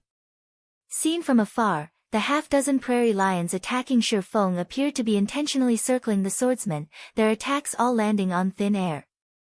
As these prairie lions moved past Feng, a streak of sword light would strike at their bodies, causing over -1,500 damage to the elite monsters. As the battle continued, the prairie lions died one after another. This person is clearing out the prairie lions so quickly. Cold Autumn was filled with shock as he observed this scene. Just who is this person? He knew full well just how hard it was to deal with these prairie lions. Simply dodging their attacks was very exhausting, yet Feng was actually toying with these elite monsters like they were kittens right now. Despite Feng having the same attributes as he did when he challenged the first floor, Feng's clearing speed was at least double his. These prairie lions posed no threat to Feng at all. Only the Prairie Lion King, whose speed was much faster and strength was much greater than the prairie lions, presented a challenge for Feng. However, utilizing his positioning to guide the prairie lions, Feng turned the prairie lions into shields for him, having the elite monsters receive all the attacks of the Prairie Lion King, instead. After each successful block, Feng would also follow up with a counterattack, each of his blows dealing over -1,200 damage to the special elite. The Prairie Lion King's HP fell at a rate visible to the naked eye. In the end, the special elite died without even managing to land a paw on Feng, its body lying motionless on the ground. Meanwhile, the players present in the main hall of the battle fortress suddenly fell silent, every one of them staring at the record board of the battle tower's first floor with a dumbfounded expression. At this moment, the first floor's original fastest clear record of 47 minutes 27 seconds had actually been broken. Chapter 895, Unstoppable Record. How is he so fast? An uproar broke out in the main hall the instant the players saw the record broken. None of them dared to believe it was true. The clear record for the battle tower's first floor had stood for a very long time now. Most people required nearly 2 hours to deal with the monsters on the first floor, taking at least double the record time. Even the personal bests of the 3 great geniuses of the secret pavilion were relatively far away from the record clear time. Yet, Feng had broken it easily. 37 minutes 24 seconds. Everyone grew extremely curious as to what had happened inside the battle tower when they saw this new record. Just what did Feng do to clear the floor so quickly? Sister Wenhua, just who is this person? Cold Autumn could not help but ask when he saw this new record. The battle tower's record had remained unchanged for many years now. Even if someone could surpass it, the person capable of doing so definitely should not be a young man like Feng. Nevertheless, a newcomer originating from another guild had beaten the best record by over 10 minutes. You've also seen this person before, Wenhua replied, chuckling. I've seen him before. Cold Autumn grew curious at these words. However, he could not figure out where he had seen Feng before. He is Yi Feng, the apex swordsman who defeated one of the wolf kings of the battle wolves, Wenhua added, her words invested with strong fighting spirit. When she had only seen Feng's battle videos before, she merely thought of having a match with him. Now, however, what she wanted to do was surpass the man. However, what she had to do first was defeat Sanctuary's Gale Sword Meister. He is Yi Feng. Cold Autumn gaped as he took in Feng's youthful appearance. Even though Feng looked relatively young in God's domain, Cold Autumn had thought that Feng's true age should be around 25 or 26. Now, however, it would seem that the man was only 21 or 22 years old. He was not that much older than Wenhua, yet he had already managed to defeat the legendary Sirius. Although he had relied mainly on his equipment advantage and skill advantage, a win was still a win. Sister Wenhua, aren't you being a little too mean? Since you already knew he was the Yi Feng, why didn't you tell me? I nearly missed out on a big opportunity to spectate one of his battles, Cold Autumn grumbled. Inwardly, however, he felt thrilled. At the cost of just 300 battle points, he got to spectate the battle of an expert like Feng. This was an opportunity that could not be bought even with money. Everyone has their own opportunities. If you miss it, then you can only consider yourself unlucky. Just like the time when the Glorious Lions went up against the Azura battle team. Who knew that the battle at that time would become one of the most memorable battles in the Dark Arena? Wenhua sighed as she shook her head. Alright, enough talking. Focus on watching. We won't get another chance like this as easily later on. While Wenhua and Cold Autumn were chatting, many of the Secret Pavilion's members had also gritted their teeth and chosen to spend 300 points to spectate Feng's battle. A person capable of breaking the record of the first floor definitely possessed extraordinary abilities. After just a short moment, the number of people spectating Feng's battle grew to a total of 13, instantly increasing Feng's battle points to 3,500. Inside the battle tower, when Feng progressed to the second floor, he was transported into a dark nest. Visibility was very low, and his vision only extended to 10 yards at most. He could also hear rustling coming from all around him, the sounds being hair-raisingly creepy. Although there aren't a lot of monsters on the second floor, roughly only 20, this dark environment makes it much more difficult to evade the attacks of these monsters. I also had to attempt and train on this floor many times before I got used to this environment. Cold Autumn revealed a smile when he saw Feng standing still after arriving on the second floor. Although he was not present on the battlefield, his viewing angle was not that far from Feng. Moreover, as a spectator, he had a much clearer view of the battlefield than Feng, and his field of vision was nearly 3 times that of Feng's. At this moment, 19 elite-ranked Nightwalker Tarantulas and 1 special elite-ranked Ghost Tarantula had Feng completely surrounded. Nightwalker Tarantula, Elite Rank. Level 30. HP 70,000/70,000. Ghost Tarantula, Special Elite. Level 30. HP 240,000/240,000. Feng could get 2 combat points for every Nightwalker Tarantula he killed, while the Ghost Tarantula would give him a total of 40 points if killed. The points these monsters gave were much more than those for the monsters on the first floor. With a visual range of 10 yards, players would have an exceedingly short time to react to any attacks from the tarantulas. Here, even taking a breath at a wrong time could result in one's death. Even if players were just going up against monsters of the same level, the difficulty of the second floor was significantly higher than the first floors. Hence, the number of experts that had managed to clear the second floor among the participants of the training system this time around was extremely low.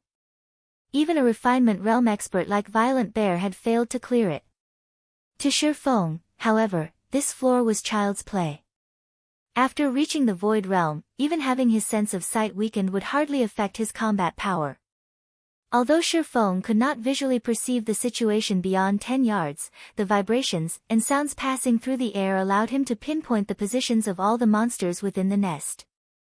Before the monsters even got to 10 yards of him, Feng had already started taking appropriate countermeasures.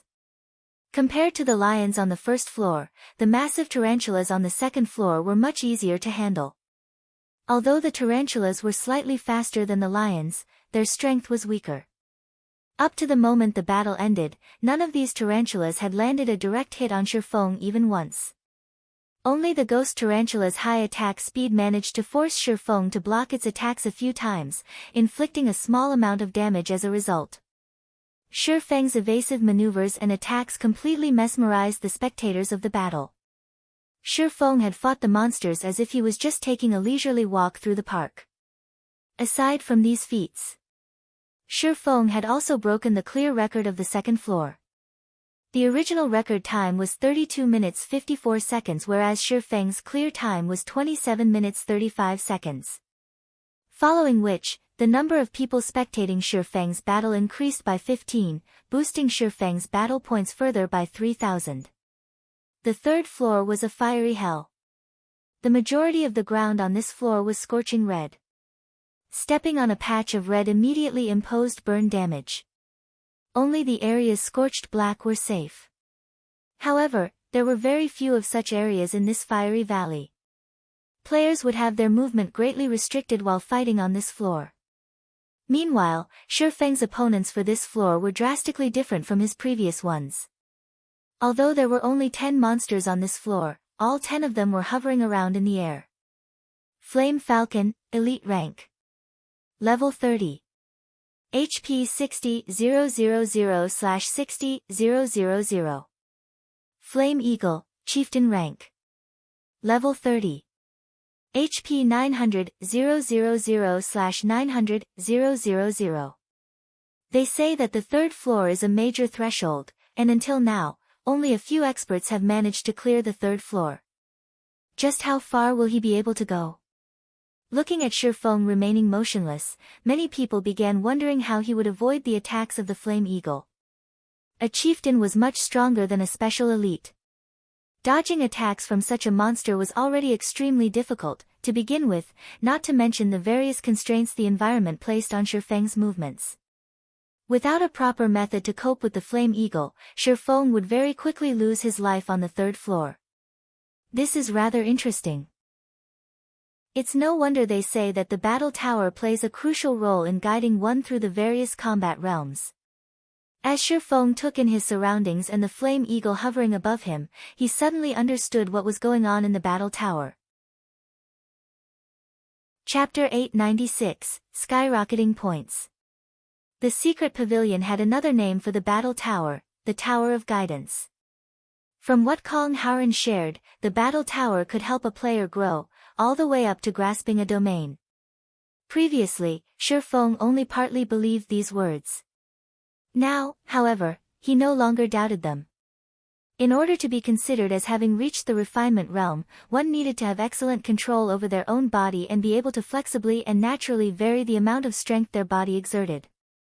The flowing water realm required one to perceive and observe the opponents. One had to be able to distinguish their opponent's thoughts and carry out appropriate responses in advance by observing the opponent's minute movements. To put it simply, one needed to be able to react before their opponents even acted. The Void Realm demanded a certain amount of control over one's surroundings. Instead of merely judging the environment through vision alone, one needed to push their five senses to the very limits and rely on these enhanced senses to determine all movements occurring in the background. The goal of the battle tower's first floor was to have players learn how to control themselves, using the pressure of facing a large number of lions to learn how to adapt nimbly to sudden changes. The second floor was meant to improve a player's instantaneous observation powers and snap judgment. The third floor served to improve a player's perception and judgment of distance. Accurately judging distance was a challenging task. However, as long as one managed to achieve this, they would be considered to have officially entered the flowing water realm. Feng had to admit that the guidance provided by the battle tower was very on point. It was no wonder that super guilds could nurture such a large number of top-tier experts. The Flame Falcons and Flame Eagle hovering in the sky had no intention of giving Feng too much time. Letting out screeches that echoed throughout the entire valley, the fiery birds spat out scorching flames in Feng's direction in unison. It will be difficult for him to clear the third floor. Among those present inside the battle fortress were quite a few people whose progress stalled on the third floor. Hence, they were very clear on how difficult this floor was. Not only would one receive flame attacks from all directions, but the valley floor would also change at random. Places that were originally safe zones could turn into a danger zone in the next second. One constantly needed to pay attention to their footing while on this floor. Moreover, there were no objects in the area that could serve to block the flame attacks of the monsters. One could just imagine the difficulty of the third floor.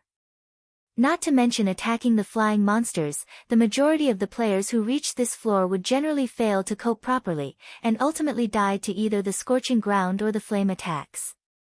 What is he trying to do? Everyone suddenly noticed that, despite seeing the 10 streaks of flames coming at him, Feng actually chose to remain standing still. Just as the flames were about to devour Feng, the swordsman suddenly strode forward, his body leaving behind numerous afterimages as he moved about the small platform he was on. In the next moment, one streak of flames engulfed the afterimages Feng left behind. After all 10 were gone, Feng was standing back in his original position completely unscathed. How is this possible? Cold Autumn was momentarily stupefied. Although he had yet to reach the third floor himself, it was obvious to him that were he the one going up against these flame attacks, aside from running and dodging, he would have no other method to retain his life. The distance the flame attacks were launched from was simply too short. He would have absolutely no way to avoid that many attacks in the limited maneuvering space available. As for blocking the flame attacks with his weapon, that would be utterly impossible. He would need a complete set of mysterious iron equipment, at the very least, to avoid taking any damage from blocking the attacks of the Flame Falcons. Blocking the attacks of the Flame Eagle would require him to be fully geared in secret silver equipment at the minimum. However, the system armed them with only a set of bronze equipment in the battle tower. Trying to defend against the flame attacks would be suicidal. Now, even while standing in that small area, Feng had actually managed to avoid all the flame attacks. It was as if these flames were intentionally circling his body. This is impossible. There must be something wrong with the system. How can he dodge all those attacks in time at such a close distance? The players spectating Feng had long since gone into an uproar. Almost all of them had shouted the same thing. No matter how they wrapped their minds around it, dodging so many attacks from such a close distance was not feasible. The only possibility was that an error had occurred with the system.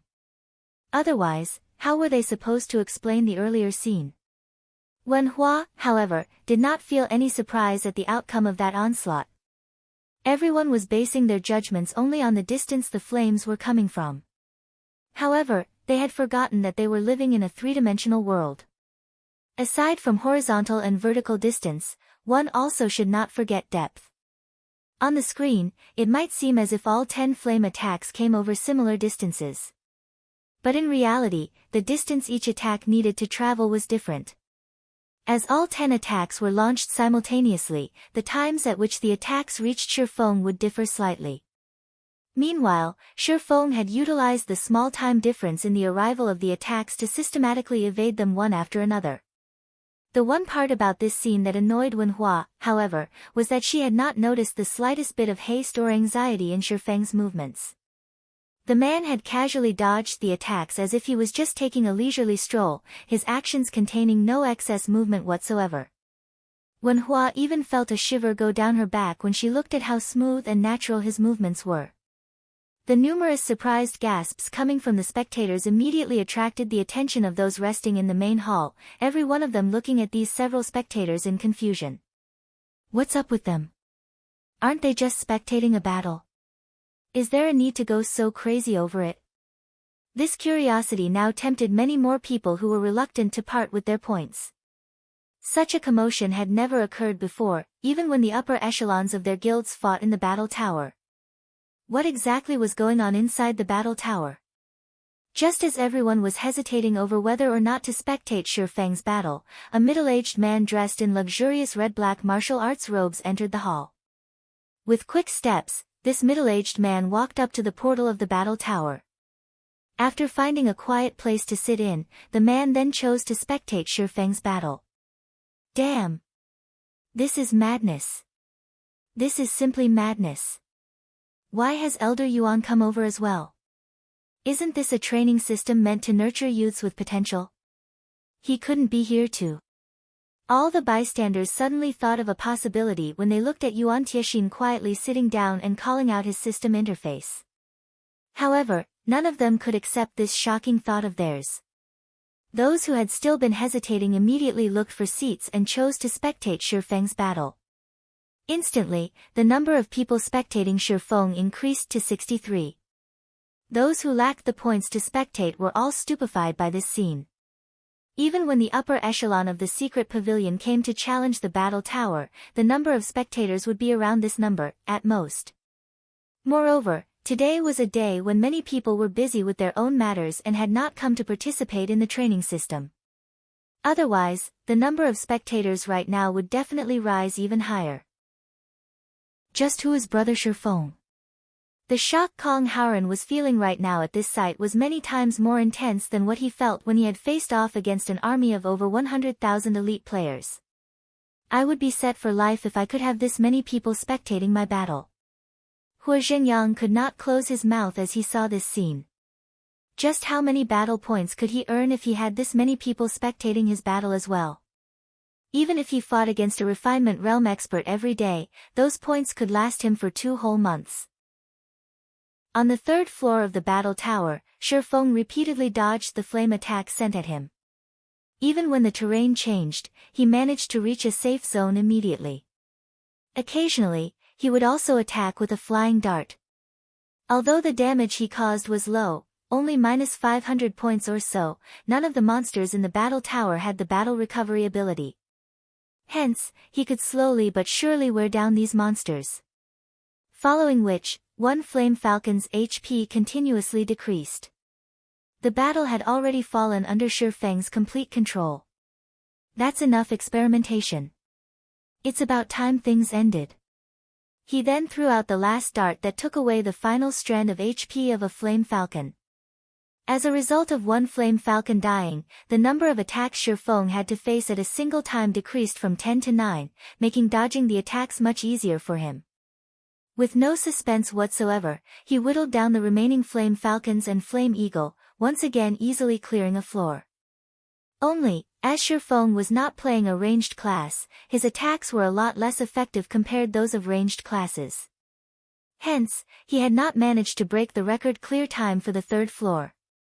Even so, he still stupefied all his spectators.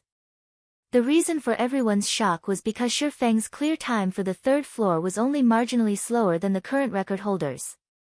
If his ranged weapon had been slightly better and he had learned a few more good skills, he could have easily broken the record. Following which, Feng entered the fourth floor of the battle tower. This was also the highest floor the current batch of trainees had reached. Chapter 897, Silent Hell. This person is strong. It was worth spending all those points to spectate him. This is my first time seeing someone clear the third floor so easily. This shows that he has still not reached his limits.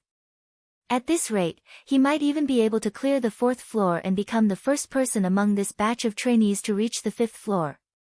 That's impossible. This is the fourth floor we are talking about. Even the top experts of our guild are still stuck there. Even if Feng is amazing, it is simply impossible for him to match up to the top experts of our guild. I guess you're right. Our guild's top experts all stand at the peak of God's domain. There are probably only a handful of youths who can surpass them. Just as the spectators were discussing Feng's battle, Feng himself set foot onto the fourth floor. Unlike the second and third floors, which had vile environments, the fourth floor was elegant and serene. Trees and shrubbery surrounded Feng. There was also a pristine lake nearby. Feng observed his surroundings, his expression turning slightly serious. Although his surroundings looked very peaceful, Feng could not ignore a sense of crisis in his mind. The worst part about this hunch was that he did not know what triggered it. Even though he was standing still and doing nothing, this sense of crisis was looming closer and closer. Could they be stealth monsters? Feng thought of a possibility. Or to put it in another way, it was the only possibility. This sensation he was feeling right now was as if numerous top-tier assassin experts were staring at him. However, no matter how skilled and silent the assassin might be, as long as they were a player, Feng would more or less be able to find traces of them through sight and hearing, yet neither of these two senses of his had picked up anything. He discovered them so quickly.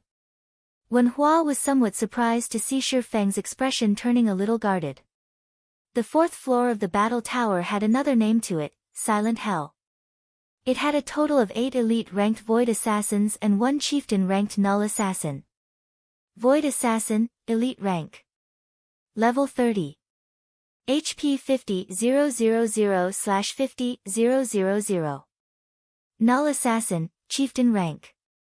Level 30. HP 200,000/200,000. Although their HPs were very low, these monsters had a special characteristic: they remained in a permanent state of nothingness. Their bodies existed in a completely different space, so one's senses of sight, hearing, and smell could not detect these monsters no matter what. Only when these monsters launched an attack would their real bodies manifest. However, they would appear for only a very short time, around 1 second at most. Aside from this brief period, attacks directed at these monsters would be completely ineffective. The difficulty of the fourth floor had left everyone who had managed to reach the fourth floor in this batch of trainees utterly helpless. Setting aside the fact that the attacks of the assassins were lightning fast, just the fact that the attacks were launched at such a close distance made dodging them nearly impossible. Or to put it in another way, it was simply impossible for someone with the attributes of an ordinary level 30 player to evade those attacks. Even if one managed to dodge those kinds of attacks, failing to counterattack in time would eventually lead to death from overexhaustion. Back when Wenhua herself had reached the 4th floor for the first time, she had died completely unaware of what had happened. And even now, she was still stuck on this floor. Only the monster-like existences of the secret pavilion were able to contend against the assassins on this floor. So far, just a few people throughout the entire guild had managed to clear the 4th floor. I wonder just how far you will be able to go. A bright smile appeared on Wenhua's face as she quietly observed the swordsman. She had a feeling that, if she could observe Feng clearing this floor, she might be able to break through that barrier that was preventing her from improving. Under Wenhua's gaze, Feng started moving. Without hesitation, he dashed up to a nearby tree and placed his back against the large tree. This way, he no longer needed to pay attention to attacks coming from behind.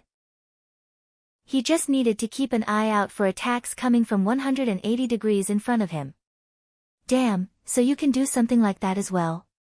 Everyone spectating this scene was stupefied. They had never thought to utilize the terrain in such a way. The effort an expert needed to expend to defend against attacks coming from just 180 degrees was many times less than attacks coming from all 360 degrees. With the energy saved, one could better perceive and concentrate as well. Moreover, dodging attacks would become much easier. However, as soon as Feng stood in front of the large tree, a silvery white dagger suddenly appeared before him, directly slashing at his neck. So fast. Surprised, Feng instinctively sidestepped. With the speed of the attack as well as the short distance it was launched from, if Feng had not responded instantly, he would have gotten struck without a doubt. Fortunately, he had already reached the void realm, so he could feel the movements in his surroundings. Although the appearance of the dagger was very sudden, the moment the weapon materialized, it would more or less generate some fluctuations in the air, which gave him sufficient warning and allowed him to carry out preventive measures. In the next moment, the snowy white dagger brushed past his neck and left a deep scar on the tree behind him. Close on the heels of that first attack, fluctuations appeared from 2 more places. Meanwhile, the position of these fluctuations came from the direction he had sidestepped to. Feng tightened his grip on his twin swords and hurriedly slashed at the locations the 2 fluctuations originated from. Peng! Peng! 2 crisp sounds echoed throughout the entire forest. The sparks generated were also extraordinarily eye-catching. Crap, isn't he too amazing? How did he manage to detect those attacks? The spectators' mouths all fell wide open when they saw the sparks flashing before Feng. As bystanders, they had a much clearer view of the situation than Feng. However, even after looking for a long time, they failed to detect anything peculiar about the locations he had attacked. There was just empty space there.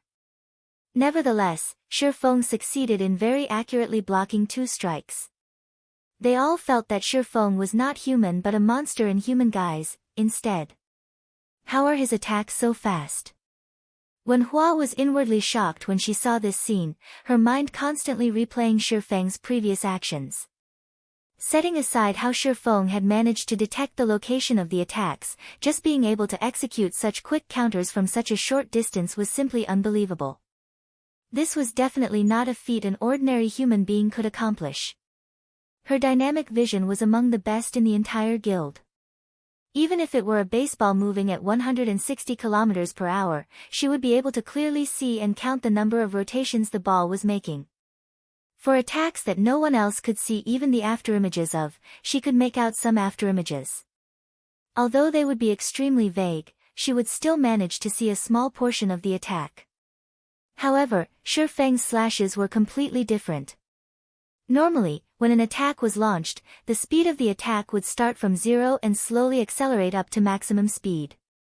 However, through some unknown technique, Feng's swords had gone from a standstill to moving at maximum speed instantly. There was no acceleration process in between whatsoever. Following which, Feng brandished his swords dozens of times, blocking every attack sent at him.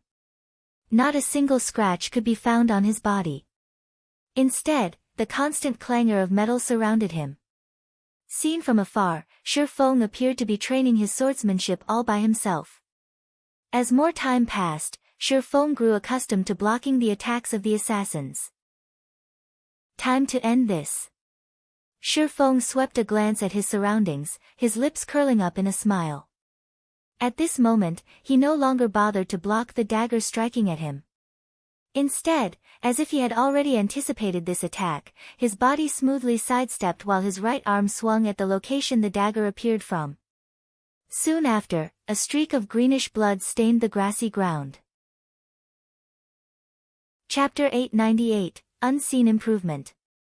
-1327.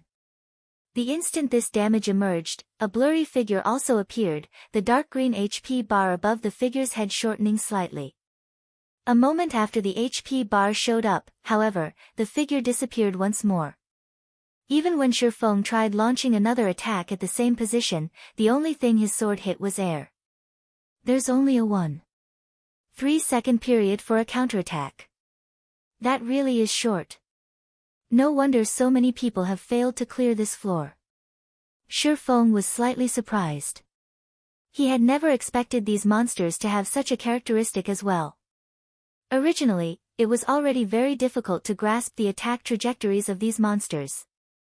Moreover, there wasn't just one monster attacking him. Based on Feng's perception, at least 5 monsters were attacking him. Yet, not only did he have to dodge the attacks of these monsters, but he also needed to launch a counterattack within such a short time frame. This greatly increased the difficulty of clearing the floor.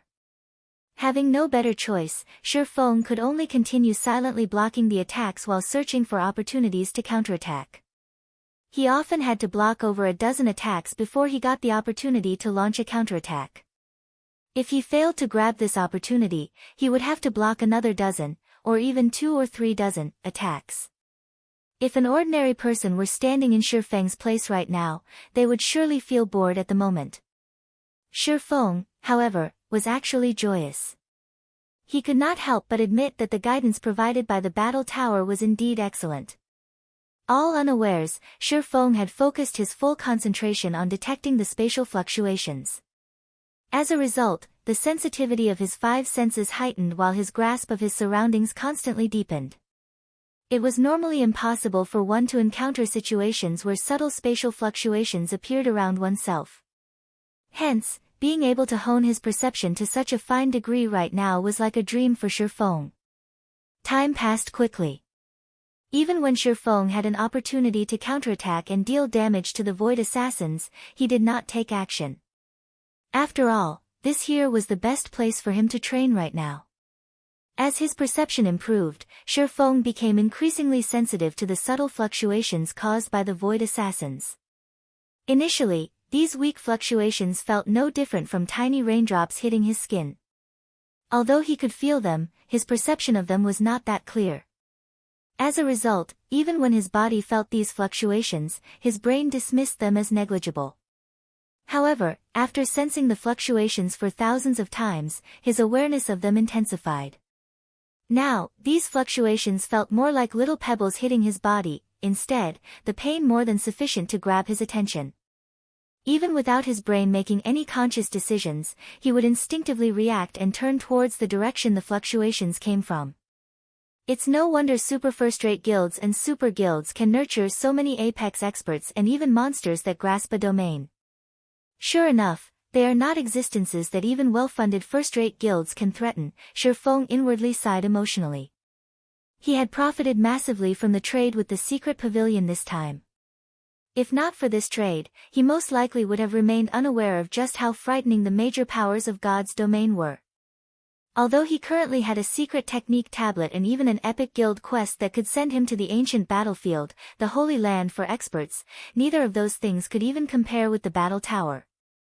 The value of the secret technique tablet lay in the fact that it allowed players to learn advanced combat techniques, which would, in turn, greatly increase their combat powers. The improvement in combat standards was only a bonus. Whether players could actually gain inspiration from learning the combat technique was a different matter altogether. As for the Holy Land, although Feng had never been there before, based on what he had heard about the place, the improvements one could gain there should be roughly equal to, or even inferior to, those from the Battle Tower. However, as the number of people the training system could accommodate was limited, the Holy Land seemed very valuable. Otherwise, the major powers of God's domain might not even bother to compete over entry to the Holy Land. What a pity. I thought he would clear the 4th floor as well. Now, it seems that it isn't possible. At the rate at which he is counterattacking, his stamina and concentration will run out before the battle is over. Didn't I say so already? That place is the silent hell. If even so many of our guild's top experts can't clear it, how could a newcomer like him possibly clear it?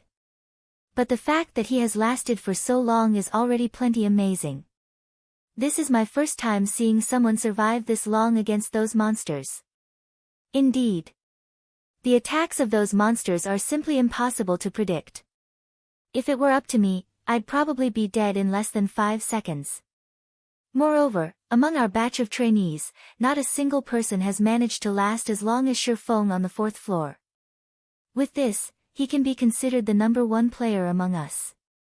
Without anyone noticing, Feng had risen to become the first-ranking player in everyone's hearts.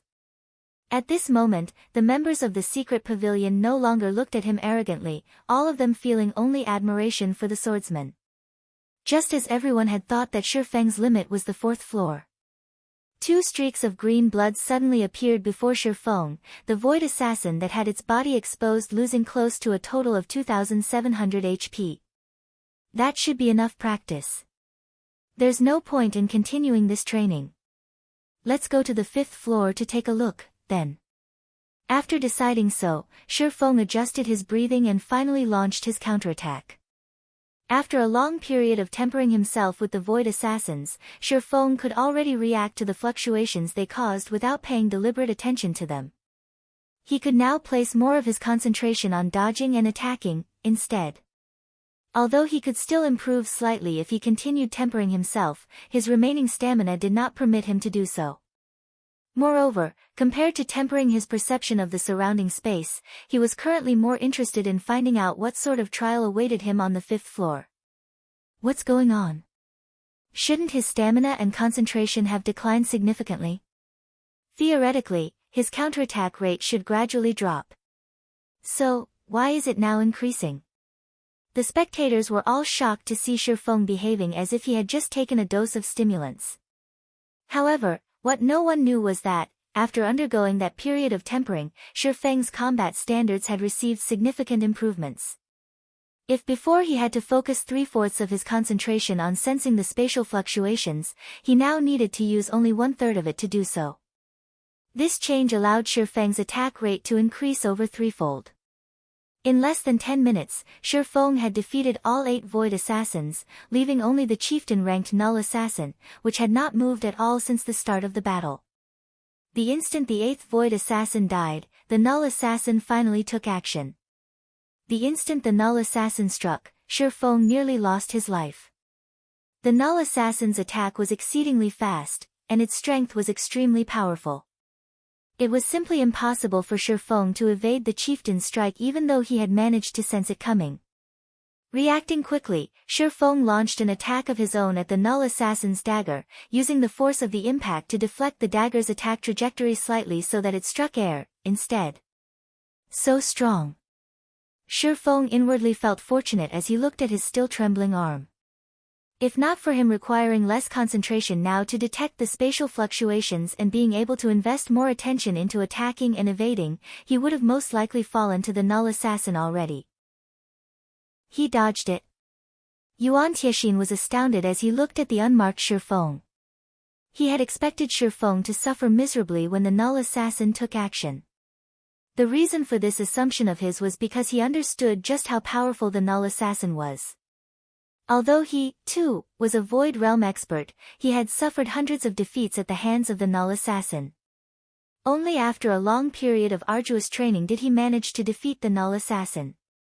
Moreover, even until now, his win rate against the null assassin was still not 100%. Hence, he never imagined that Feng would actually manage to deflect the Null Assassin's attack on his first try. The scariest part about the Null Assassin was its first attack. If one could avoid its first attack, the subsequent battle would become much simpler. Sure enough, after a short adjustment period, Feng launched his counterattack on the Null Assassin, continuously dealing damage to the chieftain. In the end, after a dozen minutes or so of strenuous battle, he depleted the Null Assassin's 200,000 HP. Chapter 899, Ranking Competitions Number 1. What? He cleared it, just like that? All of the spectators were stupefied as the Null Assassin's corpse appeared on the ground. Until now, not a single person among their trainees had conquered the Silent Hell. Although they knew that some of them would eventually clear the 4th floor, they never expected a newcomer from another guild to do so. Meanwhile, Feng's success caused an uproar among the other players in the main hall. Many people began to regret their decision to not watch Feng's battle. If they had done so, they might have learned something, allowing for minor breakthroughs. After all, every expert had their own strengths and weaknesses. If the other party's strength made up for what they lacked, they would gain some insight from watching the battle. Ha ha ha. You guys have seen it now, right? I'm not weak. It's that Feng is too strong. Among our batch, he ranks at the very top. With my abilities, how could I possibly be a match for him? When Violent Bear saw Feng clear the 4th floor, excitement replaced his previously defeated expression. He then turned to the fighters who had laughed at him and proudly proclaimed, "If you guys think I'm weak, why don't you challenge him, rather than spout bullshit from the sidelines?" Suddenly, the players who had previously mocked Violent Bear fell silent. Thinking back to the Berserker's battle against Feng, although Violent Bear had lost quite a few points, he had actually profited from the fight against an expert like Feng. Usually, for those with lower standards, it was impossible to find an opportunity to fight trainees who had reached the 4th floor. The latter despised fighting them. Violent Bear, on the other hand, had, unintentionally, scored a fight against an expert like Feng. If Violent Bear gained even a fragment of inspiration from that fight, the 800 points he had lost would have been worth it. If possible, they were willing to spend 500 or 600 points, 800 points, for a match against Feng. However, this opportunity had obviously passed. The fact that Feng had secured first place in the ranking competition meant that he no longer lacked battle points. Furthermore, why would Feng need to fight them? On the battle tower's 5th floor. As soon as Feng arrived, he felt a massive mental suppression weigh on him. This mental suppression was many times stronger than the abyssal blade had exuded when he executed a skill. He felt as if he stood before a Tier 5 monster, suffocating. His body's reaction speed and mobility were also heavily restricted. Aside from this oppressive pressure, he noticed that he stood in a dimly lit cave. Steam filled the cave, feeling like a massive sauna. The steam also hindered Feng's vision.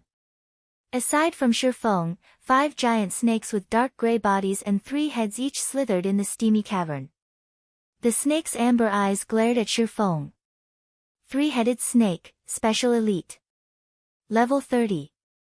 HP 150,000/150,000. Before Feng could adapt to the environment here, the 5 3-headed snakes moved. Inside the rubble-filled cave, Feng's mobility was restricted.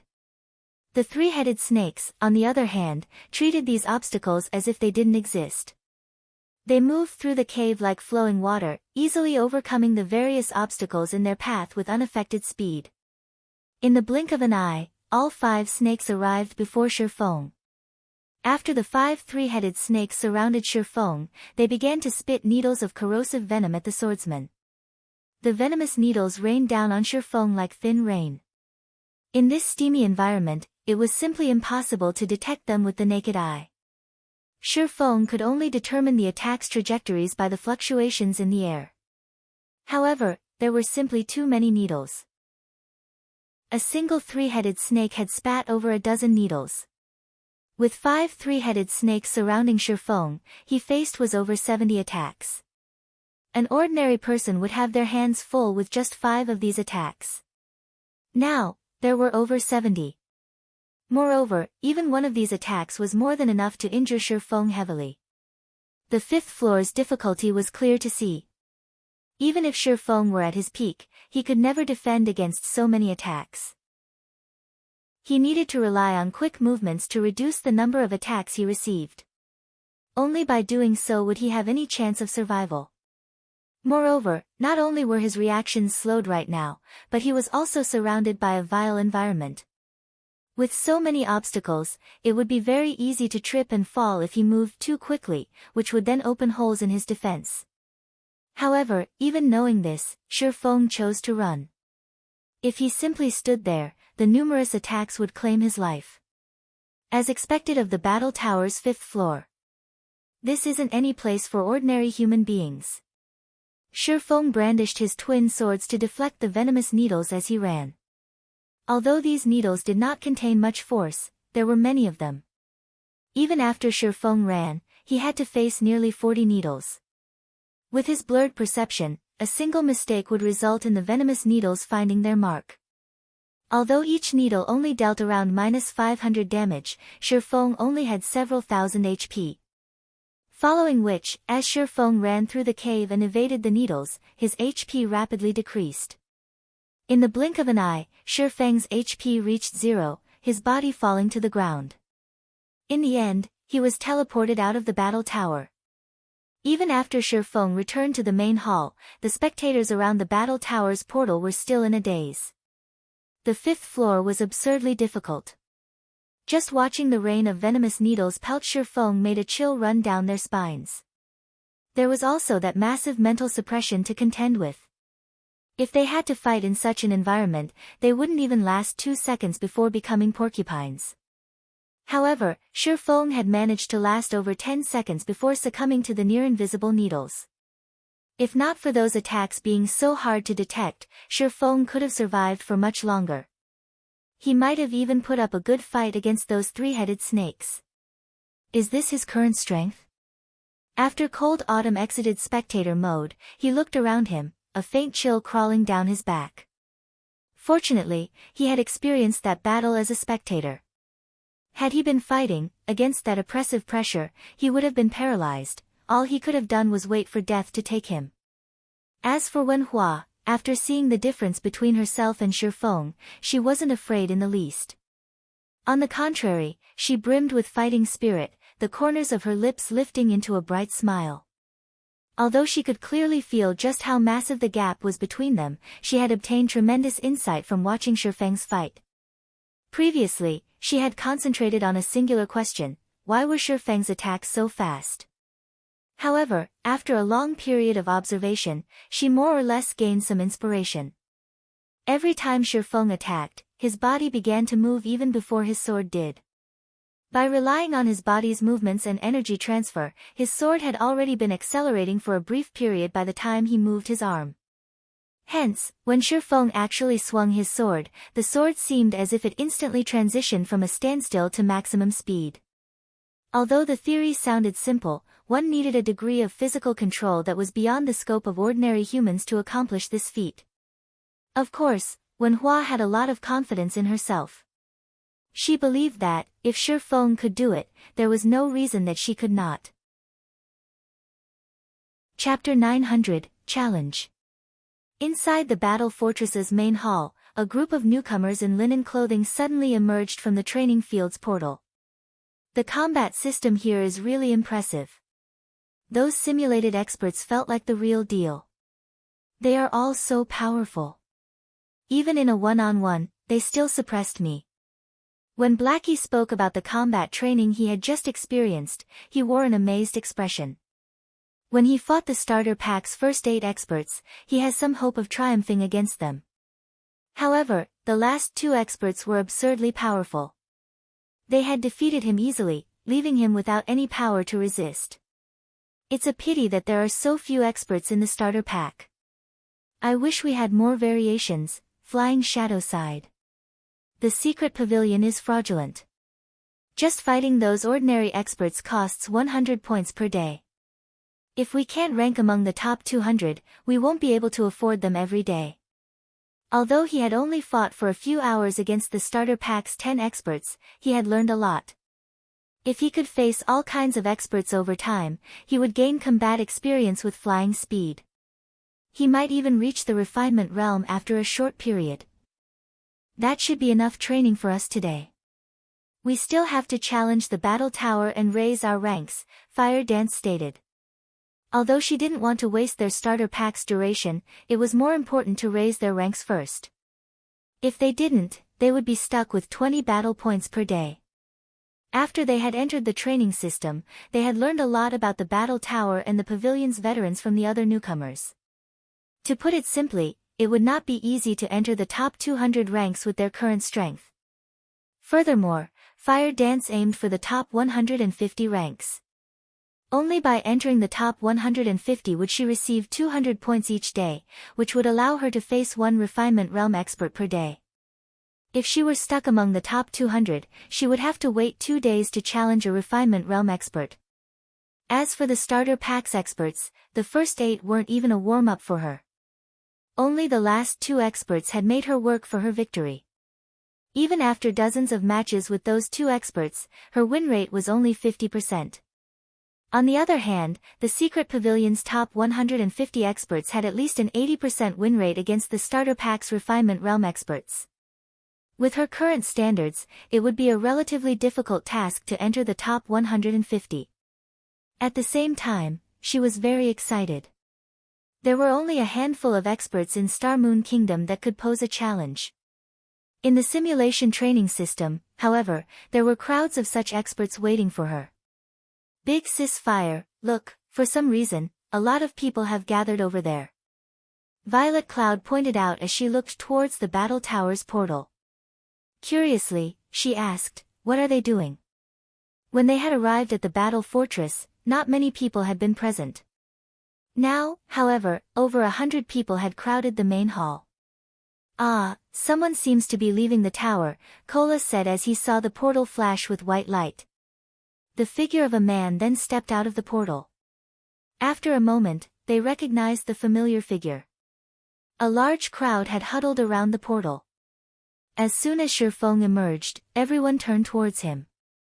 They looked at Feng as if he were a monster, curiosity and horror flashing in their eyes. Feng was simply some newbie that had joined the training system today, yet, he had set foot onto the 5th floor.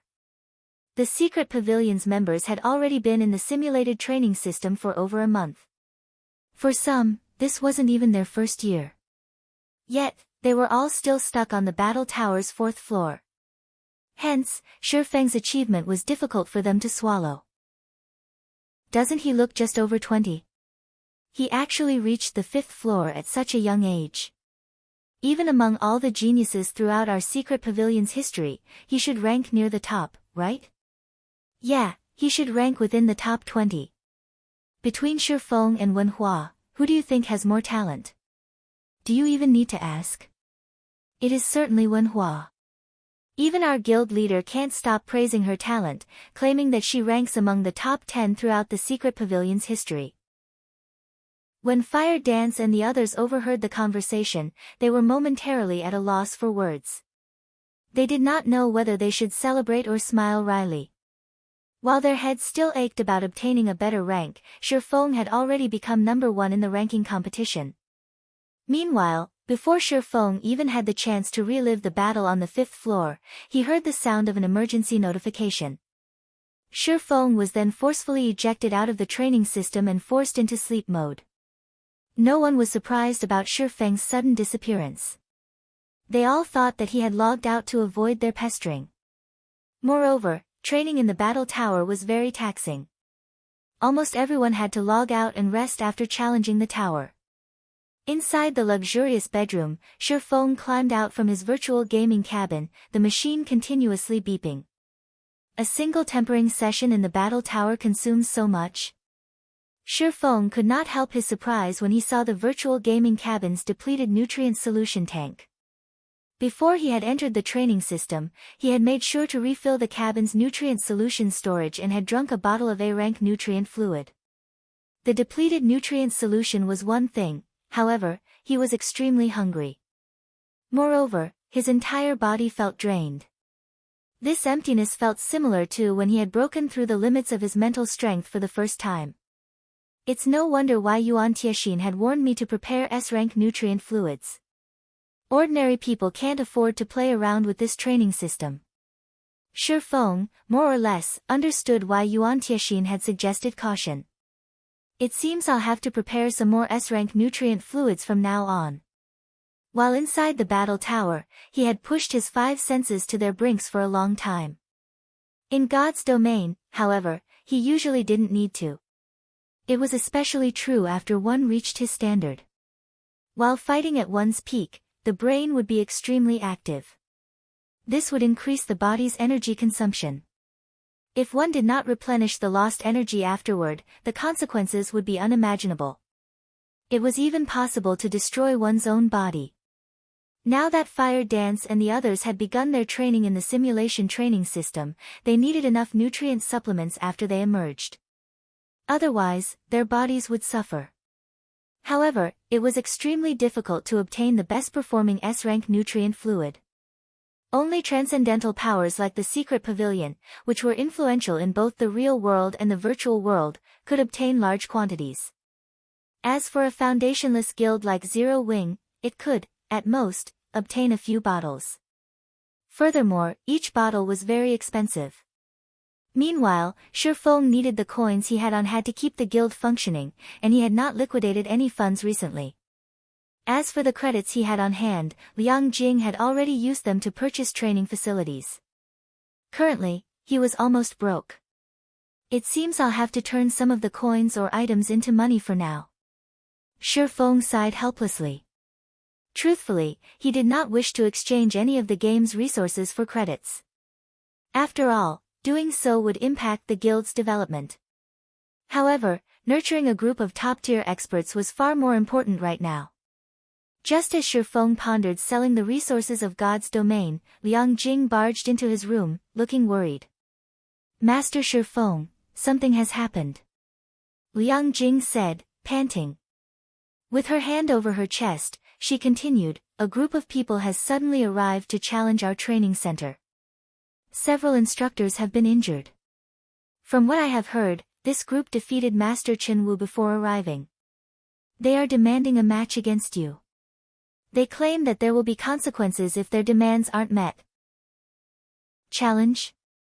Who are they? What do they look like? Feng recalled a faint memory after hearing these words. Chapter 901, Silent Blade. Inside the bustling dojo, hundreds of people had gathered around the arena. This dojo is pathetic. These instructors are just garbage. They're completely misguiding the students here. With such skills, they even dare start up a dojo. Hey, you guys, you're better off training somewhere else. With these trash instructors teaching you, you won't get anywhere in a fighting competition, no matter how long you train. It's no wonder why, after so many years, this city has not produced a single, decent professional fighter.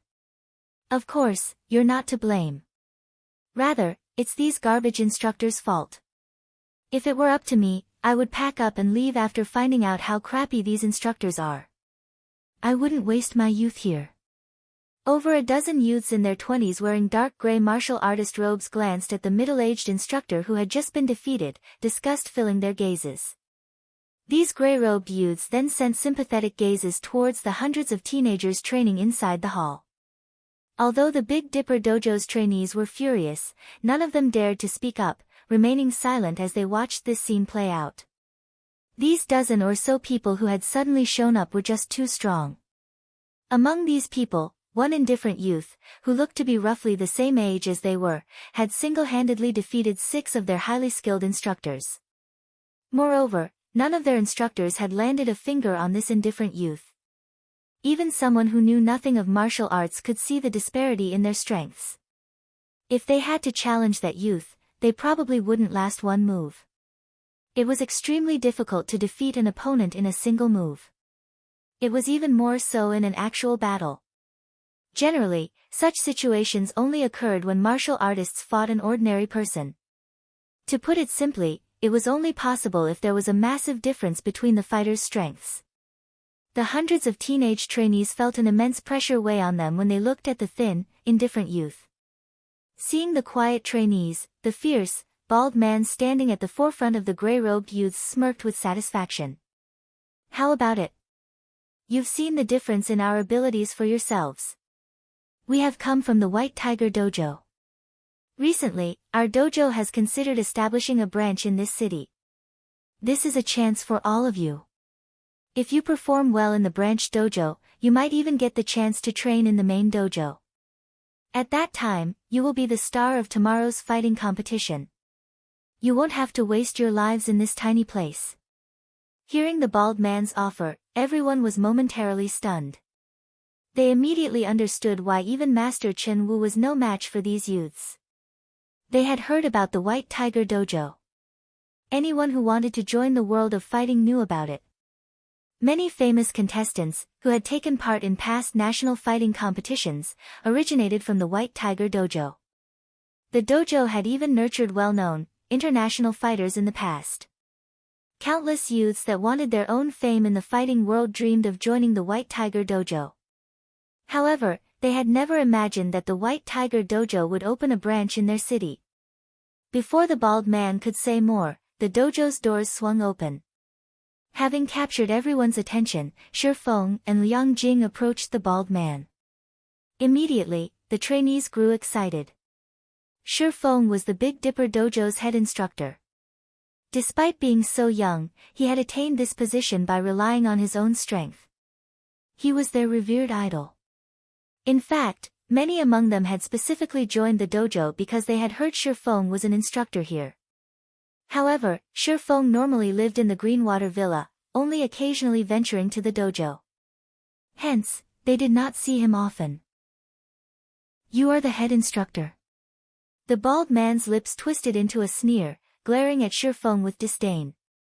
He had heard that the newly established Big Dipper Dojo had a 20-something-year-old martial artist who guided the students. He had thought it had been a joke.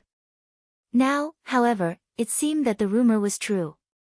The man before him wore cheap, dark blue sportswear, and he didn't appear strong. Not only did the man seem a little pale, but he also lacked the aura of a martial artist. It was hard to imagine how such a weakling had wormed his way into the position of head instructor. In his opinion, Feng was weaker than the instructors that had already been defeated. At the very least, their auras had been passable. That's right. Why have you come looking for me in such a hurry? Feng swept a glance over the dozen or so members from the White Tiger Dojo, becoming more confident in his conjecture. In the past, after God's Domain launched the mind-space system, the well-known dojos throughout the nation had begun to expand. These dojos had set up branches in various cities in an attempt to poach members and expand their influence, hoping to attract major corporations' investments. Although some dojos had received these investments, the majority had not. These corporations' intentions had been obvious. They had all wanted to nurture a powerful guild of their own in God's domain. However, compared to recruiting ordinary players, it was far more efficient to recruit fighters from dojos, who were already familiar with actual combat. Moreover, God's domain wouldn't impact these fighters' daily routines. These people only needed to play God's domain while they slept. With this, not only would the fighting world and virtual gaming world remain separate, but they would also form a mutually beneficial relationship, helping each other improve. Both sides would make more money. Knowing this, the major corporations that had been interested in the mind-space system had refused to ignore such a valuable opportunity. Among the country's dojos, the White Tiger Dojo had chosen to set up branches in over a dozen third-tier cities. Jinhai City had been one of those cities. Back then, the city's various dojos had despaired upon hearing the news. These dojos had originally chosen to develop in a third-tier city precisely because they could not compete with the dojos in first- and second-tier cities. When the major dojos had targeted their cities, they had been forced out of business. In the end, many of Jinhai City's dojos had been forced to cooperate with the White Tiger Dojo. Once Feng saw the White Tiger Dojo's members, his gaze stopped on the indifferent youth behind the bald man. Feng knew this youth. He had been extremely famous in Jinhai City. Moreover, after joining God's domain, he had become unstoppable. In the past, he had been known as Silent Blade in God's domain. At his peak, he had been a Tier 5 berserker who ranked 58th on the God's domain experts list. Unfortunately, his entry into God's domain was somewhat late. Otherwise, his achievements in the game would have been even greater. Our White Tiger Dojo is thinking of opening a branch in Jinhai City, so we've come to say hello. We were also hoping to spar with you. I wonder if Instructor is interested? The bald man laughed. Spar. Feng's lips hooked up slightly. Shaking his head, he said, why doesn't it look like that to me?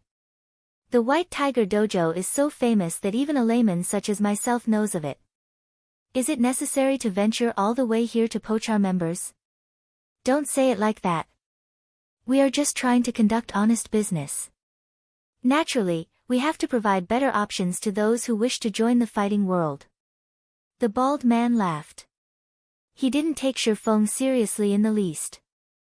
In his opinion, Feng was merely a puppet that Big Dipper had employed to run this dojo. The man didn't qualify to speak to him at all. I've heard that you are quite powerful. I have always admired those with strength. I wonder, would you be willing to spar with me? We can show everyone whether or not your strength is superficial. You're tuning in to the Blissful Bookshelf YouTube channel. We're so grateful for your support, and don't forget to subscribe to join us on this incredible journey through captivating stories.